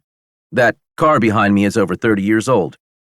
I jerk a thumb to indicate it and glance back just in time to see Theodore leaving the vehicle and approaching us at a brisk pace. I try to wave him off, but it's too late. Another robot sprints into view and knocks him down. Undock detected. Threat level 0, that robot announces in a deep male voice. You were saying? The man in front of me asks as Theodore is marched over to stand beside me. Who's he? My butler. And somehow neither of you has a pass mark or a pass card. Maybe you ditched them because you're fleeing the scene of a crime. That car looks like a classic. It's in hella good condition. Did you fob it? Fob it? I ask, shaking my head. What's a pass mark? The man frowns at me and glances at his right hand. I notice a faintly glowing shape on the back of it, a triangle. It looks like the symbol of a pyramid with the eye at the top that I remember from the backs of $1 bills. Before either of us can say anything, a pair of hovering drones buzz into view with strobing blue and red lights. Step away from the suspects, one of the drones says. The bots holding us do as they're told, and the people watching us from the sidewalk shuffle back a step. I begin massaging my wrists to get the feeling back, wondering if now would be a good time to make a run for it. But then I see weapon barrels tracking us on swivel mounts beneath each of the drones. I wonder if those are lethal or non-lethal weapons. Either way, it makes running away futile. The man who confronted me smirks as a flickering fan of blue light passes over Theodore and I from one of the drones. No weapons detected. Threat level 0's confirmed. Identities unknown. State your names for the record. I trail off, trying to come up with another way. If we use our real names, we'll be busted, and my technology is going to see its debut whether Allison and Grant have already commercialized it or not. They'll also find out that I'm still alive, and all of the trouble I took to remain anonymous will have been for nothing. A black and white vehicle with a familiar-sounding siren and flashing blue and red lights comes racing down the street before I can think of a solution. It glides to a stop, and the front doors slide open to let a pair of humanoid robots out. They have skinny, matte gray arms and legs, and inscrutable, shiny black faces rather than the humanoid ones of the bots that I've seen so far. They also appear to have gun barrels flanking both of their arms. They each raise one arm and its set of weapons, keeping us covered as they approach. Real human faces flicker to life where shiny black ones were before, and I realize that the officers are remote controlling these bots. I guess that must reduce police casualties. One bot takes each of us into custody, cuffing our hands behind our backs. They're reading us our rights as they escort us back to their vehicle. At least that spiel hasn't changed in the last 30 years. What are we being charged with? I ask. Undocumented transit of a public area, the bot holding me says in a gruff human voice. As per Section 2, Article 27 of the Citizen Safety Act of 2047, all citizens of the Northern Union must be documented at all times by way of either a pass mark or a pass card, and you two have neither. I can't even get a hit on their faces, the other bot says. I noticed that, Briggs, which either means you two are terrorists or you're paranoid fundies who paid someone to erase your records from the net. Either way, you're in big trouble. Should have stayed in the blocks. I shake my head. We didn't erase anything. Save it for the detective, my cop says, as he pushes my head down and shoves me into the back seat of the patrol car. The door slams behind me, and I watch as Theodore is forced into the seat on the other side of the car. We stare at each other in shock as the car glides away. Both of the police bots are sitting in the front, facing us across a glass wall that divides the inside of the car. There's no steering wheel or controls of any kind. My mind flashes back to the gold bars in my classic Model X, and I wonder if someone from the police department will steal them when the car gets impounded. But losing a few $1 million worth of gold is the least of my problems right now. I'm about to be charged for yet another crime that I'm innocent of, and this time I've dragged Theodore into it along with me. What happened in 2047? I asked the cop with the square jaw and bright green eyes. The other one has a round face, tanned skin, and brown eyes. Square jaw snorts and shakes his robotic avatar's head. You're joking, right? He has a condition, Theodore says. He can't retain any new memories since the accident. That is why we left the blocks without our pass cards. I didn't have time to gather mine before I ran after him. Nice job, Theo, I think to myself. A bemused look crosses both cops' faces, and they look to one another before turning back to us. A second later, a smirk lights up Squarejaw's face. Nice try. Vocal scans show a 99% likelihood that you are lying. You want to try that again with truth or wait to speak with a lawyer first? Neither of us says anything this time. They've read us our rights, so I know that we still have the right not to incriminate ourselves. If they can tell whether we're lying just by scanning our voices, then the less we say, the better. The flip side of that is that they'll know when we're telling the truth, and the truth might be our only hope to get out of this. I can just imagine the headlines now.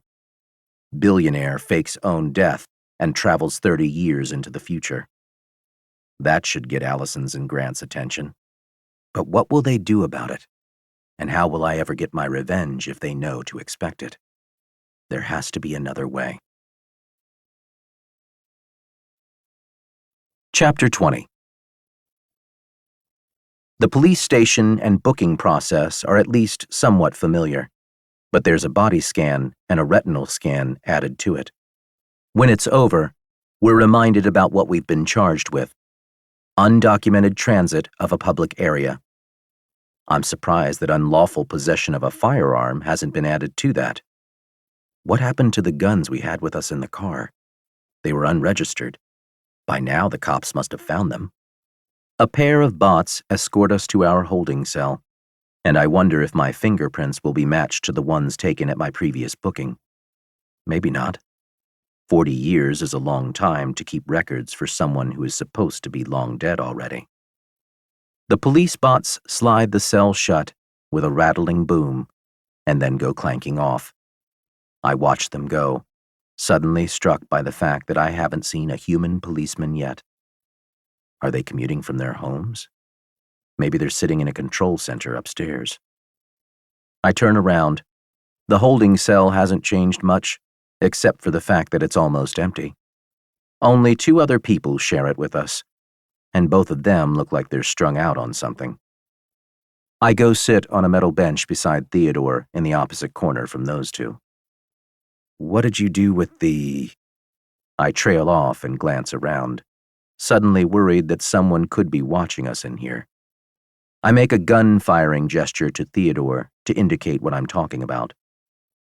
I threw them in a trash bin when I saw you being apprehended. Good call, I whisper. About an hour later, a police bot with an unfamiliar face strolls over and hands me a pair of glasses through the bars. This bot is being controlled by a woman. She's pretty, with black hair and tan skin, probably of Hispanic descent. Here, call your lawyer or your pastor, whatever you prefer, Fundy, she says. I accept the glasses with a frown. They still think I'm a fundamentalist, whatever that is. But that means my prints haven't been matched. I spend a moment studying the glasses in my hands. The frames have a padded component at either end that I recognize as bone conduction speakers. I unfold the glasses and put them on. The padded speakers press into my jawbones, and a voice begins speaking to me at the same time as a translucent woman with shoulder-length blonde hair and a friendly face appears ghost-like before me. Hello, I am Hazel, Denver PD's virtual assistant. These are your courtesy glasses. You may use them to look up whomever you would like to call, but before you do, I must remind you that these glasses are the property of the Northern Union, and any damage to them will be charged to your passmark or pass card before your release. Now, is there anything that I might help you with? I am speechless as I stare at this hologram. I turn my head, but Hazel doesn't move with the glasses. It's as if she's actually standing there. What is it? Theodore asks. I scan the icons clustered around the edges of my field of view. Focusing on a particular icon highlights it. I highlight the one that looks like an outline of a human head. Would you like to find someone to call now? Hazel asks. Yes, I reply. That head-shaped icon expands to fill a partially transparent window that seems to float about 10 inches away from my left eye. I try closing my left eye and find that my right eye can still see the floating window. I try waving my hand through the hologram, and my fingers appear poking through it. But when I lift the glasses slightly and try to peer under them, I can't see any actual holograms being projected in front of the glasses. Whatever this tech is, it's extremely sophisticated. It seems that you are unfamiliar with this technology, Hazel says, apparently having read my mind to figure that out. Would you like a tutorial now? Yes, please, I say. In a nutshell, the tutorial tells me that the glasses can read my thoughts, as well as respond to voice commands and gestures. All I have to do is think about or say what I want the glasses to do, and they will respond accordingly. It can read my thoughts, I say to Theodore in an awed whisper. Brain-computer interfaces were available back in 2031, but the peripherals were still relatively clunky, and the technology was highly inaccurate compared to this. I notice that the window I opened from the head-shaped icon is a search engine of some kind, one that I've never seen before, called Face Finder. I highlight the search box mentally and try looking up Allison and Grant by thinking about their fake names. Giselle Devereaux, Arthur Devereaux appears in the search box. I wonder how I can edit that to put the word "and" between their names. Even as I'm thinking it, the word magically appears there. A brief focus on the magnifying glass icon executes the search, and a score of results appear, with faces beside each. Focusing on the faces produces enlarged views. I wonder how to make them even bigger, and then an animated 3D projection of one of them appears standing beside Hazel. It's a black man with a giant grin. He moves around a bit as I stare at him, swaying on his feet and rolling his shoulders. Unnerved by that, I think about getting rid of him, and he vanishes. Scrolling down the list of results, I scan the faces for one I recognize. There are more than 50 people in this list. As I mentally dismiss the faces that don't belong to either of the people I'm searching for, the results disappear and the list grows shorter. Before I'm even halfway down, the list vanishes entirely, and just 2 faces remain, with the words "mind's eye matches" above them. This mind-reading technology is obviously more invasive than I thought. It plucked these results directly from my memories of the people I'm searching for. I'm too shocked and excited by the results to care much about the violation of privacy involved. Blood rages loudly in my ears, and a number inside of a heart-shaped icon begins flashing in my peripheral view. My pulse has just hit 135. It's them. Allison and Grant are both here, in this time, and both registered under their last known fake names from the 2020s. That was careless of them, but it means that I've arrived in the right decade, and I'm closer than ever to my goal. A grin spreads slowly across my lips, and my heart rate drops back down below 100 as my blood cools. I wonder what happened to Alex, and think about searching for him, adding his full name to the search box beside Giselle's and Arthur's names. Alexander Fields. More than 100 results appear below the 2 mind's eye matches at the top. I picture Alex's face in my head, and the mind's eye matches expands to include a third. It's him, all right. I focus on his name, hoping to learn more, and an article expands from Wikibios. Scanning it, I learn that Alex has been missing since 2021, the same year that I was framed and convicted. Grant and Allison must have killed him. I think about returning to the search results and the article disappears. This time I focus on Grant's face, hoping to learn more about him, and another article expands to fill the window. Scanning past the details of his birth and parentage, I find a story about him and his wife Giselle, inventing space-time compression fields and using the technology on themselves to travel 15 years into the future. They arrived in Nevada in 2038. That means that they've been here for more than 20 years already. I'm surprised that they chose to travel such a short span of time. Maybe they would have gone further into the future, but when they emerged from their first trip, they learned that I was dead and decided not to bother. Besides, the longer they waited to commercialize time compression technology, the greater the chance that someone else would beat them to it.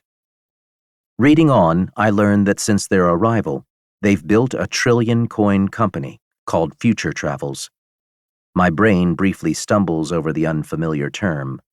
Coin is apparently what people are calling the replacement for the dollar. I read on.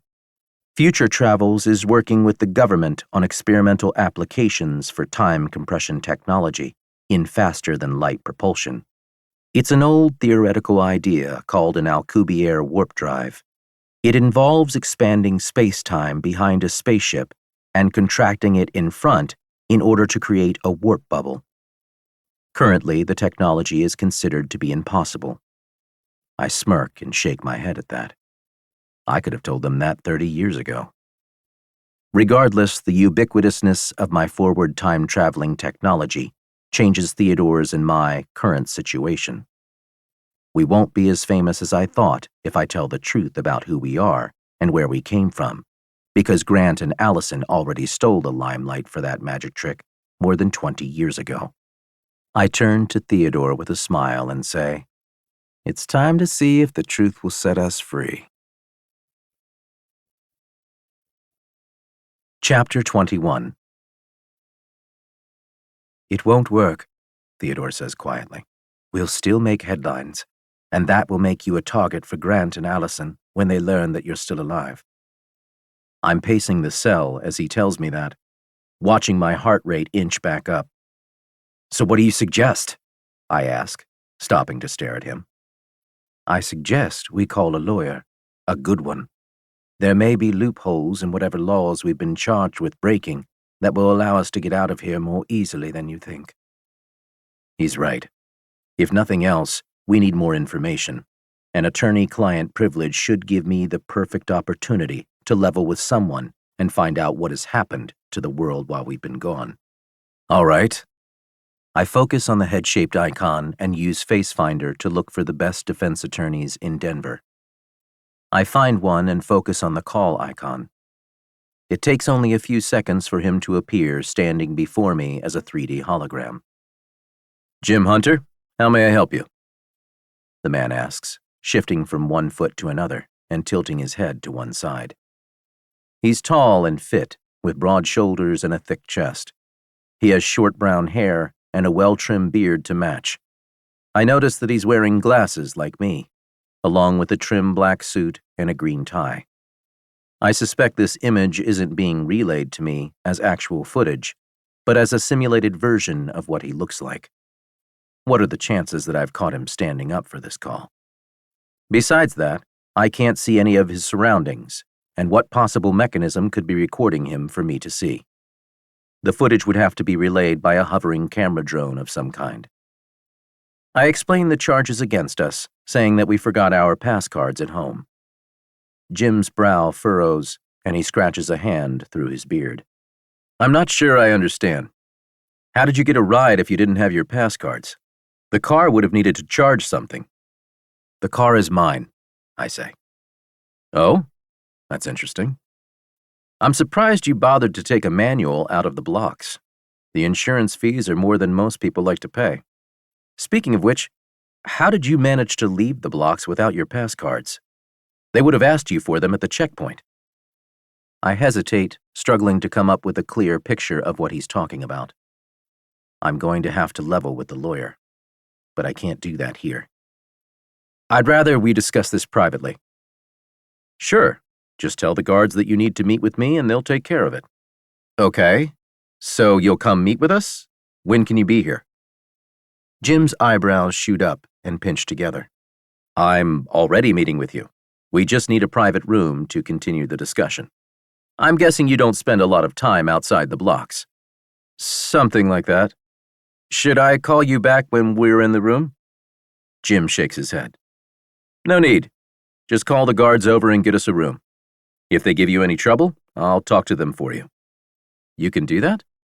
Of course. Jim nods and smiles uncertainly, as if he's suddenly wondering whether he should take this case. I turn to peer through the bars and call out, I need to speak with my lawyer in private. A police bot strolls over. It's the Hispanic woman again, but this time I notice that there's a name hovering above her head. Lieutenant Layla Cortez. In private, huh? She says. Got something to confess that you don't want us to hear? It's my right to private consultation with legal counsel, I insist, hoping that's still true. I turn and nod to Theodore. It's his right, too. All right, ice off. I was just twigging you. My brow furrows at the unfamiliar slang. You're both going to speak with the same lawyer? We were picked up together and accused of the same crime, I say. All right, come on then, Layla says. The cell rattles open. Follow me. We exit the cell and she shuts it behind us. Layla walks ahead, letting us out of her sight. I'm perplexed by that. But maybe she has eyes in the back of her head. Or guns. I suspect it would be worse than stupid to try to overpower one of these machines. Especially since it doesn't look like they have any weapons that can be stolen. They're all integrated into the chassis. I glance over my shoulder and notice Jim, my prospective lawyer, walking behind us.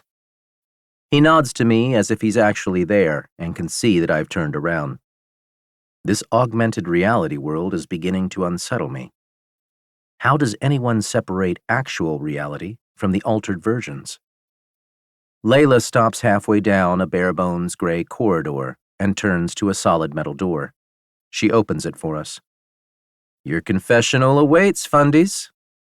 She's holding out another pair of courtesy glasses. For you, old man. Theo accepts them and walks through the door. There's nothing but a folding table and 4 chairs inside. It's a windowless cinder block room with a small square light clinging to the ceiling. Dark shadows pool in the corners and on the walls. I follow Theodore inside and hear the door slam behind us.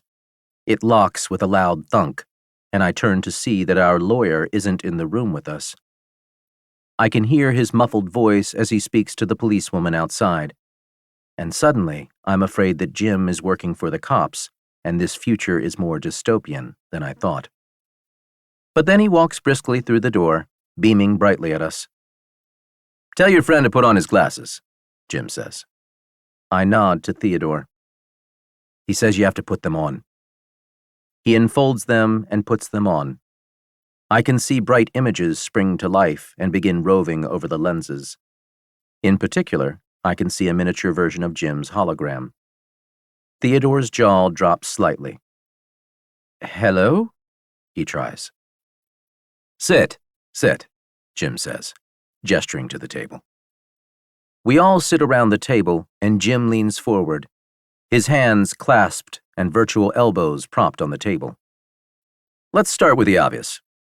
The charges against you are fairly serious, but because neither of you were carrying any weapons and your car does not appear to have been reported stolen, we shouldn't have any trouble getting the charges dismissed. But before that happens, we need to get you two out on bail. It's been set at 1,000 coin. Since you both seem to have left your pass cards at home, do either of you know someone who can pay that? Bail has been set already? Jim looks confused. Yes, but we've only been here for a couple of hours. Right. Well, I guess things are slower in the blocks. Speaking of which, maybe you'd like to start explaining what it is you needed privacy to discuss? Now would be a good time to confess if you really did fob that car. It's better for you if I don't get surprised by that kind of thing. Fob? Theodore asks. Yeah. Hack, steal, you know. He appears to notice Theodore's blank expression. You don't know, he decides. It doesn't matter. Jim looks to me. Well, what's your story? It's a long one. Jim's lips quirk wryly. Those are the best kind. A holographic sandwich passes into view and he takes a big bite. Maybe I am looking at a live recording. I suck in a deep breath and start with who we are and where we're from. Jim's breezy attitude turns leery, and he leans away, as if he suspects we might be insane. You can verify the facts on the net, I say. Look up Byron Gaines, and you'll see that he and I share the same face. Jim is silent, but I can see his eyes suddenly widen as he studies imagery on his glasses.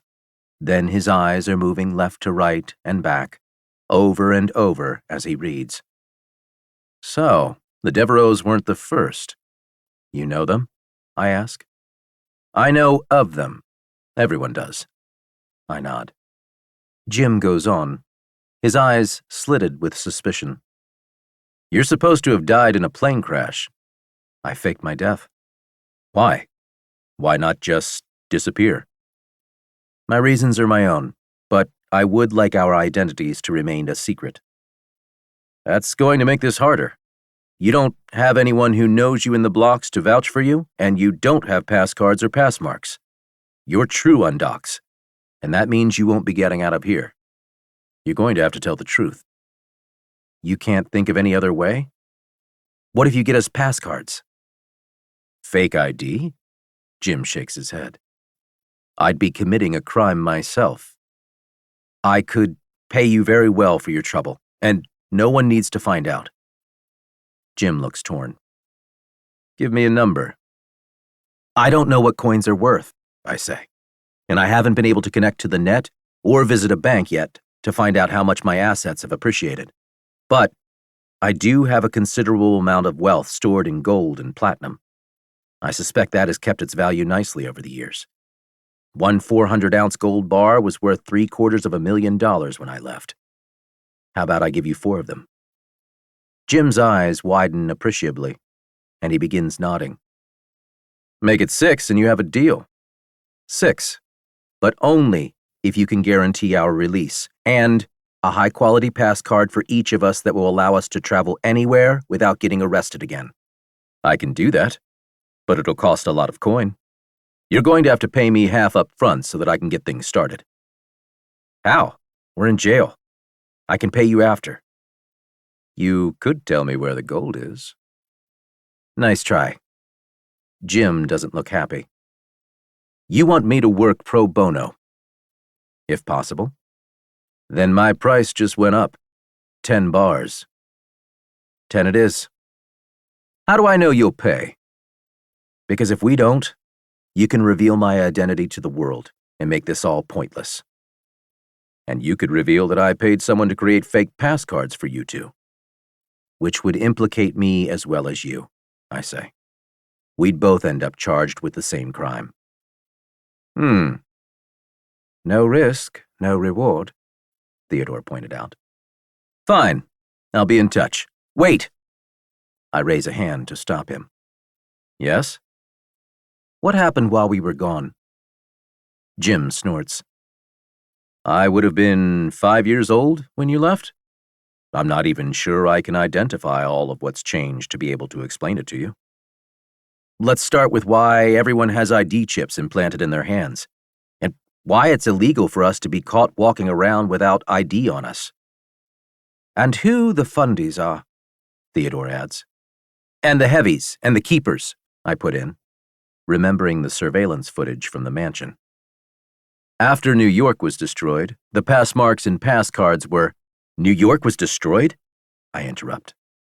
Yeah, in 2047. How? Theodore asks in a whisper.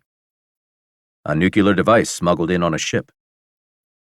I can feel the blood drain from my face. Did anyone survive? Plenty of people did. It only really wiped out Manhattan. But anyone who didn't die in the blast ended up burned or sick with radiation poisoning. Anyway, the passmarks were designed after that to prevent terrorism. We use them to track people all over the world, and also as a means of charging credit accounts. Fundamentalist Christians objected to having any kind of mark implanted in their hands, so the government had to provide the cards as an alternative, but that wasn't good enough. They began isolating themselves from society, creating self-sufficient communities and barter systems for goods and services that didn't require pass cards. They also began demanding that their whereabouts not be tracked. The protests got so bad that the government had to come up with a solution. So, they made the blocks. Independent communities in and around every city that allowed fundies to have more freedom within designated zones. And the heavies and the keepers? I ask. Heavies are robots. Keepers are the people who own them. Although, that refers to almost everyone these days. There was a brief revolution in 2050, after the labor laws were changed to allow more heavies to enter the workforce. They replaced 90% of all jobs practically overnight. Theodore nods along with that. A new industrial revolution. Exactly. The universal basic income that was supplied to compensate people for the loss of their jobs wasn't enough for everyone to maintain their previous quality of life. It made everyone just as rich and just as poor as their neighbors, and that put a lot of people out on the street when they couldn't afford to pay their rent or mortgages anymore. Thousands died in the riots that followed, but reform came quickly after that. The government promised to provide every citizen with a certain number of heavies, which they could send out to work for them in order to maintain their previous quality of life. There's been a long transitionary period, but the status quo has more or less been restored. So, people don't work anymore? I ask. What about you? A bot couldn't do your job? Not allowed. The justice system is still run by humans. Police and military, too. What other jobs are left? I ask. Creative ones, mostly. Artists and entertainers, programmers, scientists, architects, engineers, surgeons, that kind of thing. So, they're not intelligent? I think you'd be surprised. Heavies can do a lot more than we actually let them, but people are scared to lose what little utility we have left. That said, plenty of people are content to just sit back and let their heavies work for them while they enjoy a life of ease and luxury. I suppose there aren't any more human butlers, Theodore says. Jim shakes his head. No, plenty of heavy ones, though. I contemplate the implications of those changes in silence, wondering if this world is now better or worse than the one I left. Well, I'd better get working on your pass cards, Jim says. You're going to have to stay in jail until they're ready, but I'll try to speed things along as much as I can. Jim stands up from the table and nods to each of us. Give me a call if you want, but be careful how much you discuss where others can hear you. I nod slowly. I understand. Good. Jim vanishes into thin air, and I look to Theodore. What do you think of the future? I think it's done me out of a job. Smiling wryly at that, I pat him on the shoulder. You can work for me as long as you like, but I can also buy you a few heavies. And maybe you can have your own butler for a change. Yes, Theodore matches my smile. I might take you up on that. Chapter 22. 2 days later. February 9th, 2061. One more time, for the record, Detective Alan Bronson says. He has flinty gray eyes, a bony, angular face, and bristly black hair with streaks of gray running through it. It's the look of someone who's been around the block a few times.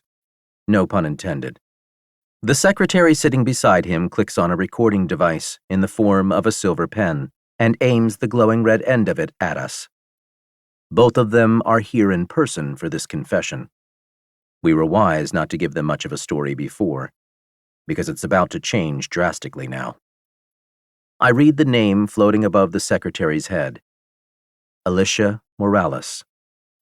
With augmented reality tech, no one needs to introduce themselves anymore. I take a breath and glance at our lawyer, Jim Hunter. He leans back in his chair and clasps his hands in his lap, waiting for me to tell the story that he gave us. He's also here in person. Maybe that's a legal requirement for these types of proceedings. Theodore looks calm and collected sitting on the other side of Jim, but he's a shade paler than usual, and his left hand is shaking with a resting tremor. He grabs it with his right hand to hold it still. We're in a brightly lit room, 4 walls and a door, but there's a two-way mirror and the black sphere of a security camera hanging from the ceiling above the table where we sit. "We're waiting, Mr. Morgan." That's my new name, Richard Morgan. Theodore is Anthony Davis. We left Block 12 4 days ago, just after midday. From there, we drove up to Hot Sulphur Springs Resort and made use of the pools for the day.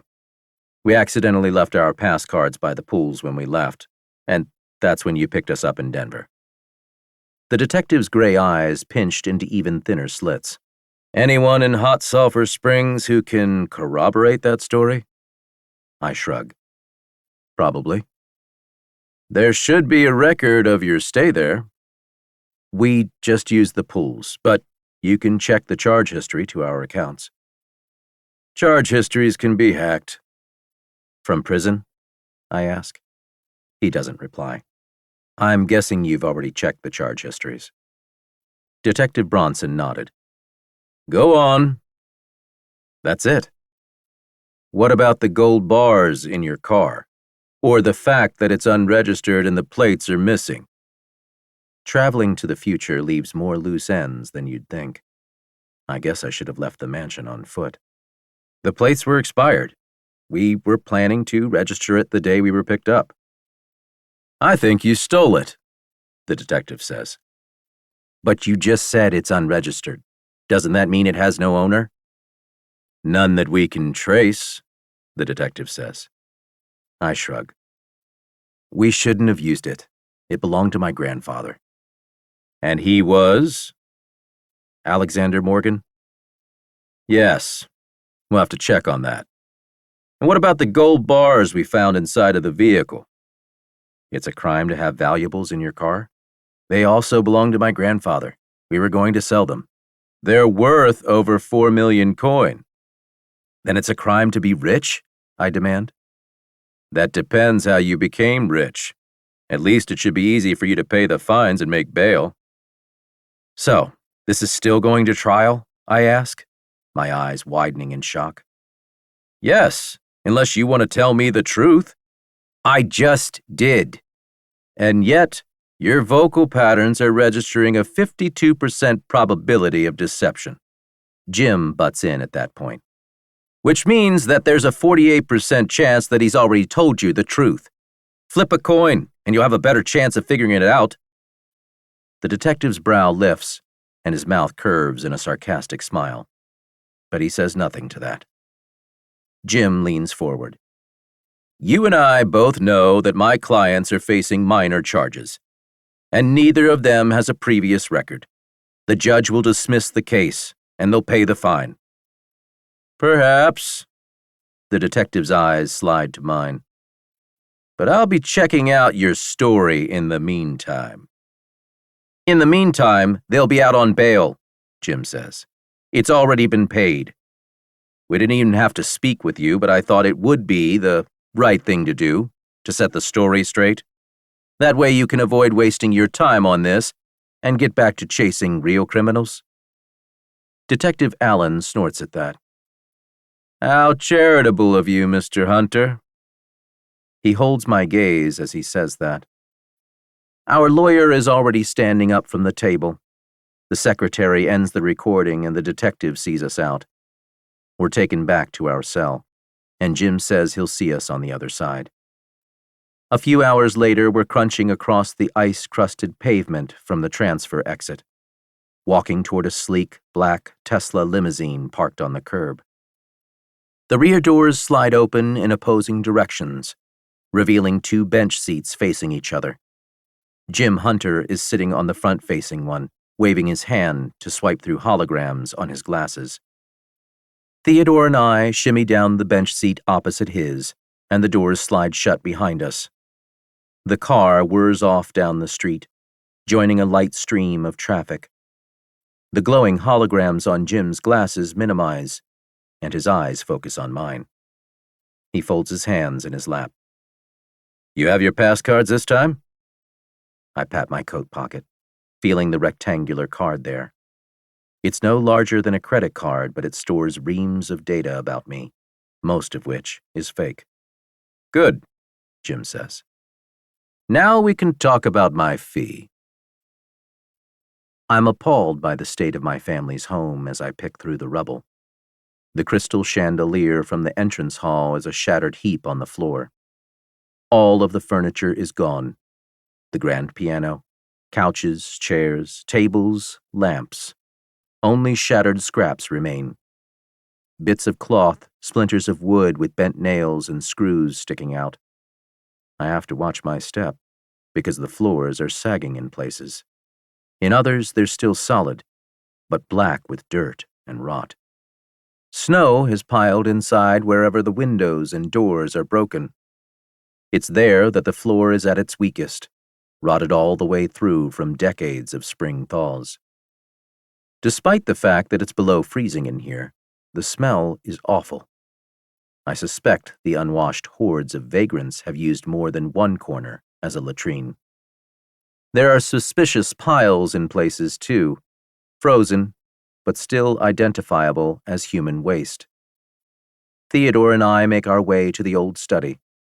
The chairs by the window are missing. Nothing left but a few suspicious scraps of wood with stuffing clinging to them.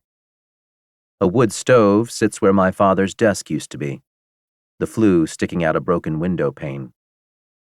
Inside the stove, I can see piles of ash. I poke through it with a stick. Nails and screws jingle through the charred remains. The furniture was used for firewood. The old books are all missing from my father's double-story bookcase, probably used as kindling. The ladder was chopped into firewood, the desk too. Even the standing brass lamp is gone. Maybe someone fashioned a club from it. There's nothing identifiable left in here except for the wire frame that once formed a lampshade. "It's all gone," I say, turning in a slow circle to take in the room. "I'm sorry, sir." But there's a detectable hint of reproach in his voice that makes me wonder if he blames me for this. We traveled to the future at my insistence, so in a way, it is my fault. How old would I be now if we had stayed? I wonder aloud. I was 41 when we left. My mind blanks. "You would be 2 years my senior, sir." 71, I say, nodding. "And you would be long dead." "Yes," he says. I wait for him to say something else, but his lips clamp into a firm line, and we stare at each other across the ruins of my family home.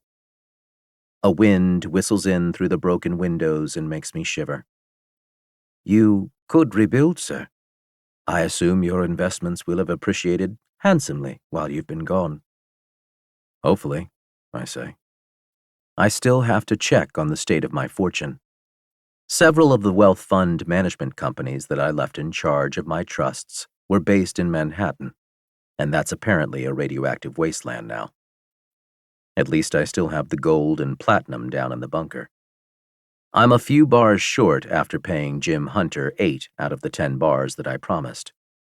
He'll get the last 2 after our charges are dismissed. There's also the gold sitting in Denver County's impound lot with my car, but I should be able to recover that. Rebuilding is a given, I say, but we'll do it somewhere else. These ruins should help to cover our tracks, And we're going to have to get with the times. AR glasses to replace our phones. Pass marks instead of these stigmatized pass cards. I pull the forged ID out of my jacket and study it. It has a picture of me on it, and my new name below that. Richard Morgan. There's a fake birth date to go along with the fake name, but it makes me a year older than I actually am. The holographic seal at the top says, Colorado Pass Card, NWU. Turning the card over, I see a barcode and a magnetic strip on the back. It may as well be an old driver's license from my time, and there's no sign of the pyramid or the eye of providence that I've seen on everyone's implanted pass marks. Something tells me that the fundies don't want to use anything that looks even remotely similar. But getting tackled and arrested every time you forget your pass card at home hardly seems like the better option. We'll need to buy a few heavies as well, sir, Theodore says, pulling me out of my thoughts. If we want to blend in, that is. A few? I shake my head. I'm going to buy a whole army of them. Chapter 23. One day later. February 10th, 2061. I'm in San Francisco at the headquarters for Heavy Robotics. I guess that explains the bots' nicknames. I've just come from Wells Fargo, where I managed to reclaim almost half of my fortune. It turns out that Wells Fargo bought up several of the other companies that were managing my assets after the bomb went off in Manhattan.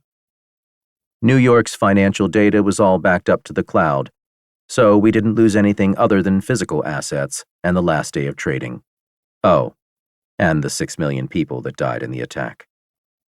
I'm pleased to note that my fortune has more than doubled in value in the time that I've been gone, but inflation cut that value in half, putting me back down to the same level I was at when I left.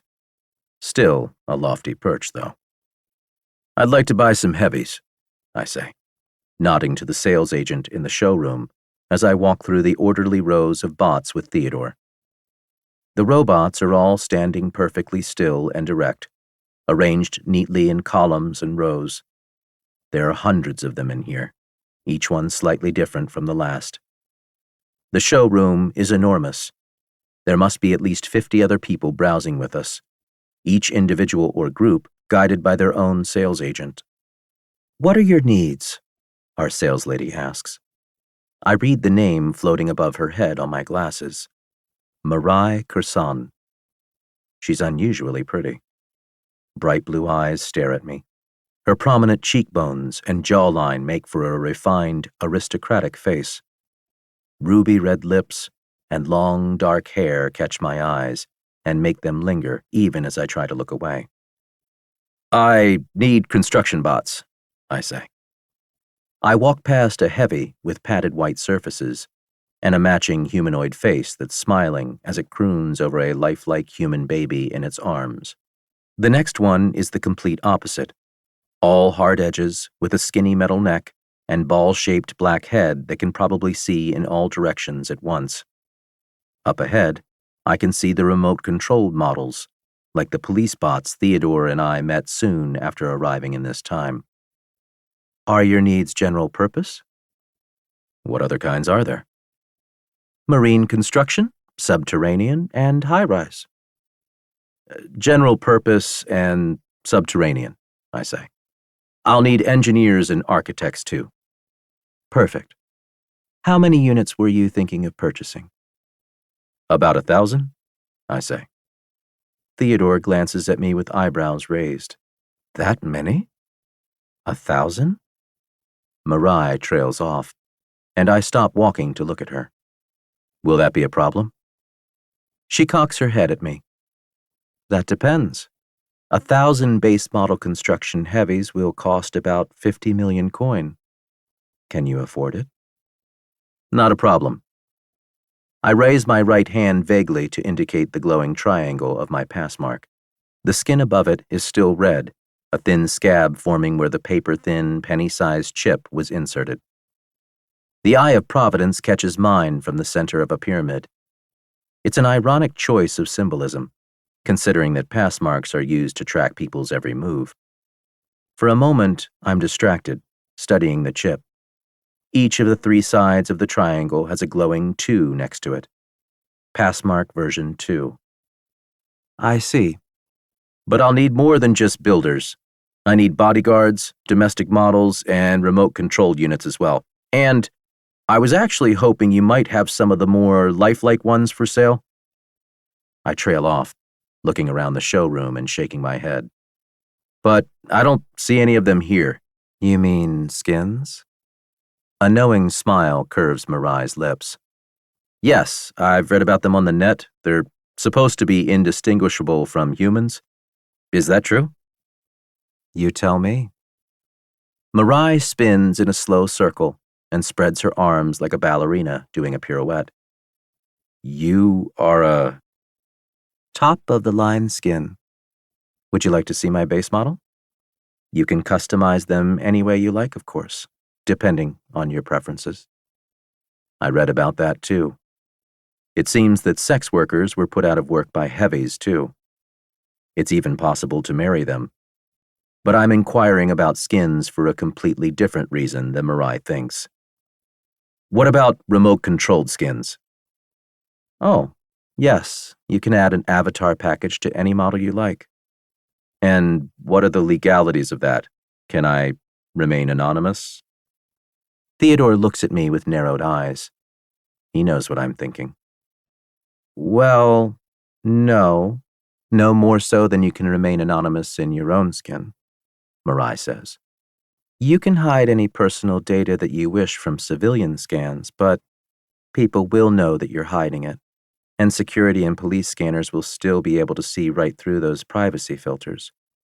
The contents of your passmark or card will be copied to your unit for the duration of your remote session, and, of course, your name tag will clearly mark you as an avatar. So anyone I meet will know that I'm using a skin? Yes, I'm afraid so. I'm willing to bet that there's an illegal way to cheat that system. But I couldn't tell that you're a skin, I say. That's because I'm not being remote piloted by anyone. But if you read my dossier, you'll find out that it says what I am. Some people also set their glasses to identify skins by their name tags. I'm told that's a common practice these days. A discriminatory one, I say. It is, but humans still value contact with their own kind, and many of them prefer it over the artificial alternatives. I assume she's being literal when she says contact. Whatever the case, I've heard enough. I'll figure out how to cheat the system later. Show me your skin models? Of course, right this way. Marai gestures to a pair of double doors at the far end of the showroom and leads us to them with long strides, her heels clunking on the brushed steel floors. I watch her go, deliberately checking her out. Very lifelike indeed. The doors open before we reach them, and we step through into an equally vast chamber, brightly lit but with no windows. It's little wonder why. All of these models are naked, and they are more lifelike than even I had imagined. I stop and gawk in the entrance for a moment. Theodore doesn't seem to know where to put his eyes. His cheeks flush, and he looks away. Perhaps I should wait for you in the previous showroom? Sure. He leaves us, and the doors slam shut behind him. There are plenty of people strolling through this showroom, too, and I'm shocked to see couples walking arm in arm through this nude exhibit. Changing the settings on my glasses reveals the reason for that. These couples are almost all mismatched. Men and women with robot partners. And they're here together shopping for the latest model for their respective harems. Marai is looking at me curiously, but there's no judgment in her eyes. What's your type? She asks me. My type? I ask, working some moisture into my mouth. Gender would be a good place to start. It's an avatar, I say, feeling the need to distinguish myself from the other customers in here. For me, so obviously male. That's not actually obvious, You'd be surprised how many men come in here looking for female models to use as avatars. I scowl at her. I apologize. I meant no offense, Mirai says quickly. I blow out a breath and shake my head. No, it's okay. Let's see what you've got. Chapter 24. 1 week later. February 18th, 2061. You're sure about this, sir? Theodore asked me from the back of my newly purchased Tesla aircar. I bought 2 of them, one long-ranged, another short-ranged, which I'm using now. Apparently, vehicle ownership is still a thing, but only for rich keepers like me. You could end up back in prison for modifying a robot like this. I smile wryly at Theodore as the car hovers down to the dirty alley below. Only if I get caught. Peering out the tinted windows, I get my first look at the infamous blocks where fundies live. The streets are covered in garbage, and there are homeless people warming their hands over oil drum garbage fires. The buildings here are covered in graffiti and look abandoned. I wonder why these people would choose to live here. Why not just get a pass mark and go live on the utopian side of the wall? So, these are the blocks, Theodore mutters. Of San Francisco, I add. I've learned that there are places just like this one in every major city throughout the developed world. It looks like the kind of place where you wouldn't want to walk around without some serious muscle to watch your back. For whatever reason, my ID crafter lives here, probably because everyone outside the blocks is tracked and watched 24/7. My lawyer Jim Hunter gave me this address. The crafter who lives here is the same one he used to get the fake pass cards for Theodore and me to get us out of jail. I find myself wondering how and why these people are living on the streets if everyone in the NWU was given a free robot slave for life to go out and make money for them. On top of that, there's even a universal basic income. These people probably sold their heavies for a fix and used their UBI deposits for the same. I guess they prefer to pay for drugs than housing. Maybe things haven't changed as much as it seems. Looking away from the windows, I take a moment to study the skin I bought from Heavy Robotics. I haven't named him yet, so he still goes by his default model name, Victor. The irony of that name isn't lost on me. Victor is a big man who looks to be about 40, with medium-long blonde hair, actual human hair, swept back from his forehead. He has a broad face and jaw, and kind green eyes that scrunch up when he smiles. He's got some weight on him, no six-pack abs, or otherwise exaggerated good looks to give him away. Ready, Victor? Whenever you are, Mr. Morgan. It takes me a second to remember that's my name now, Richard Morgan. And I'm just about to add another layer to my fake identity to confuse things further. I open the car doors with a thought via my glasses, and the doors on the left slide away to either side, letting in a powerful stench of garbage and human waste. The air car's rotors are still winding down with a high-pitched whistling. Keep an eye on him, Victor, Theodore says as we slide off the bench seats and into the alley. Theodore's eyes are darting around nervously. Do not worry, Victor says. Nothing will happen to Mr. Morgan while he is in my care.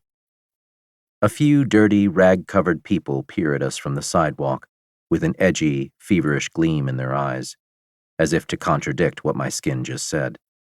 Victor stares back at them. Do not approach, he says in an authoritative voice.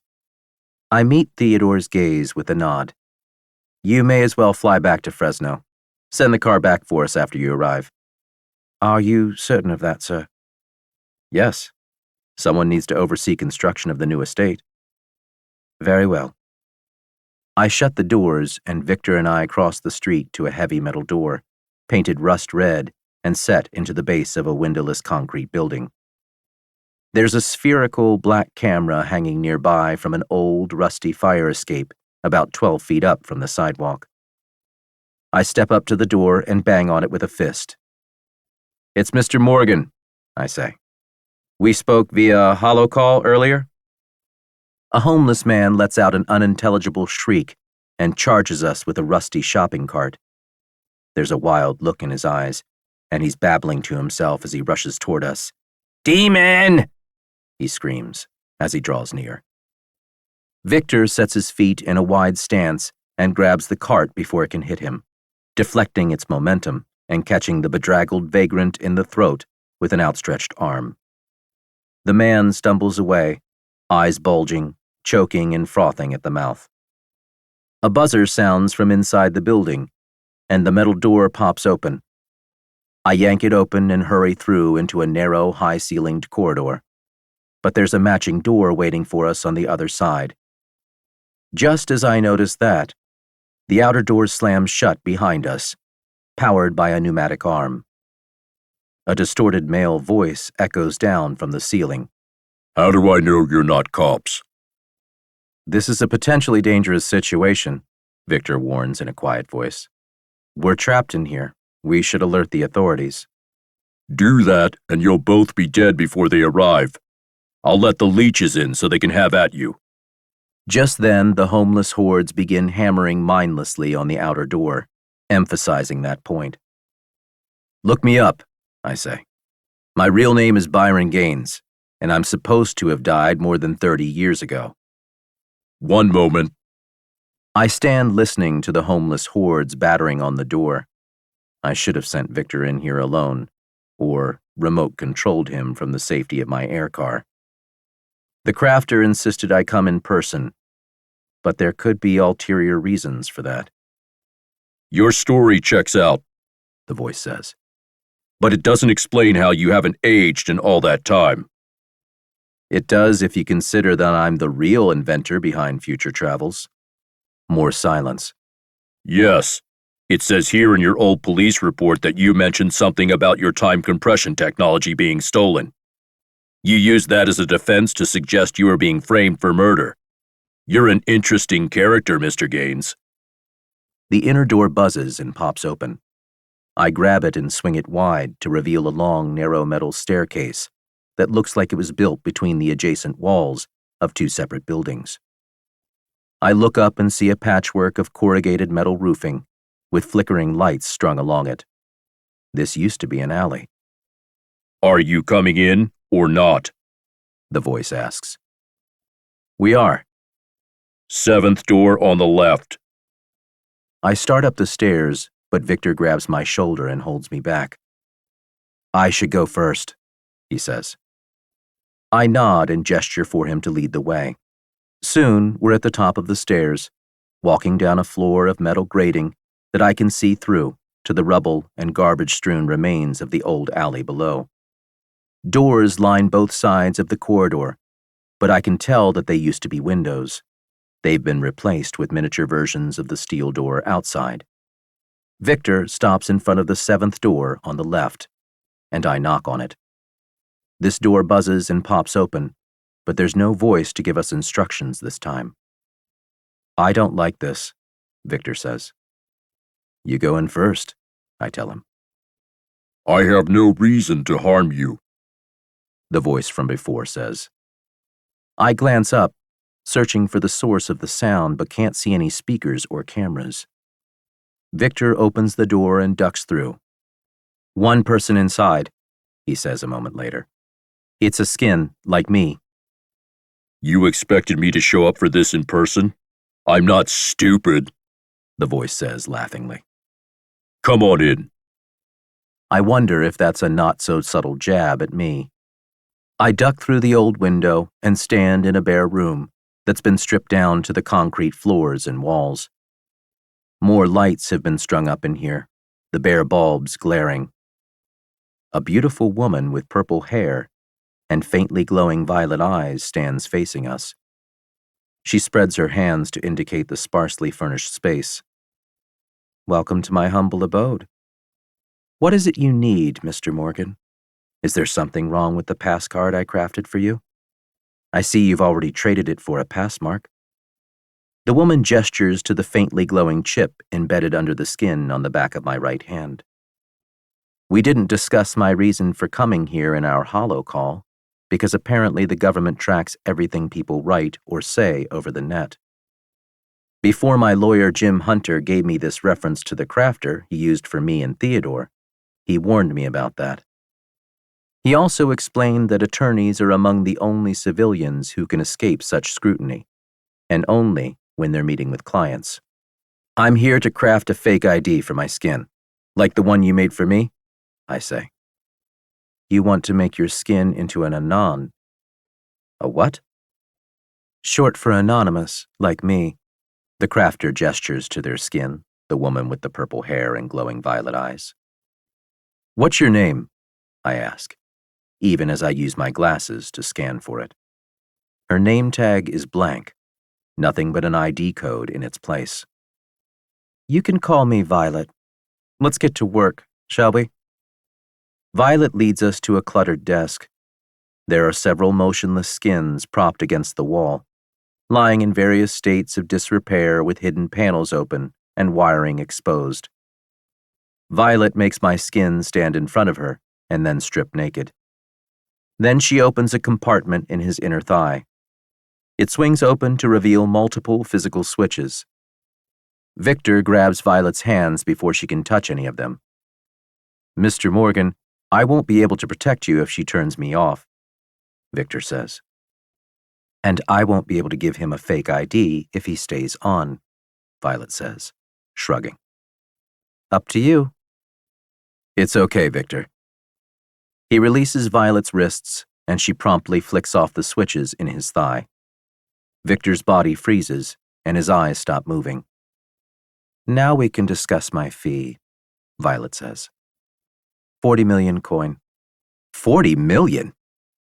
You were a billionaire, and apparently also a genius, which means your fortune only grew in the time that you were gone. 40 million is nothing to you. Violet's eyes dip to the glowing pass mark on my wrist. Fine, I say. But you only get 20 now. 20 more after I've verified that the ID works. Where's my guarantee of payment? You know my real identity, and you'll know both of my fake ones. All you have to do is turn me into the authorities or threaten to do so. A wry smile curves Violet's lips. Are you giving me permission to blackmail you? Only if I try to cheat you. Try to cheat me, and we'll see how long you can remain anonymous after I put my fortune to work chasing you. Relax. My business is built on references, and I have clients far more dangerous than you. I know which lines not to cross. Good. Your anon will pass any scanner, civilian, or security, but you can't take it through a body scanner or a retinal scanner without revealing that it isn't really human. That means you don't get arrested, and you don't try to fly out of the country. I nod. Wasn't planning on it. No one ever does, but they still do it. Oh, and don't think about dragging me into whatever trouble you get into in order to lessen your sentence. I'll be long gone, and this is a burner skin, so a description won't turn up anything. Fine. We can't use him, she nods to Victor. Why not? You want an anon that anyone can see through, or the best that money can buy? The best, obviously. Violet turns to a metal door in the living area. It pops ajar as she looks at it, and then she walks over to open it the rest of the way. A light flickers on and reveals a naked male's skin standing in a dusty, windowless room. This is Gavin Ankers, she says. He will bleed and cry if he gets hurt. He can eat, sneeze, cough, and even relieve himself, among many other seemingly human functions. So can mine, I say. Victor is Heavy Robotics' top-of-the-line model, and it provides all of the same social and biological functions that Violet just mentioned. But can yours come back from the dead? Violet asks me. I shake my head at that, not following. The best way to craft an anon is to use a skin that is an exact replica of someone who died, or Better yet, disappeared. The real Gavin Ankers sold his life to me in exchange for a new one, with more money and a warmer zip code. That's what I'm paying for? A stolen life? What if the real Gavin finds out who I am and threatens to reveal me? Violet shakes her head. For one thing, he won't know who bought his life, only that someone did. But in order to reveal that, he'll have to incriminate himself too. It's just as illegal to sell your identity as it is to buy one. Besides, my sources know what I'll do to them if any of them try to cross me. I nod slowly. I'm beginning to question the wisdom of this, but there really isn't any other way to get close to Grant and Allison without them realizing who I am. My gaze flicks up and down Gavin's look-alike skin, studying it. He's in good shape, tall, muscular, and good-looking, but not suspiciously so. He has short brown hair, hazel eyes, and a tanned white skin that suggests he has plenty of outdoor hobbies. His jaw is stubbled, and he has more than his share of freckles, lines, and wrinkles, and some old scars on his knees that he probably got when he was a kid. Even his body hair has been copied. Violet spends the next 2 hours getting my Anon ready and dressed while I use my glasses to study up on Gavin's life. His details all match up with real human ones. His date of birth makes him 41. Both of his parents are dead, and he has no siblings. He was never married and has no kids. That should make things easier. I check out his social media pages and see them populated with hundreds of friends and followers. There are pictures of him at parties, restaurants, theme parks, and beaches, even a few of him on vacation with his parents, back when they were still alive. It takes me a while to skim through all of his social media accounts. Some of them I recognize from my time, but others, like Life Story, are new. Life Story is a live daily recording of everything that's seen and heard from your glasses. Other people can tune in to watch it on theirs. Live a life that's interesting enough, and you'll get lots of followers and make money from the ads. I spend a few minutes skipping through footage from Gavin's life. There's tens of thousands of hours recorded, starting all the way from his 13th birthday, when he apparently got his first pair of AR glasses. I check the latest footage and see him eating at a restaurant overlooking the Golden Gate Bridge. Hey, how are we going to do this? I ask. Do what? He's here, in San Francisco. Won't the authorities notice 2 GPS signals from 2 identical pass marks? No, because when we meet up to make the switch, we'll deactivate his and activate your Anon's pass mark. But then he'll be an undock. He's getting out of the NWU. He has a new life waiting for him in Thailand. They don't use tracking IDs there. I see. So, where do we meet afterward? You don't. Violet leaves the closet where my Anon stands, now dressed in white shorts, brown sandals, and a loose white cotton shirt. She shuts the door behind her and walks over to me with a tiny silver data wafer. Plug this into your glasses at midnight, she says. It has the remote access codes you'll need to take control of your Anon over the net. If he's not powered on, it means something went wrong with the switch. But if he is, we're all good, and you transfer the other $20 million to my account within 24 hours. Understood? I stare at the tiny silver rectangle in my hand. What about bank accounts, passwords, social media? All on there, Violet says. She goes back to her desk and grabs a big box from under it. She hands it to me. It weighs about 10 pounds. What is this? Your control helmet. To simulate sensations and convert your thoughts into actions for the Anon. This helmet comes preloaded with the best VPN that money can buy, but you'll have to pay for it yourself after the trial is up. I open the box and look inside to see a glossy black helmet that looks the same as the one Victor came with. Speaking of money, Violet says, be careful how you put money into Gavin's bank accounts, and how much. He's not rich, so if you want him to be, you're going to have to make that happen in a believable way. And make sure you pay his taxes, too.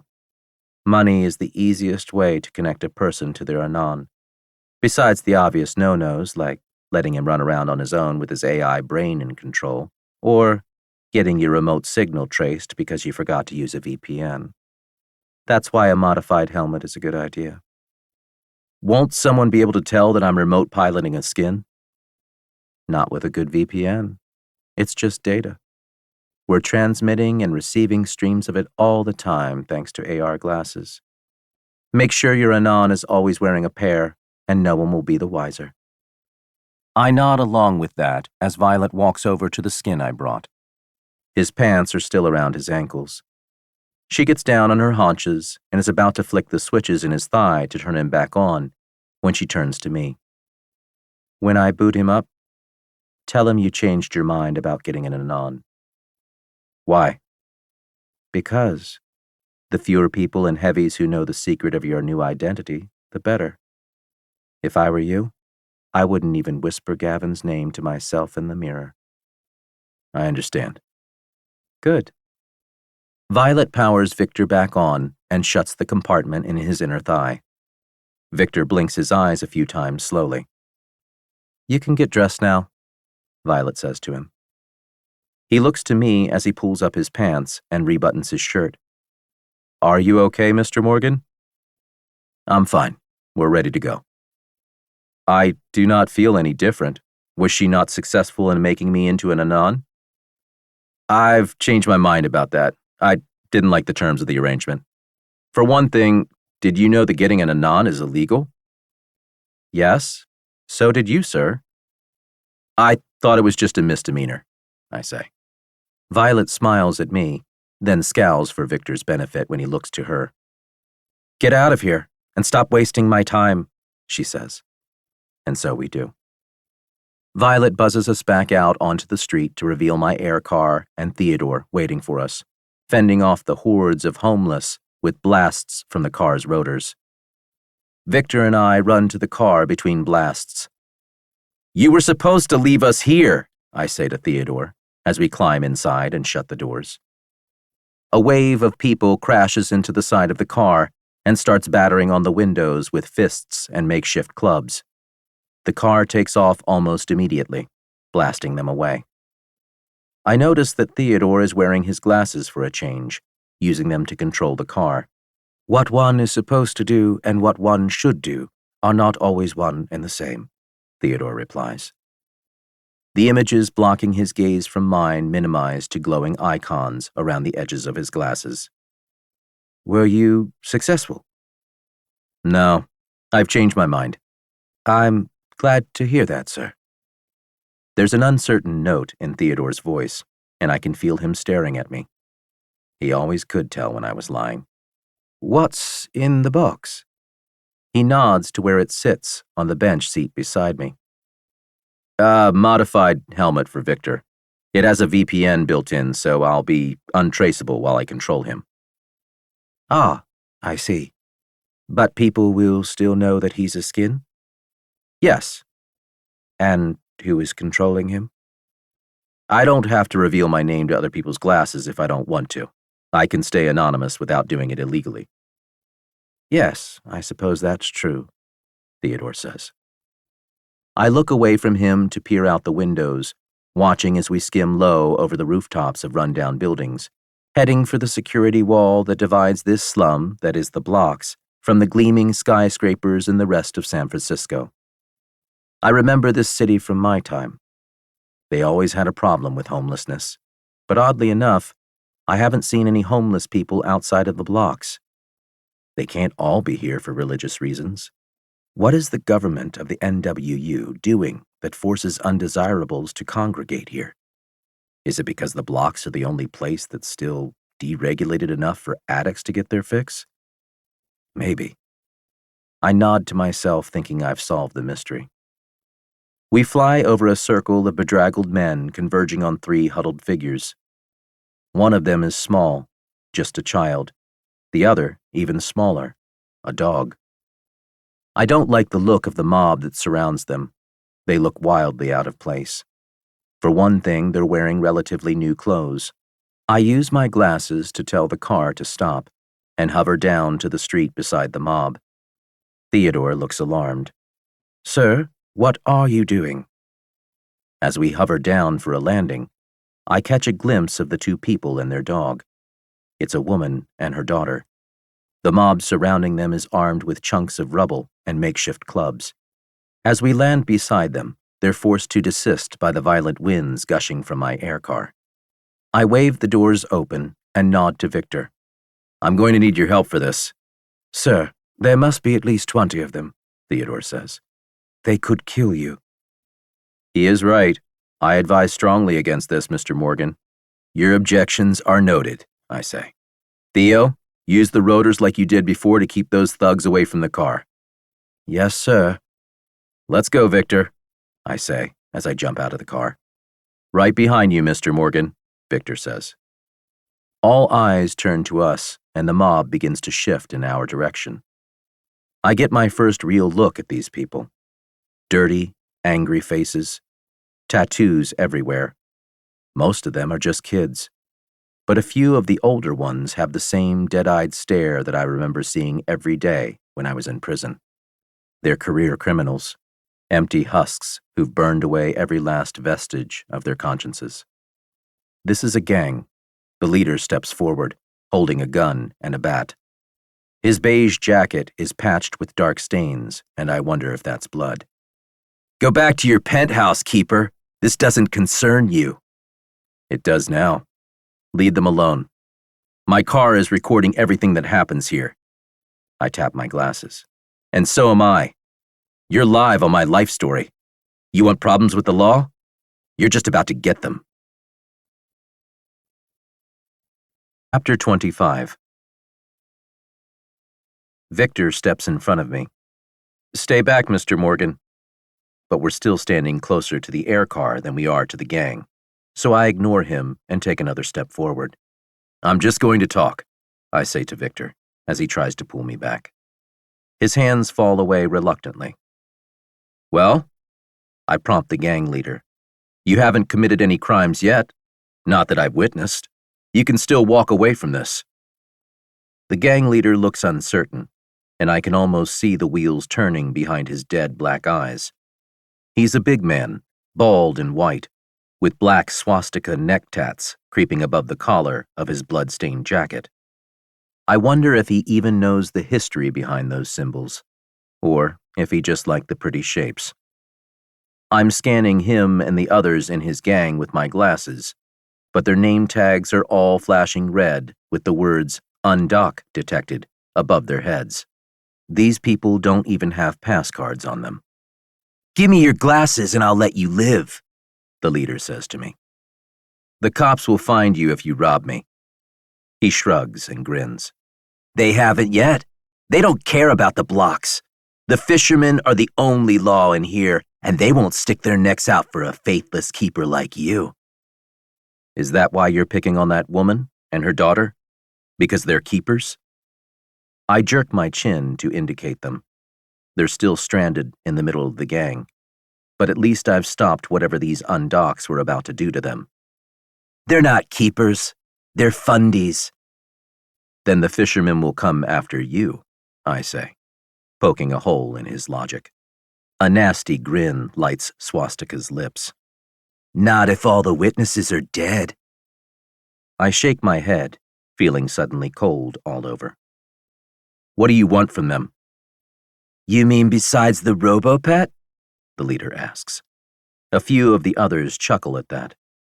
Buddy is mine, a small voice says. The mother is staring at me through the ring of criminals surrounding her. They don't just want him, she says. Shut up, or you're going to regret it, the leader snaps, glancing back at her. They want our IDs. They're going to kill us and then sell our identities on the black market. The look on the leader's face becomes murderous, and he turns away from me, his gun swinging out of line with my chest and into line with hers. I warned you! I can tell that we're out of time, but I don't know what to do at this point. Theodore! I scream, using the last trick I have up my sleeve. The blast of wind that hits us from the air car sends everyone flying and tumbling. Everyone except for Victor. They don't call them heavies for nothing. He seizes his moment and runs into the fray amidst a continuous, deafening roar of wind. I'm plastered to the asphalt, getting pelted by pebbles and dust, but I watch through squinting eyes as Victor sweeps both the mother and the child off the street and carries them back to me, one draped over each arm. The shaggy brown-furred robo-dog is yapping on his heels. "Mr. Morgan?" Victor says, and somehow he manages to lean down and yank me off the street as he reaches me. The girl is clinging to his neck, shielded by his body from the wind of the car's rotors. A muffled shout reaches my ears, and then a bullet whizzes past us and plinks off the side of my car just as we careen inside, landing in a tangled heap on the floor of the car. The doors slide shut behind us, and it takes off immediately. "Are you okay, sir?" Theodore asks. "Just fine," I mumble, against the dirty floor of the car. Victor is on top of me, crushing the wind out of me, but he gets up and pulls me up with him a few seconds later. I come face to snout with a brown-furred creature with comically large floppy ears. "I owe you," he says, startling me with a deep voice. "He talks?" "Yes," the girl sitting beside him says, and pats him on the head. I doubt she's more than 7 years old. I do lots of stuff, Buddy adds. If you ever want me to pee on someone's leg, you just say the word. That's okay. My brow furrows and I stand up, swaying and almost falling over as the car banks to one side. I fall onto the bench seat beside Theodore and sit studying the two strangers before me. The woman looks relieved, but still scared. She's pretty, with long brown hair and brown eyes. From her tanned skin and features, I'm guessing she's probably Latina and somewhere around 30 years old. I'm surprised to see that I recognize the brand and styling of the trench coat jacket she's wearing. Coach. Not a lot of fashion brands have survived over the past 40 years. I notice this woman's daughter is also wearing a familiar brand. The black leather backpack she's balancing in her lap says it's from Calvin Klein.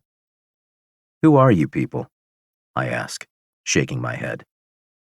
My glasses tell me that the woman's name is Adriana Rivera Vargas, and her daughter is Olivia Rivera Vargas.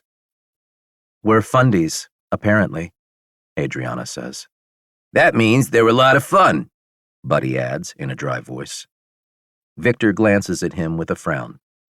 What, you never met a dog who could talk? Buddy says to him. No, wait, I know. You're a cat person. Victor looks away without a word or a reaction of any kind, but I can feel a smile coming on. Where did you find him? I ask. In the garbage, the woman says. Someone threw him away. Can you believe that? I can, Victor says. Buddy's eyebrows squish together and his eyes narrow as he glares at my skin. I was looking for food, he says. You don't eat, Victor replies. Sure I do. Correction. You don't need to eat. Adriana cracks a smile at their exchange, and I find myself laughing quietly. Where are we going? Adriana asks suddenly, twisting around to look out the front canopy of the car. Fresno, Theodore says. Why? Because we can't leave the blocks. I use my glasses to send a command for the car to stop and hover. I can see the wall that encircles these slums just a few hundred meters away. Why not? I told you, we're fundies. So was I until I traded my pass card for this. I show her the glowing pass mark under the skin on the back of my right hand. But when I was using a pass card, that didn't stop me from staying outside the blocks. How long were you outside? Not long, I guess. Why? Where are you from? Adriana asks me, shaking her head incredulously. Or maybe I should ask, when? Are you a traveler too? Theodore grabs my arm and squeezes it before I can say anything else. Why don't you tell us what happened to you? Adriana blows out a breath and appears to collect herself. We're from 2041. We joined a program at the hospital and decided to travel 20 years into the future to wait for a cure to Olivia's cancer. My eyes widen and a nod along with that. When we left, there were no pass marks or cards. It was all normal. But when we returned, they told us we would have to get one or the other, and if we didn't get the mark, then we'd have to live in the blocks. We've been traveling back and forth constantly ever since, staying in our old home, but after a month, our visas expire and we have to go back in. This time, I ran out of money and we couldn't pay rent anymore. We've only been on the street for a day and already we almost got killed. I can see that Adriana's hands are shaking and her lips are trembling. She shakes her head and tears well up in her eyes. Your eyes is sweating, Buddy says helpfully. Shut up, Victor adds. And this time I glare at the dog too. His oversized ears flatten and he lies down between mother and daughter, looking sorry for himself. Why not just get pass marks? I ask. You mean the mark of the beast? No thanks. The mark of the... What do you think that is? She points to my hand, and I look at the glowing subdermal chip as if for the first time. I know what she's talking about, but I can't say that I've ever paid much attention to biblical prophecy. If this is the mark of the beast, then where is the beast? I ask, my eyes skipping back up to her face. And who? The president? The NWU's current president is a woman named Daryl Parker. She's not particularly pretty, but I wouldn't call her a beast either. I don't know.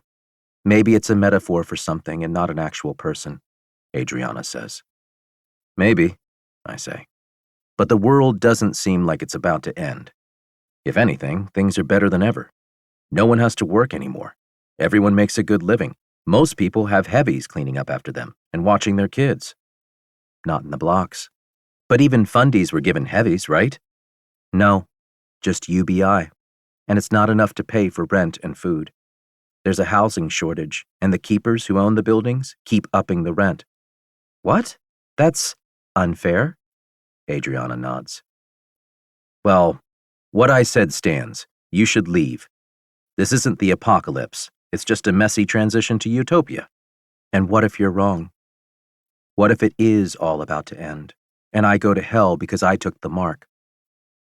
I don't believe in hell, so I'm afraid I can't help you there. Then why do you wear that? Adriana asks me. She's pointing to the faint outline of Carl's cross. My jacket is open, the cotton shirt underneath thin enough to reveal my necklace. I pull it out for her to see. It's just jewelry, from an old friend of mine. He said it would protect me. I shrug. I wear it in his memory, I guess. He died? I nod. Saving my life. I'm sorry, Adriana says. Look, I'm not saying I'm right. I don't know. But what if it's all true? So that's why people choose to live in the blocks, I say. Because they think if they get pass marks, they'll go to hell? Not all of them. The undocs live here to avoid going to jail, and the leeches too, but also so they can keep being leeches. For them, it's about drugs mostly, either to sell or buy them. There's also hook. Adriana breaks off and glances at her daughter before going on. Women and men of the night. That profession is illegal outside of the blocks. Only skins can do that. Olivia bristles at her mother's censorship. I'm 8, not 4. I know what night people do. Buddy told me why those women we saw were wearing skirts even though it's winter. Ixnay, Buddy says. Adriana glares at him, and he goes back to looking at the floor. What can I do to help you? I ask. Adriana looks cautiously hopeful. You do that for us? I nod. If I can. I just need a little money. to stay off the streets. How much? 1,000 coin? Adriana winces as she says it, and she averts her eyes. Done, I say. You have your pass card? Her eyes are wide, and she just stares at me for several seconds before snapping out of it and reaching into her jacket. She's in a hurry and fumbles the card out of her pocket. Buddy catches it in his teeth before it can hit the floor. Here, he says, through clenched teeth. I reach for it and he spits it into my hand, along with a puddle of synthetic drool. Thanks, I say, as I initiate the funds transfer. You're welcome, Buddy replies. Thank you so much, Adriana says. She launches herself across the aisle between us and crushes me into a hug. I'm surprised to find that she smells as nice as she looks. I wonder how she managed that after a day of living on the street. You're welcome, I say, slowly as she pulls away. Maybe you won't go to hell after all. That comment takes me aback and unnerves me slightly. She doesn't know what I'm going to do to Allison and Grant when I catch up with them. What makes you say that? I ask. Because you're not like the other keepers. They only care about themselves. I'm sure you'll still find plenty of good people outside the blocks. In fact, so far it seems like most of the bad ones are hanging out inside of them. Maybe, but the ones outside are marked. And that means they're going to hell? Even if they're good people? Adriana's brow furrows. Yes. I snort and shake my head. Now you know why I don't believe in hell. Chapter 26. 3 weeks later, March 15th, 2061. I can hear hammering and circular saws and heavy footsteps clodding on the roof.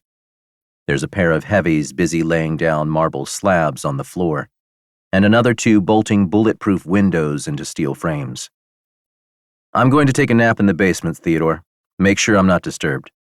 Of course, sir. I turn to Victor and nod to him. Come with me. Yes, Mr. Morgan. Heading through the great room, we arrive at the circular stairwell that runs through all 4 levels of my new mansion. Taking the stairs down, I use my glasses to open the decorative security door at the bottom.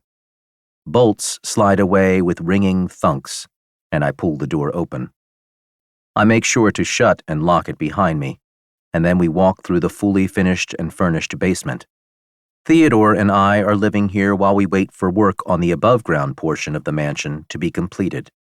The basement living area is open and bright, with artificial windows that line the walls. They're all set to foster the illusion of a sunlit forest. Tree-shaped shadows pool on the wooden floors and wave in a simulated breeze. There's even an outdoor space that simulates an enclosed garden with a heated rock pool and an artificial sky. I walk through the living area, past the wet bar and the kitchen, and down a window-lined hall running to the basement's 3 bedrooms. The largest one, at the end of the hall, is mine. Guard the door, I tell Victor. Yes, sir, he says, turning to face back the way we came as I open the door to my room. He has a gun, but it's just a stunner. Civilian bots and skins can't use lethal weapons, but Victor has other advantages, such as the fact that he's a lot stronger and harder to kill than a real person. Using a top-of-the-line skin for a bodyguard is a fine waste of the 500,000 coin he cost me, but I have to justify his existence somehow. I shut and lock the bedroom door behind me. It's also a security door. They all are in this place. After what happened to my last mansion, I'm building this one like a true fortress. My eyes track over the king-sized bed to the walk-in closet and bathroom. There's an electric fireplace at the foot of the bed that conceals a secret entrance to the bunker beneath the basement. I consider going down there for this, but think better of it. If Theodore comes down here looking for me, I still need to be reachable. Walking to the bed, I bend down and pull out a box underneath it. It's the box Violet gave me with the control helmet inside. Taking it out, I lie down on my bed, remove my AR glasses, and fold them on the nightstand beside me. Then I put on the helmet, and the world disappears in a swirl of bright control screens. I double-check the VPN, and then make the connection to Gavin. And suddenly I'm flying over the Sierra Nevada mountains in my Anand's private air car. My skin comes alive with a brief tingling that feels like ants crawling all over me. I flex my hands on the leather armrests of my chair, and then suck in a deep breath and let it out again slowly. Satisfied that everything is working the way it should, I get up and pour myself a glass of rum from the wet bar in the car before walking back to my seat and taking a sip. I can actually taste it, just as I can hear the roar of the engines and feel their vibrations coursing through the floor and chair. The air freshener inside the car is fresh and citrusy. I can even feel my feet swelling up inside my shoes from sitting far too long on this flight down from San Francisco. This is all too realistic, and more than a little unnerving, even though I've had to use Gavin plenty over the past few weeks in order to get his fortune set up. Once he got his money, I used some of it to buy a home for him, along with a fleet of private vehicles. He lives in the Bay Area of San Francisco.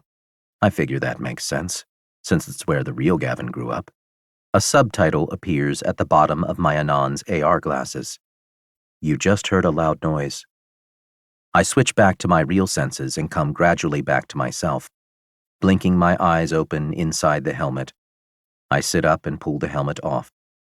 Grabbing my glasses from the nightstand, I put them on and call my bodyguard. Victor? What was that sound? It sounded like a heavy dropping something right above us. Do you want me to find out for you? No, just tell them to keep it down. I'm trying to get some sleep. Yes, sir. I'm back inside the air car a few seconds later, watching as the rugged snow-capped Sierra Mountains fall away beneath me. A shimmering green lake appears below. Mono Lake. The landscape around it is barren and colorless, all desert browns and beiges. I can see the city of Mono glittering with whites and grays in the distance. Nearer by, along the east shore of the lake, is a vast complex. The roofs of all the buildings are gleaming in the sun and lined with solar-collecting tiles.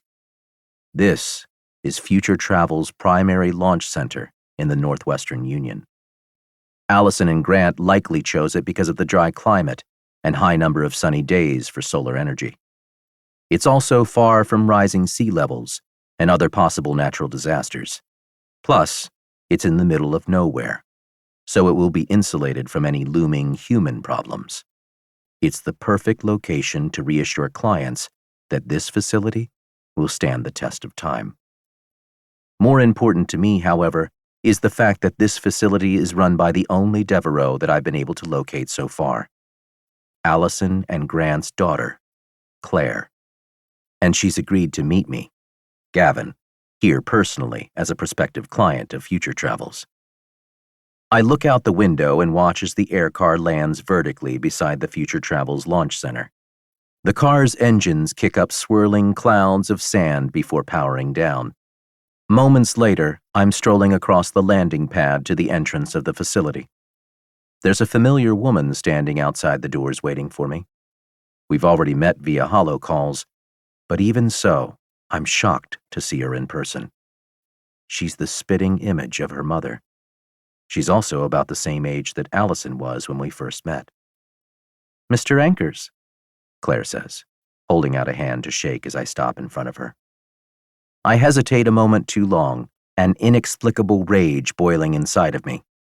Claire's expression flickers, and her hand begins falling back to her side. Is everything all right? She glances behind her, to the pair of security bots flanking the entrance of the welcome center. Their postures shift subtly, and I see their arms twitch as weapon barrels slide out of hidden compartments.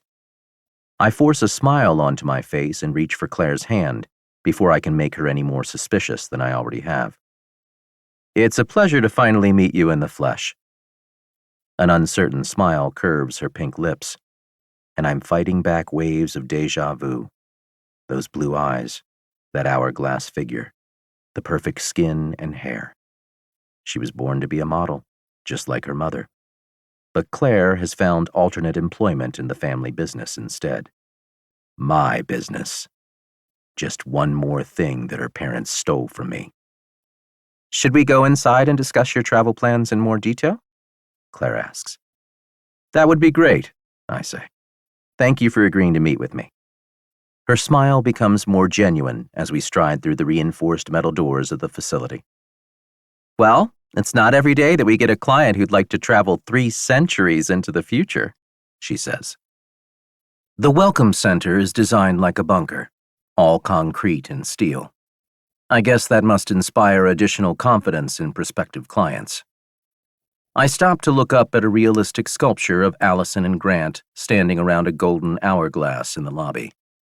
The sands of time are busy running through the hourglass, and the inscription at the base of the sculpture reads, "Time is the longest distance between two places. Tennessee Williams." Followed by, "Future Travels, Inc., traveling far, far away since 2036. My parents," Claire says, nodding to the statue. They're the real brains behind it all. I turn to her with a tight smile. So I've heard. A procession of heavy footsteps draws my eye to a group of heavies walking around the statue toward the entrance of the facility. There's a human at the head of the group, though with skins that look just like people, it's hard to say. I find myself staring at him because of his striking appearance. He's good-looking, tall, but that's not what catches my attention. I can't put my finger on it until he glances my way. Our eyes meet, and a slight smile creases his lips. His stride slows, and then he angles toward us, and his eyes slide away from mine. Mr. Kane, Claire says, you're awake. I trust that everything was to your satisfaction? Half a dozen heavies stop behind him in unison. Their faces blank, black screens like the police models I've seen, but without any sign of who might be piloting them. I also notice the weapon barrels flanking each of their arms. Who is this man that he needs an armed guard wherever he goes? Yes, everything was just fine, thank you, he says. His voice is deep and commanding, like an old movie narrator's. He has bright blue eyes, shadowed by a heavy brow, and framed by a face that looks like it could have been chiseled from stone. Maybe he is a skin. Who is this? He asks. This is Gavin Ankers. He's looking to travel 3 centuries with us. That long? Kane asks. I check his name tag with my Anand's glasses. His first name is Adam. His head tilts curiously. May I ask why? He says. I clear my throat and shuffle my feet, feeling suddenly nervous. For some reason, I'm certain that this man can see straight through my disguise. Because the future just keeps getting better? I say, going for a plum, but somehow it comes out sounding like a question. Does it? Adam asks. I think so. Am I asking him? What the hell is wrong with me? I try to draw myself up and exude the same kind of confidence that's pouring off of Adam. You're going to miss all the best parts, Adam says. Claire steps between us. He's going to take it 50 years at a time, so he can stop traveling anytime he likes. Oh, I prefer to take things 1 year at a time. You're a traveler? I ask. Mr. Kane is one of our best customers. He travels a year forward every year. Really? That catches my interest. It sounds like he's looking for something. Or someone. Like me. How many years have you traveled so far? 30, Adam says.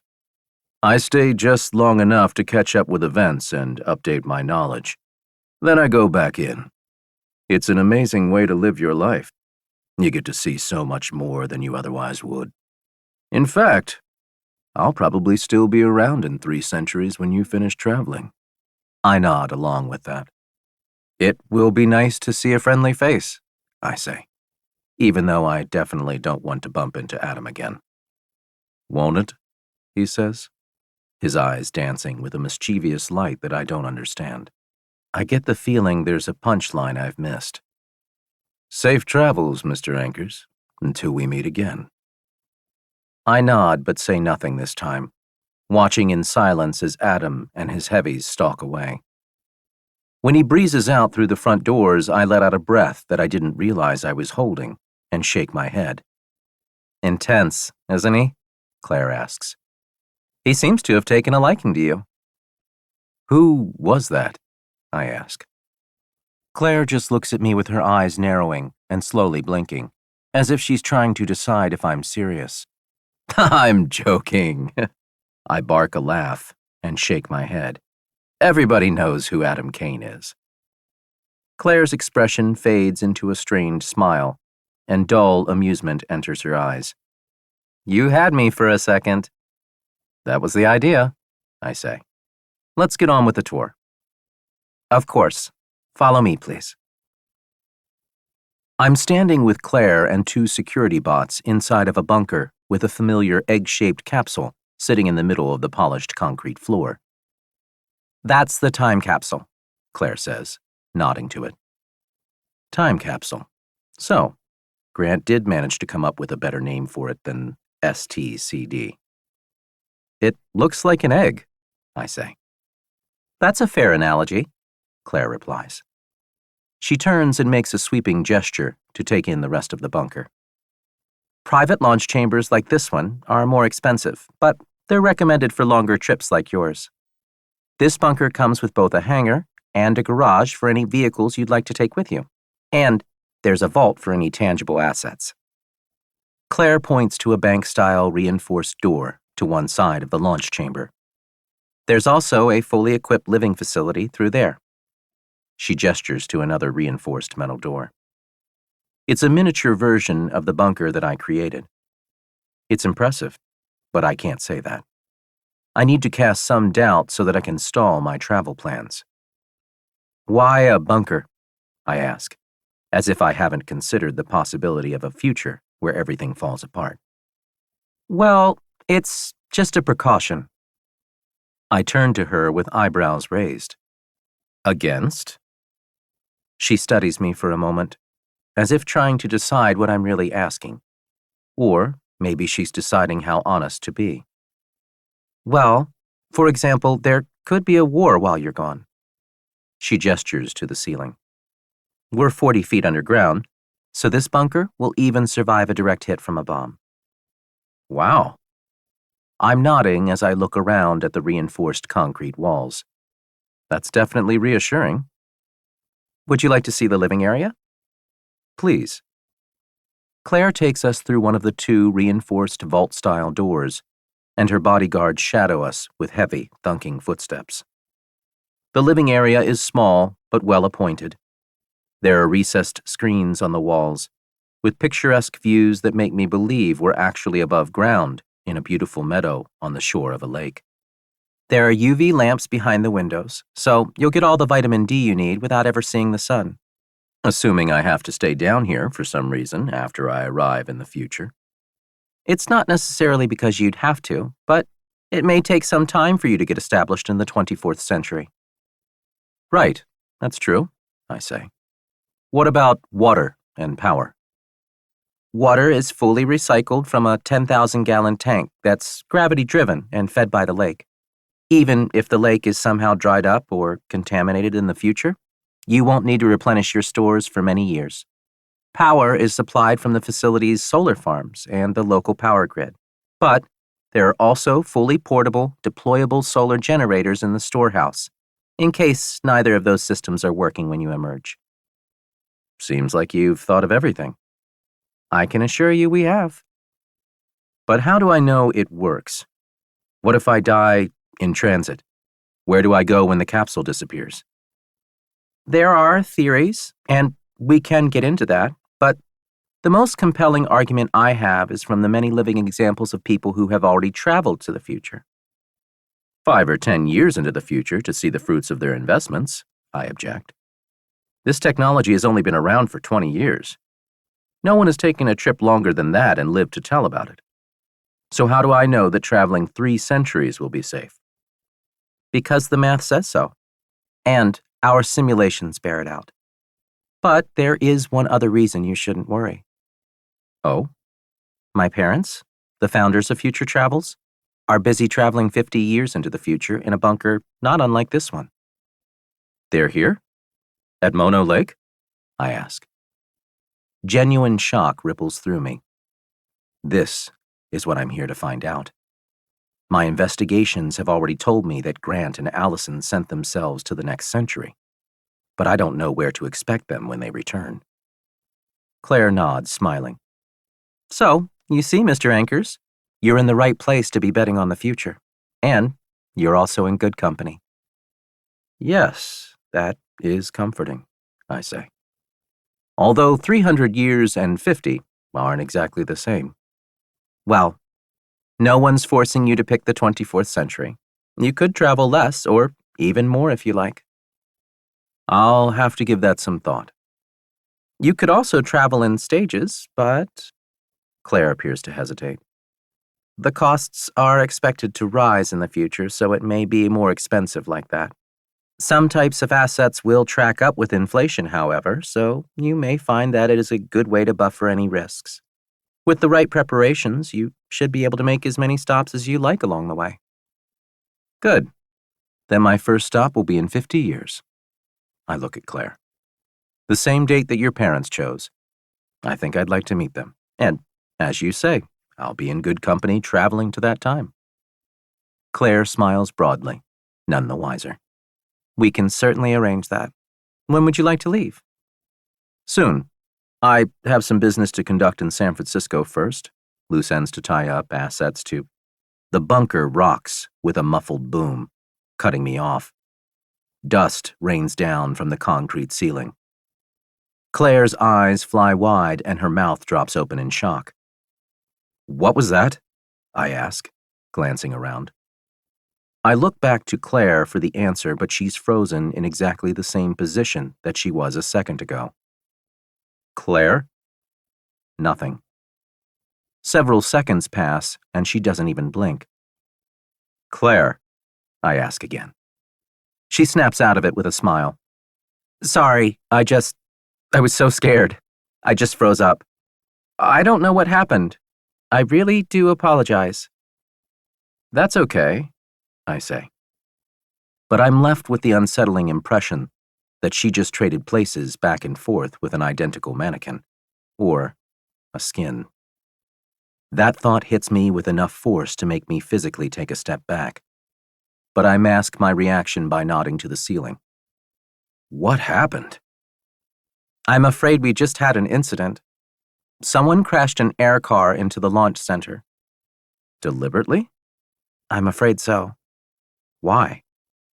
It was a fundy. They were aiming for Adam Kane, for obvious reasons, I suppose.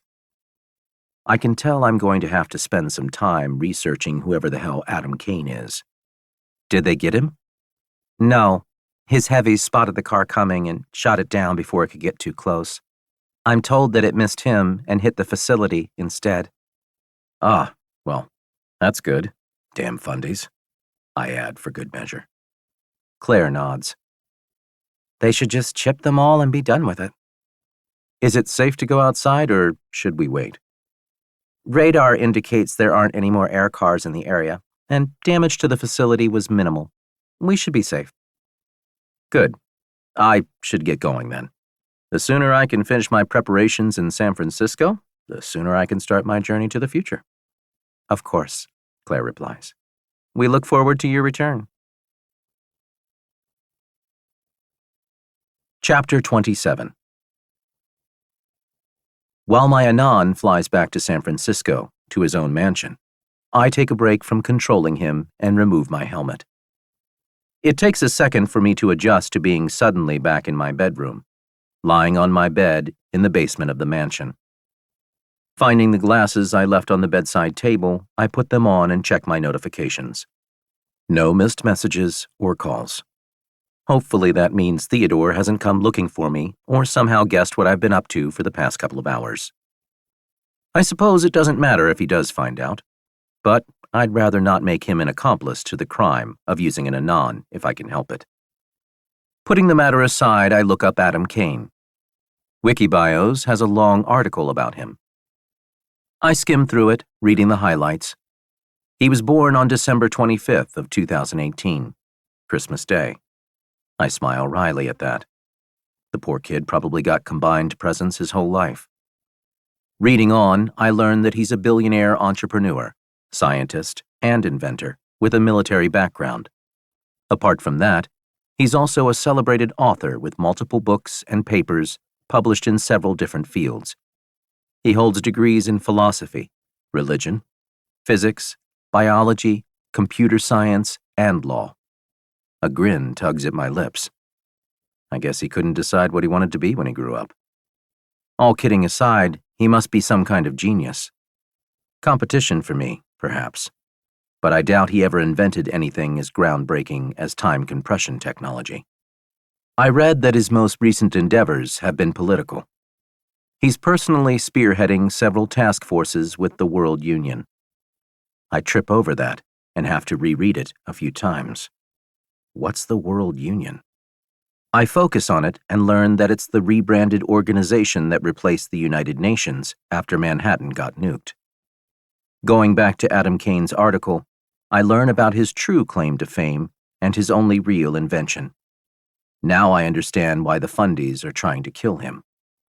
He engineered the hardware and software behind the passmarks and passcards after New York got hit. His company, Global Tracking Solutions, still manages all of the tracking centers for the World Union. He's also involved with the Alcubierre Star Drive Initiative.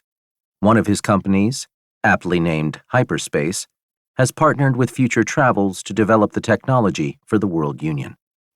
I pull up a video clip where he's talking about the technology alongside none other than Claire Devereaux. The two of them appear sitting on a stage in armchairs, being interviewed by a third person, an old man with a craggy face and white hair. Adam is talking. Our primary goal as a species should be to move past Earth and colonize other worlds. But of course, the distances involved in reaching other planets are so prohibitive that we haven't even been able to send unmanned probes, let alone colonists. The interviewer nods. And that's where this star drive comes in? Absolutely, Claire puts in. We'll be able to hit meaningful fractions of light speed, all the while creating thrust without even the need for a propellant. That means lighter payloads and much longer range before we run out of fuel. In this case, fissile or fusionable materials. The interviewer asks, So you think it would be possible to actually reach the nearest stars? Adam smiles. Easily, in a matter of decades rather than centuries. And the best part is, continuous thrust means real gravity on board, so all of the problems caused by living in zero-G disappear. Our only real challenge will lie in shielding the spacecraft from micrometeors and radiation. Is that even possible at those speeds? And what happens if you manage to go faster than light? Doesn't that mean backwards time travel? Claire shakes her head. Impossible. The energy requirements of using an Alcubierre drive to go faster than light are infinite. All we can hope for are fractions of light speed. But that's enough. It's enough to get us where we need to go. I stop the clip there. My arms are prickled with goosebumps. If I follow Grant and Allison 50 years into the future, I might actually get to see all of that. Colonizing planets beyond our solar system. It seems too good to be true, and yet, it makes sense. I wonder why I never thought about using my technology to generate thrust for a spaceship. Maybe because I was too busy trying to survive prison, and after that, plotting my revenge. My pulse quickens and my head feels light. I'm struggling to think clearly through the rage. They stole so much more than my freedom. They stole my entire life. Every ambition and goal I ever had, consuming it all with just one purpose. I need to send my Anon back to Future Travels soon and finish what I began. But there is one other thing that I need to investigate first. I need to see Violet again. She's the only one who might be able to tell me how I can find out what Claire is and who is controlling her. I'm convinced that she's a skin. An anon, actually, because my glasses can't tell the difference between her and a real person. Heavies and skins are clearly marked as such by their name tags, and when someone is controlling one, that's conveyed as well. But Claire's name tag was broadcasting a human ID code, just like my anon. It could be nothing more than a security measure to keep the real Claire Devereaux safe. That, or the real Claire might be secretly traveling 50 years to the future with her parents. But if that's the case, then who the hell is controlling the anon that looks like her? Chapter 28. I go to see Violet with my anon this time. She knows him, so that shouldn't be a problem. After all, she gave him to me. I also have 3 bodyguard model heavies following me as we leave the air car. It's getting dark now. Homeless undocks are warming their hands over oil drum garbage fires that cast long shadows in the alley. Dirty faces turn to watch as I cross the street.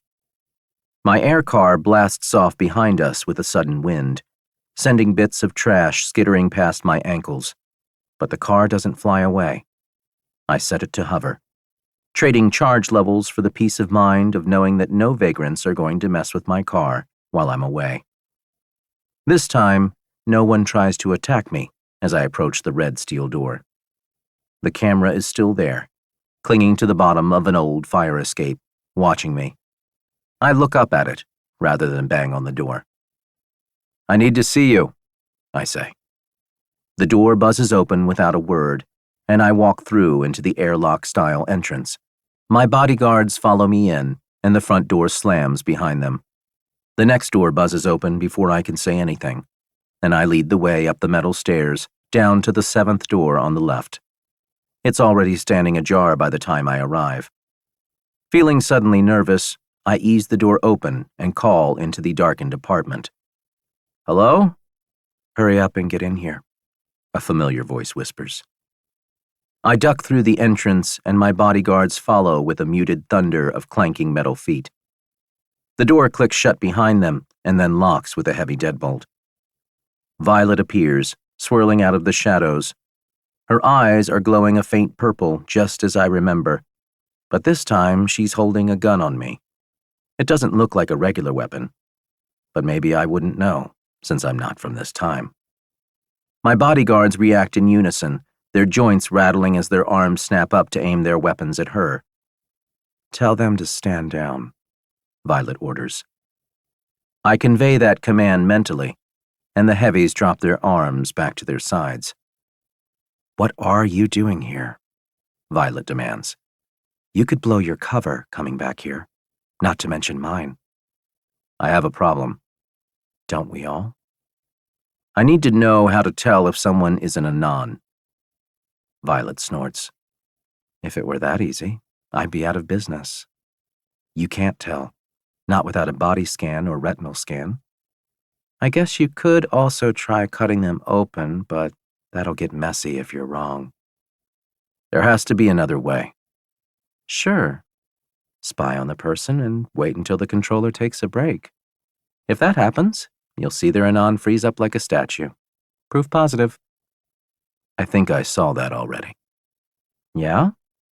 So what are you doing here?" "I want to be sure. And I want to find the controller, assuming they're nearby. Do you have any ideas how I could do that?" Violet shrugs. "That depends. How much are you willing to pay?" "Whatever it takes." A slow smile curves her lips. "In that case, check this out." Violet turns away from me and walks over to her desk. She pulls a key out of her pocket and opens a metal drawer. It bangs as it hits the end of its rails. She rifles around inside for a moment, and then withdraws something and holds it out in her palm. It's tiny and black. I cross the room to see what it is, but in the low lighting, I can't make out any details. "It's too dark," I say. Right. I forget not everyone has night vision. She taps the side of her head as if to indicate her glowing eyes. I like to save juice wherever I can, she adds. Lights?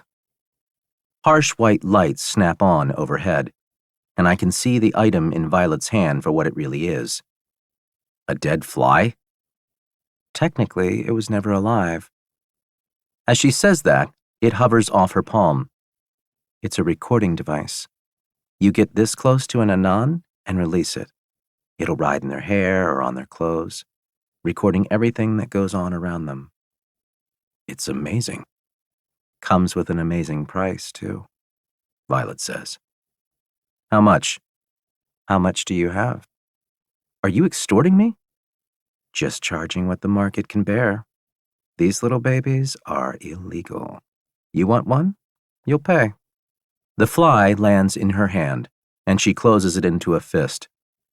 If not, stop wasting my time. 1 million coin, I try. That's a good start. Double it and add a tip. Come to think of it, I'd better charge sales tax too. Fine. Violet holds out her right hand to reveal that she has a pass mark. I stare at the glowing blue triangle with an image of an eye at the top of a pyramid inside of it. I wonder how I never noticed that before. You're marked? I ask. Yes and no. It helps in my business to be able to blend in when I want to. As I stare at it, the mark fades and disappears, and hide when I want to, Violet adds. But you're an anon. So? I hold my anon's right hand out. As the two chips come into proximity with each other, I initiate the transaction, and mine turns red, while hers starts glowing green. That's 2.8 million coin, I say, even though she can already see the amount flashing before her eyes. Pleasure doing business with you, she says. If you need to find me again, I won't be here. Then where do I find you? You don't. I'll find you. How? Just ask around the net for Violet. Assuming you're not working for the cops, I'll find you. I frown at that. Okay. Violet hands me the spy drone. Show me how to use it? It's easy. It works through remote access. A data transfer prompt flashes on my glasses. I accept, and the access codes are sent to my cloud. If you want, you can control it directly with this. Violet turns around and reaches back into the drawer to remove a small joystick and throttle control. Perfect, I say. It's time to find out who Claire really is. Chapter 29. As I leave the apartment complex with my overpriced spy drone, I'm gratified to see that my car is still hovering above the alley. There's a dog barking at it from the sidewalk. I walk up behind the mongrel with my trio of bodyguards clanking along behind me, their weapons raised and torsos swiveling to ward off the street people. As I draw near to the dog, it turns to look at me with one eye and a crumpled face. Sweet ride, it says in a garbled voice. I stop and study the robot with a pitying frown. What, cat got your tongue? The mongrel laughs at its own joke with a burst of static. I can see that it didn't always look so ratty. Its gray fur might have once been white, and it's matted and stained. Apart from that, the bot's head was obviously bashed in by something, a metal pipe or bat. I'm surprised it's still functioning at all. Do you have a home? I ask. Why? The dog's one eye squints at me, and it cocks its head. I don't take in strays if that's what you're wondering. I meant that you could come with me. Oh. The dog glances away, over to one of the oil drum fires. There's a man with a scraggly gray beard approaching us with his hands raised, and I can see that his gloves are full of holes. I don't want any trouble, he says, as my heavies track his approach with their weapons. Is he yours? I reply. Yes. The robo-dog looks back to me and shrugs with a grinding sound. Sorry, I already have a human, but if you like me that much, look up Irony Dog or Irony Cat. The creature shudders and growls out of the good side of his snout. Maybe I will, I say, nodding and moving on. I order my air car to land and then climb in with my bodyguards. As we take off, I find myself looking up something else entirely. Adriana Rivera Vargas and Olivia Rivera Vargas. Seeing that robotic dog reminded me of Buddy and the little girl who owned him. I want to know what happened to her and her mother after I helped them get off the streets. By now, they should be out of the blocks again. My rudimentary search doesn't turn up an address, but it does give me a number to contact Adriana. I place a hollow call with my glasses and wait for her to pick up. Hello? She says. There's no virtual image of her to accompany the voice, but that could be because she's trying to keep some modicum of privacy. Is this Adriana Rivera Vargas? I ask. Who wants to know? She replies. I'm a friend of Mr. Morgan, I say, remembering to use my alias. The man who was Byron Gaines is becoming a more and more distant memory. I go on. He asked me to check up on you. Is there a way we could meet? Oh, yes. I suppose we could meet in the lobby of my hotel. Perfect. When? I'm at the hotel now, but I have to leave soon. I can be there in 10 minutes. Just send me the address. There's a long pause on the other end. Adriana? Yes, it's the Adrian on Eddy Street. A wry smile touches my lips. The Adrian? Named after you, I suppose? 10 minutes. If you take more than 20, I'll be gone. I nod slowly. I'll be there. She ends the call, leaving me with a dial tone. I end my call as well and sit for a moment, wrestling with my confusion. What is she still doing in the blocks? 3 weeks ago, she only needed to stay a few more days before she could get another 1-month visa to leave.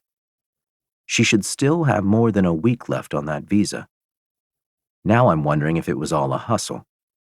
Maybe the gangsters who were threatening her and her daughter are in on it, and they got the lion's share of the money I gave her. My eyes narrow with a cynical scowl.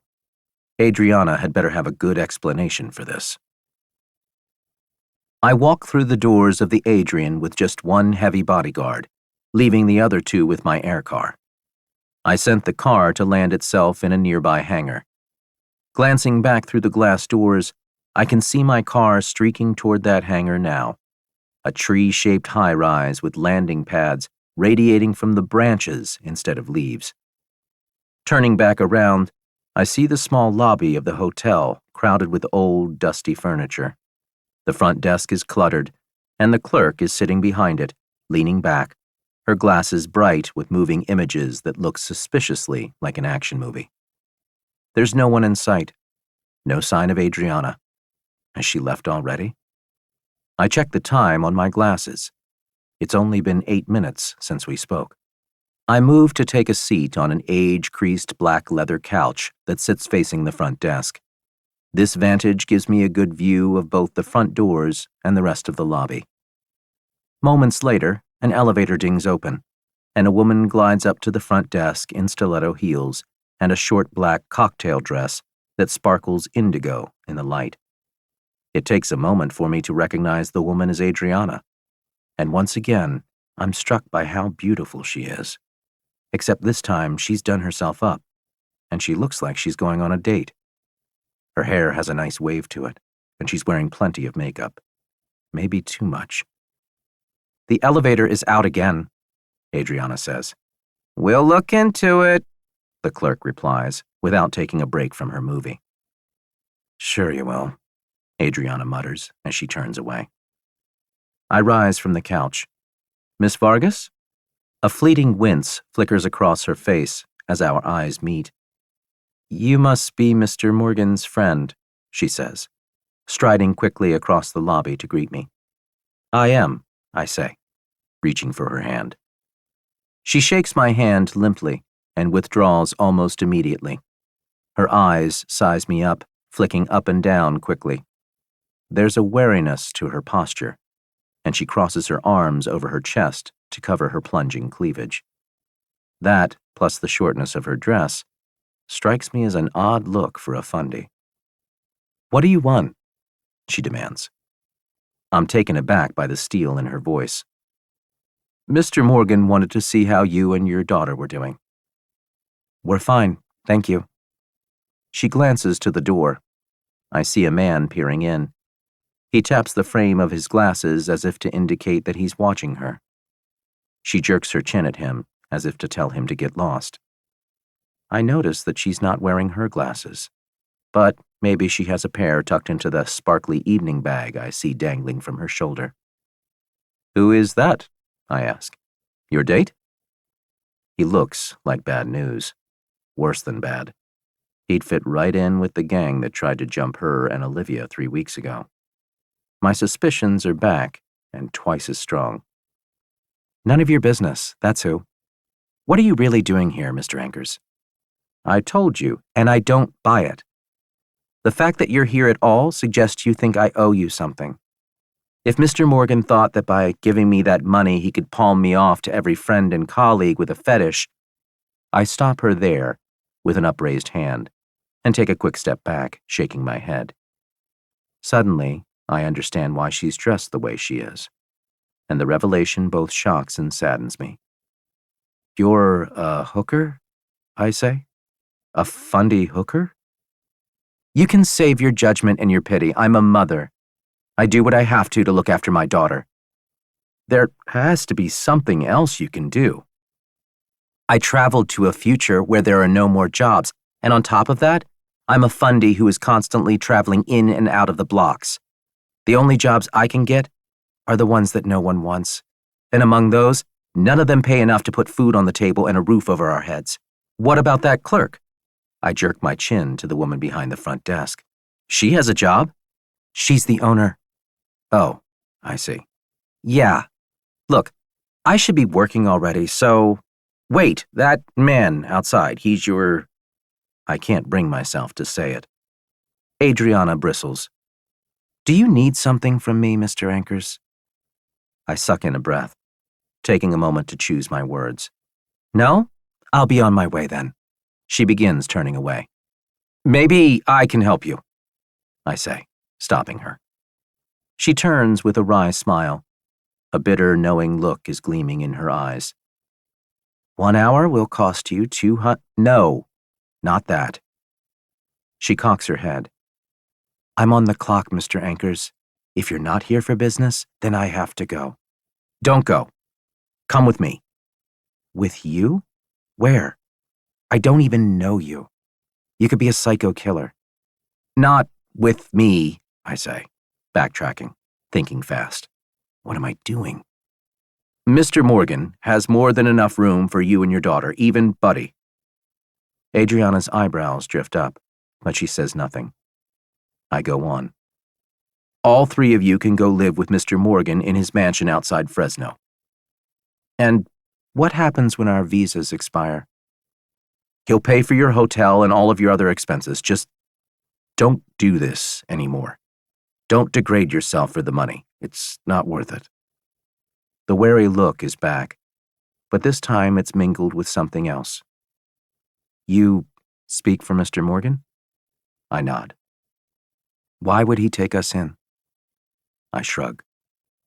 "He has more money than he needs. Maybe he wants to give something back." "He's a keeper. He's marked. Sooner or later, he'll be forced to turn me in." I shake my head slowly. "Turn you in for what? Are the police looking for you?" A frown creases Adriana's face. "No, not yet." I shake my head, waiting for her to go on. "Never mind. It's a fundy thing. You wouldn't get it." "So?" Adriana shakes her head. "I don't know you, and I don't trust you. If Mr. Morgan wants to make such a generous offer, he's going to have to come and get us himself." "You don't know your clients either," I say, "and you trust them." A laugh bubbles up from Adriana's lips. Why do you think I have Axel waiting for me outside? I don't trust the clients. I'm not that stupid. Fine. Mr. Morgan will come for you. But only if you tell Axel to go away now. If I do that, my life will be in danger and my daughter's life. I nod to my heavy bodyguard. Fine. PD2? Sir? A deep voice answers, and the robot turns to look at me with its featureless, glossy black face. Tell the man outside that Adriana won't be able to join him tonight. Copy that. It replies, and goes clanking toward the doors. Wait, Adriana objects. I raise my eyebrows, studying her. I can't force you to accept this offer, but for your daughter's sake and for yours, you should. I was just going to add that your heavy can tell Axel to go to hell. PD2? He will be told, sir. Chapter 30. March 16th, 2061. Coordinating the switch between myself and my Anon took some finesse. Gavin had to excuse himself and go back to his air car with his heavy, just as I arrived to pick up Adriana and her daughter. But it worked. It was a quiet ride from San Francisco to my place in Fresno, and I could sense that Adriana was trying to avoid more questions and comments about her choice of profession. I gave her and Olivia their space, retiring to another set of seats a row back from theirs in my air car. Now, just an hour later, we've arrived. I can see the trees shining silver in the moonlight and waving in the wind of the car's rotors as we set down on one of the landing pads outside my mansion. We all leave the air car together. This is your home? Adriana says, her eyes wide. Yes. The face of the mansion is illuminated with spotlights, 3 rows of bulletproof windows gleaming with interior lights, all framed with solid concrete that's decoratively etched and textured to suggest massive blocks of stone stacked like bricks. We walk up 8 feet of front steps to find Theodore waiting for us in front of one of 2 12-foot reinforced steel doors. They're painted a coppery color to combine with the color of the window frames. Adriana and Olivia go ahead of me, each carrying a bulging backpack that contains all of their belongings. They've been living out of those backpacks for over a year now. 2 personal defender heavies glance our way, their characteristic glossy black faces inscrutable. Welcome to your new home, I say, as we reach the top of the stairs. Clouds of bugs are dancing in the lights, shining high above the covered front porch where we now stand. One of the larger ones lands on my nose, and I almost slap myself trying to shoo it away. It goes back to join the others buzzing around the lights. I look to Adriana and notice out of the corner of my eye that Buddy is lifting his leg against one of the 2 polished concrete columns that support the roof. An actual stream of liquid spurts out and puddles at his feet, trickling down the stairs. Hey! What? Buddy asks. You said it's my new home. I was just marking it as mine. He hasn't had a walk in a while, Olivia explains. Well, there are ample grounds here to walk him, Theodore says, as if he's oblivious to the fact that Buddy isn't a real dog. It's good to see you again, Miss Vargas, and you too, young Miss Olivia. I don't believe I've introduced myself the last time we met. I'm Anthony Davis, Mr. Morgan's estate manager. My brow furrows with confusion, and it takes me a second to recognize Theodore's alias, Anthony Davis. Theodore spends most of his time here, so I've almost never heard him use it. It's nice to meet you, Adriana says. But please, call me Anna. Of course, Miss Anna. Please, come in. Theodore swings the door open wider so that we can enter, and I see Victor, my skin bodyguard, standing just behind him. I can hear a riding lawnmower moaning in the distance, one of the groundskeeper heavies hard at work, even though it's the middle of the night. We walk in together. Wow, Olivia says. her eyes everywhere at once. Adriana's jaw actually drops as she turns in a circle and peers up at the domed ceiling above the entrance. The second and third floors overlook the entrance hall from balconies in front of us, and marble stairs sweep up to the second floor from either side of the entrance. Triangular skylights radiate from a central point overhead, from which a sparkling chandelier hangs, the lights dimmed to a rosy glow. Moonlight beams through the skylights, brighter than the chandelier, casting fan-shaped shadows on the floor. "The work on the main floor is mostly done now," Theodore says. I nod along with that, as if it's news to me as well. The floors are laid, the windows all in place, and the paint is dry, but it still smells fresh. A hammering sound starts up somewhere in the distant recesses of the mansion. What was that? Buddy asks. His floppy ears have perked into comically large triangles above his head. That's gonna keep me up. I get nippy when I don't get enough sleep. Victor looks at him, his eyes narrowing. What is this thing doing here? Thing? Buddy shuffles back a step. I'm a dog. Woof. See? If you're a dog, then I'm a human. Buddy's eyes widen dramatically. You're not a human? He's a skin? Adriana asks. Top of the line, I say. Theodore clears his throat. Your quarters will be in the basement with ours for now. The basement is thoroughly insulated, so you won't hear any of the construction. I'm sure it will be fine. We're not picky, Adriana says. Don't listen to her, Buddy says, looking at me. He bares his teeth and opens and shuts his snout a few times, chomping air. Remember, nippy. Victor scowls, but I can't help smiling. Come, let me show you to your rooms. You must be tired. This way. Theodore starts toward the great room and the stairwell. Adriana glances back at me, as if to check that I'm coming as well.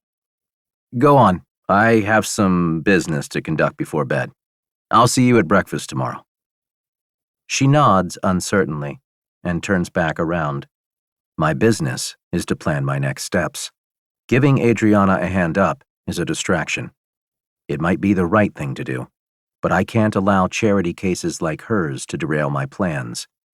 I need to send my Anon back to meet with Claire soon so that he can release my bug and find out what's really going on over there. Until then, I can't commit to traveling another 50 years into the future. That thought triggers another. What about Adriana and Olivia? If I do decide to travel to the future, what will I do with them? I could leave them to watch over the mansion. But what if they turn it into a haven for more fundies? I can just imagine it now.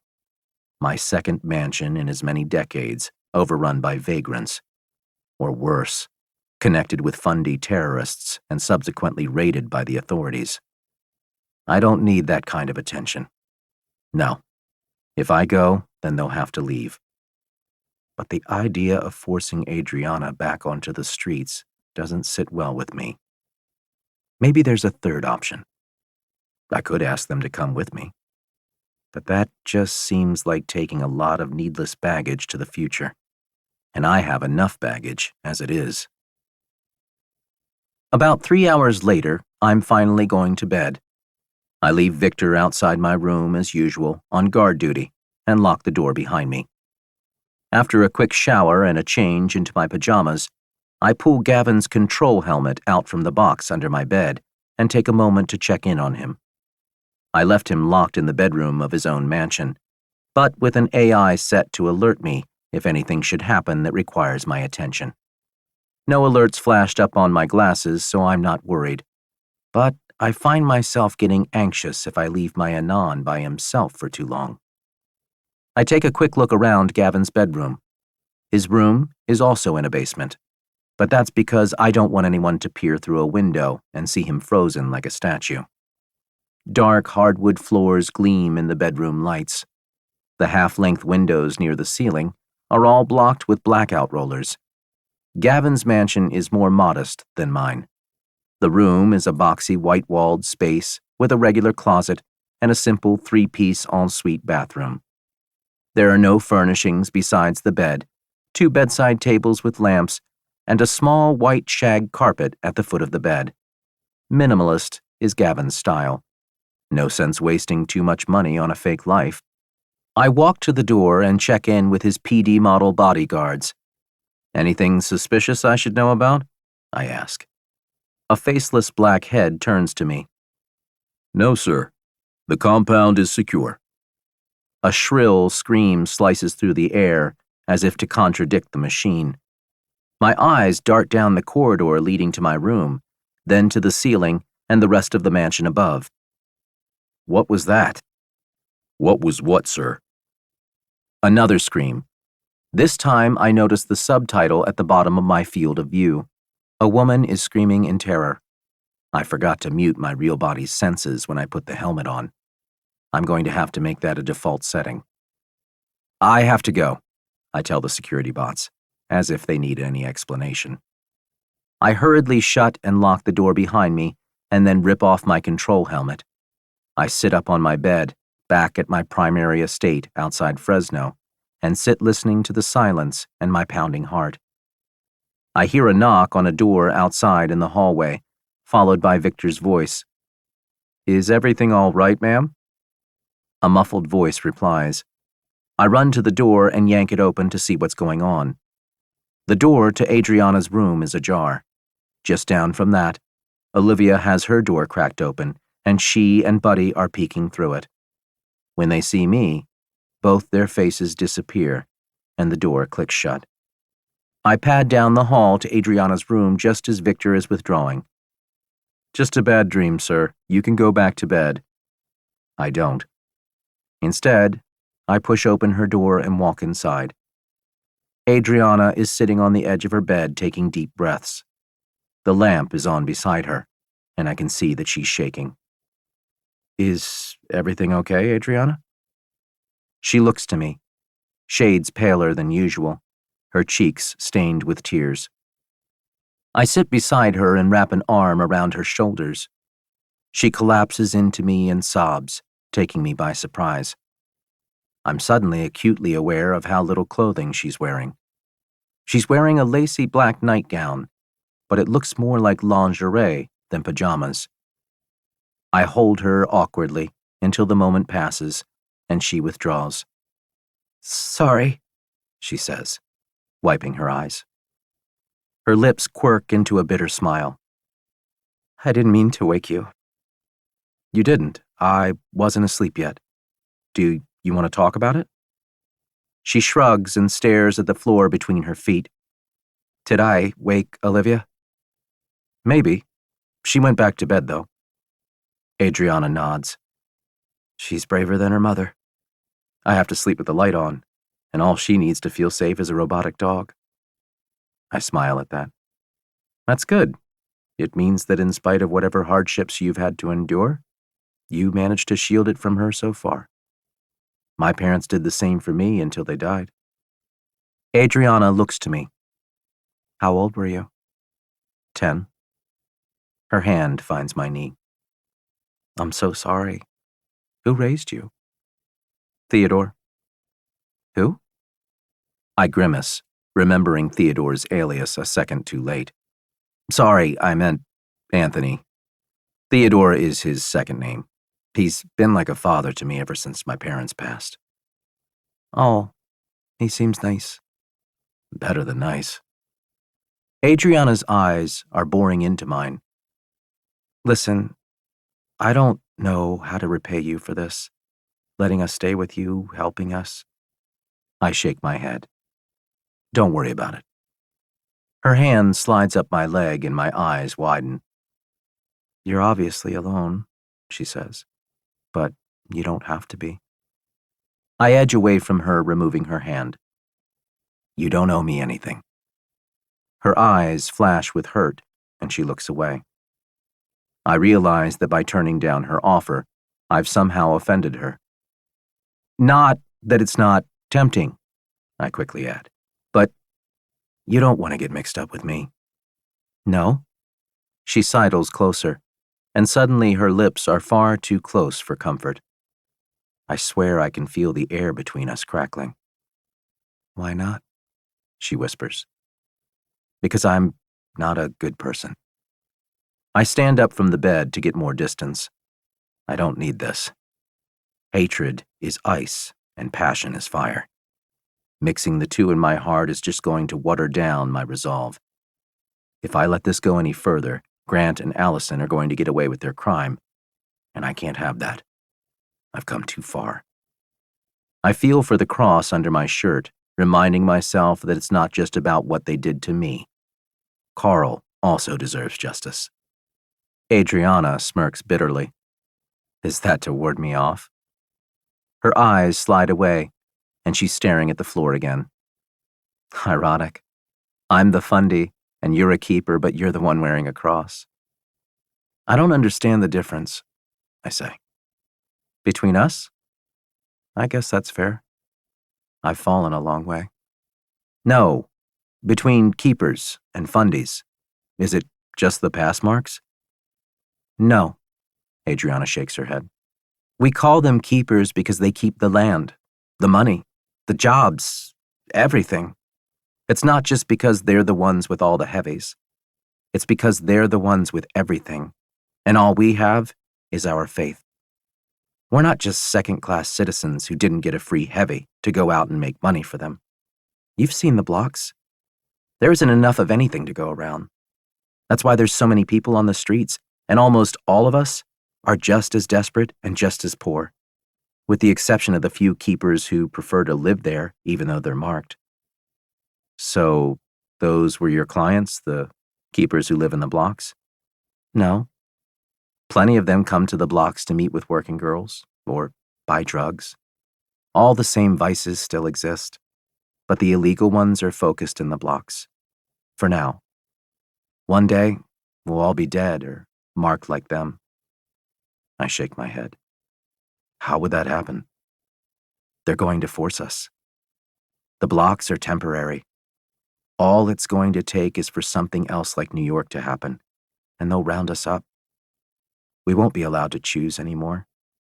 Either we get the implants or we die. No government would ever sanction that. It was predicted. So it will happen. Sooner or later. Hopefully later. Maybe the predictions are wrong. I don't see any 666s on the pass marks. I hold mine out for her to see. She stares at it for a moment, as if mesmerized. Then she shrugs. Maybe it's not visible. It could be in the code. Or just not there. I go back to sit with Adriana. A suspicion forms in my head. What were you screaming about in your sleep? She bites her lip and tears well up in her eyes again. They were going to kill Olivia. Who was? The police? Because she wouldn't take the mark? Ah. I wrap my arm around her shoulders again. That won't happen. She pulls away from me. How do you know? It was only a little more than a century ago that we had the Holocaust. How would this be any different? I shake my head. People aren't like that. Why? What's changed? We're more educated, more civilized, more tolerant. You're wrong. There's trouble brewing. I hear whispers of it every day, and I see it on the news. There's a sect of fundies that's committed to fighting back. I frown at that. How? How else? With guns and bombs. So they're terrorists? Fundie terrorists? Why would they do that? They can't possibly hope to change anything by blowing things up. Someone is funding them. They get to eat and have a roof over their heads. And when they die for the cause, they think they're going to heaven. Their numbers are growing every day, Richard. Soon fundie will become synonymous with terrorist. And then what? I don't know what to say to that.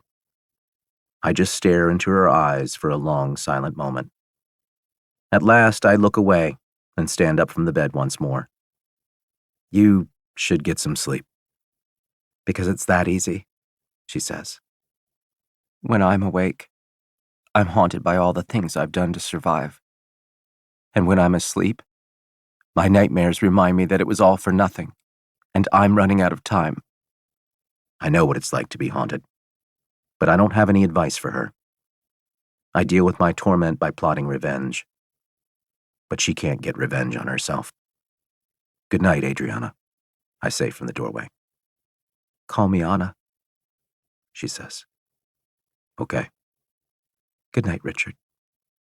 I click the door shut and walk back down the hall to my room to find Theodore sitting on my bed with my Anand's control helmet in his lap. I forgot to put it away. When were you going to tell me about this? Theodore asks. Chapter 31. I shut the door behind me. About what? I reply, feigning innocence. That's for Victor. You never controlled him. Not that I've seen. And anyway, I've just finished putting it on myself. Who is Gavin Anchors, and what have you been doing with him? Nothing yet. But you will. Tell me what's going on right now, or so help me, Byron Edison Gaines, I will report you to the authorities myself. I move to take a seat in an armchair opposite the bed. It's a long story. Why don't we talk about it in the morning? I'm not tired, Theodore replies. Fine. It takes half an hour to explain everything, and when I'm done, Theodore looks troubled. When are you going to plant the bug? He asks. Tomorrow. What do you expect to find? I don't know. I see. What? Have you considered that there's more to life than revenge? I really thought you'd turned a corner when you told me about Miss Vargas and her daughter coming to stay with us. What does that have to do with anything? If you don't know, then you're blind. And deaf. I heard you two talking. I was listening from the hall. She's interested in you. You could have a life here, Byron. Don't use that name. Fine, Richard. My point stands. You could make a life here. There's still time. But if you kill someone and it gets traced back to you, who said anything about killing anyone? I ask. Don't try to fool me. Fool yourself if you wish, but I know you. I raised you, and I know that you won't stop until they are dead. So ask yourself, how many years will you get for the crime the second time around? This time you won't be able to claim it was a crime of passion. It will be premeditated. I'm too tired to deal with this now. Go to sleep, Theodore. His expression darkens, his wrinkles crinkling into angry patterns as he rises from the bed. Very well. Good night, sir. March 17th, 2061. Despite my late night, I'm up at 7 the next morning, sitting at the breakfast table in a hexagonal nook surrounded by windows. I'm on to my third cup of coffee as I watch a virtual TV on my glasses. I've pinned that virtual screen to the wall in front of me. Aesthetically, it looks wrong, off-center, covering half of one of the windows and a third of another, but it's only a virtual TV. I'm watching a news report about a bomb going off in D.C., just outside the city's World Union Tracking Center. The authorities suspect fundies, but there's no real evidence of religious conviction behind the attack, because the terrorists were undocs. They had neither pass marks nor pass cards on them at the time they delivered the bomb. And it seems that they died with the blast, so there's not a lot of other evidence to go on. Despite that, the news anchor is passing more than a few sideways comments about the stupidity of people believing in higher powers in this day and age.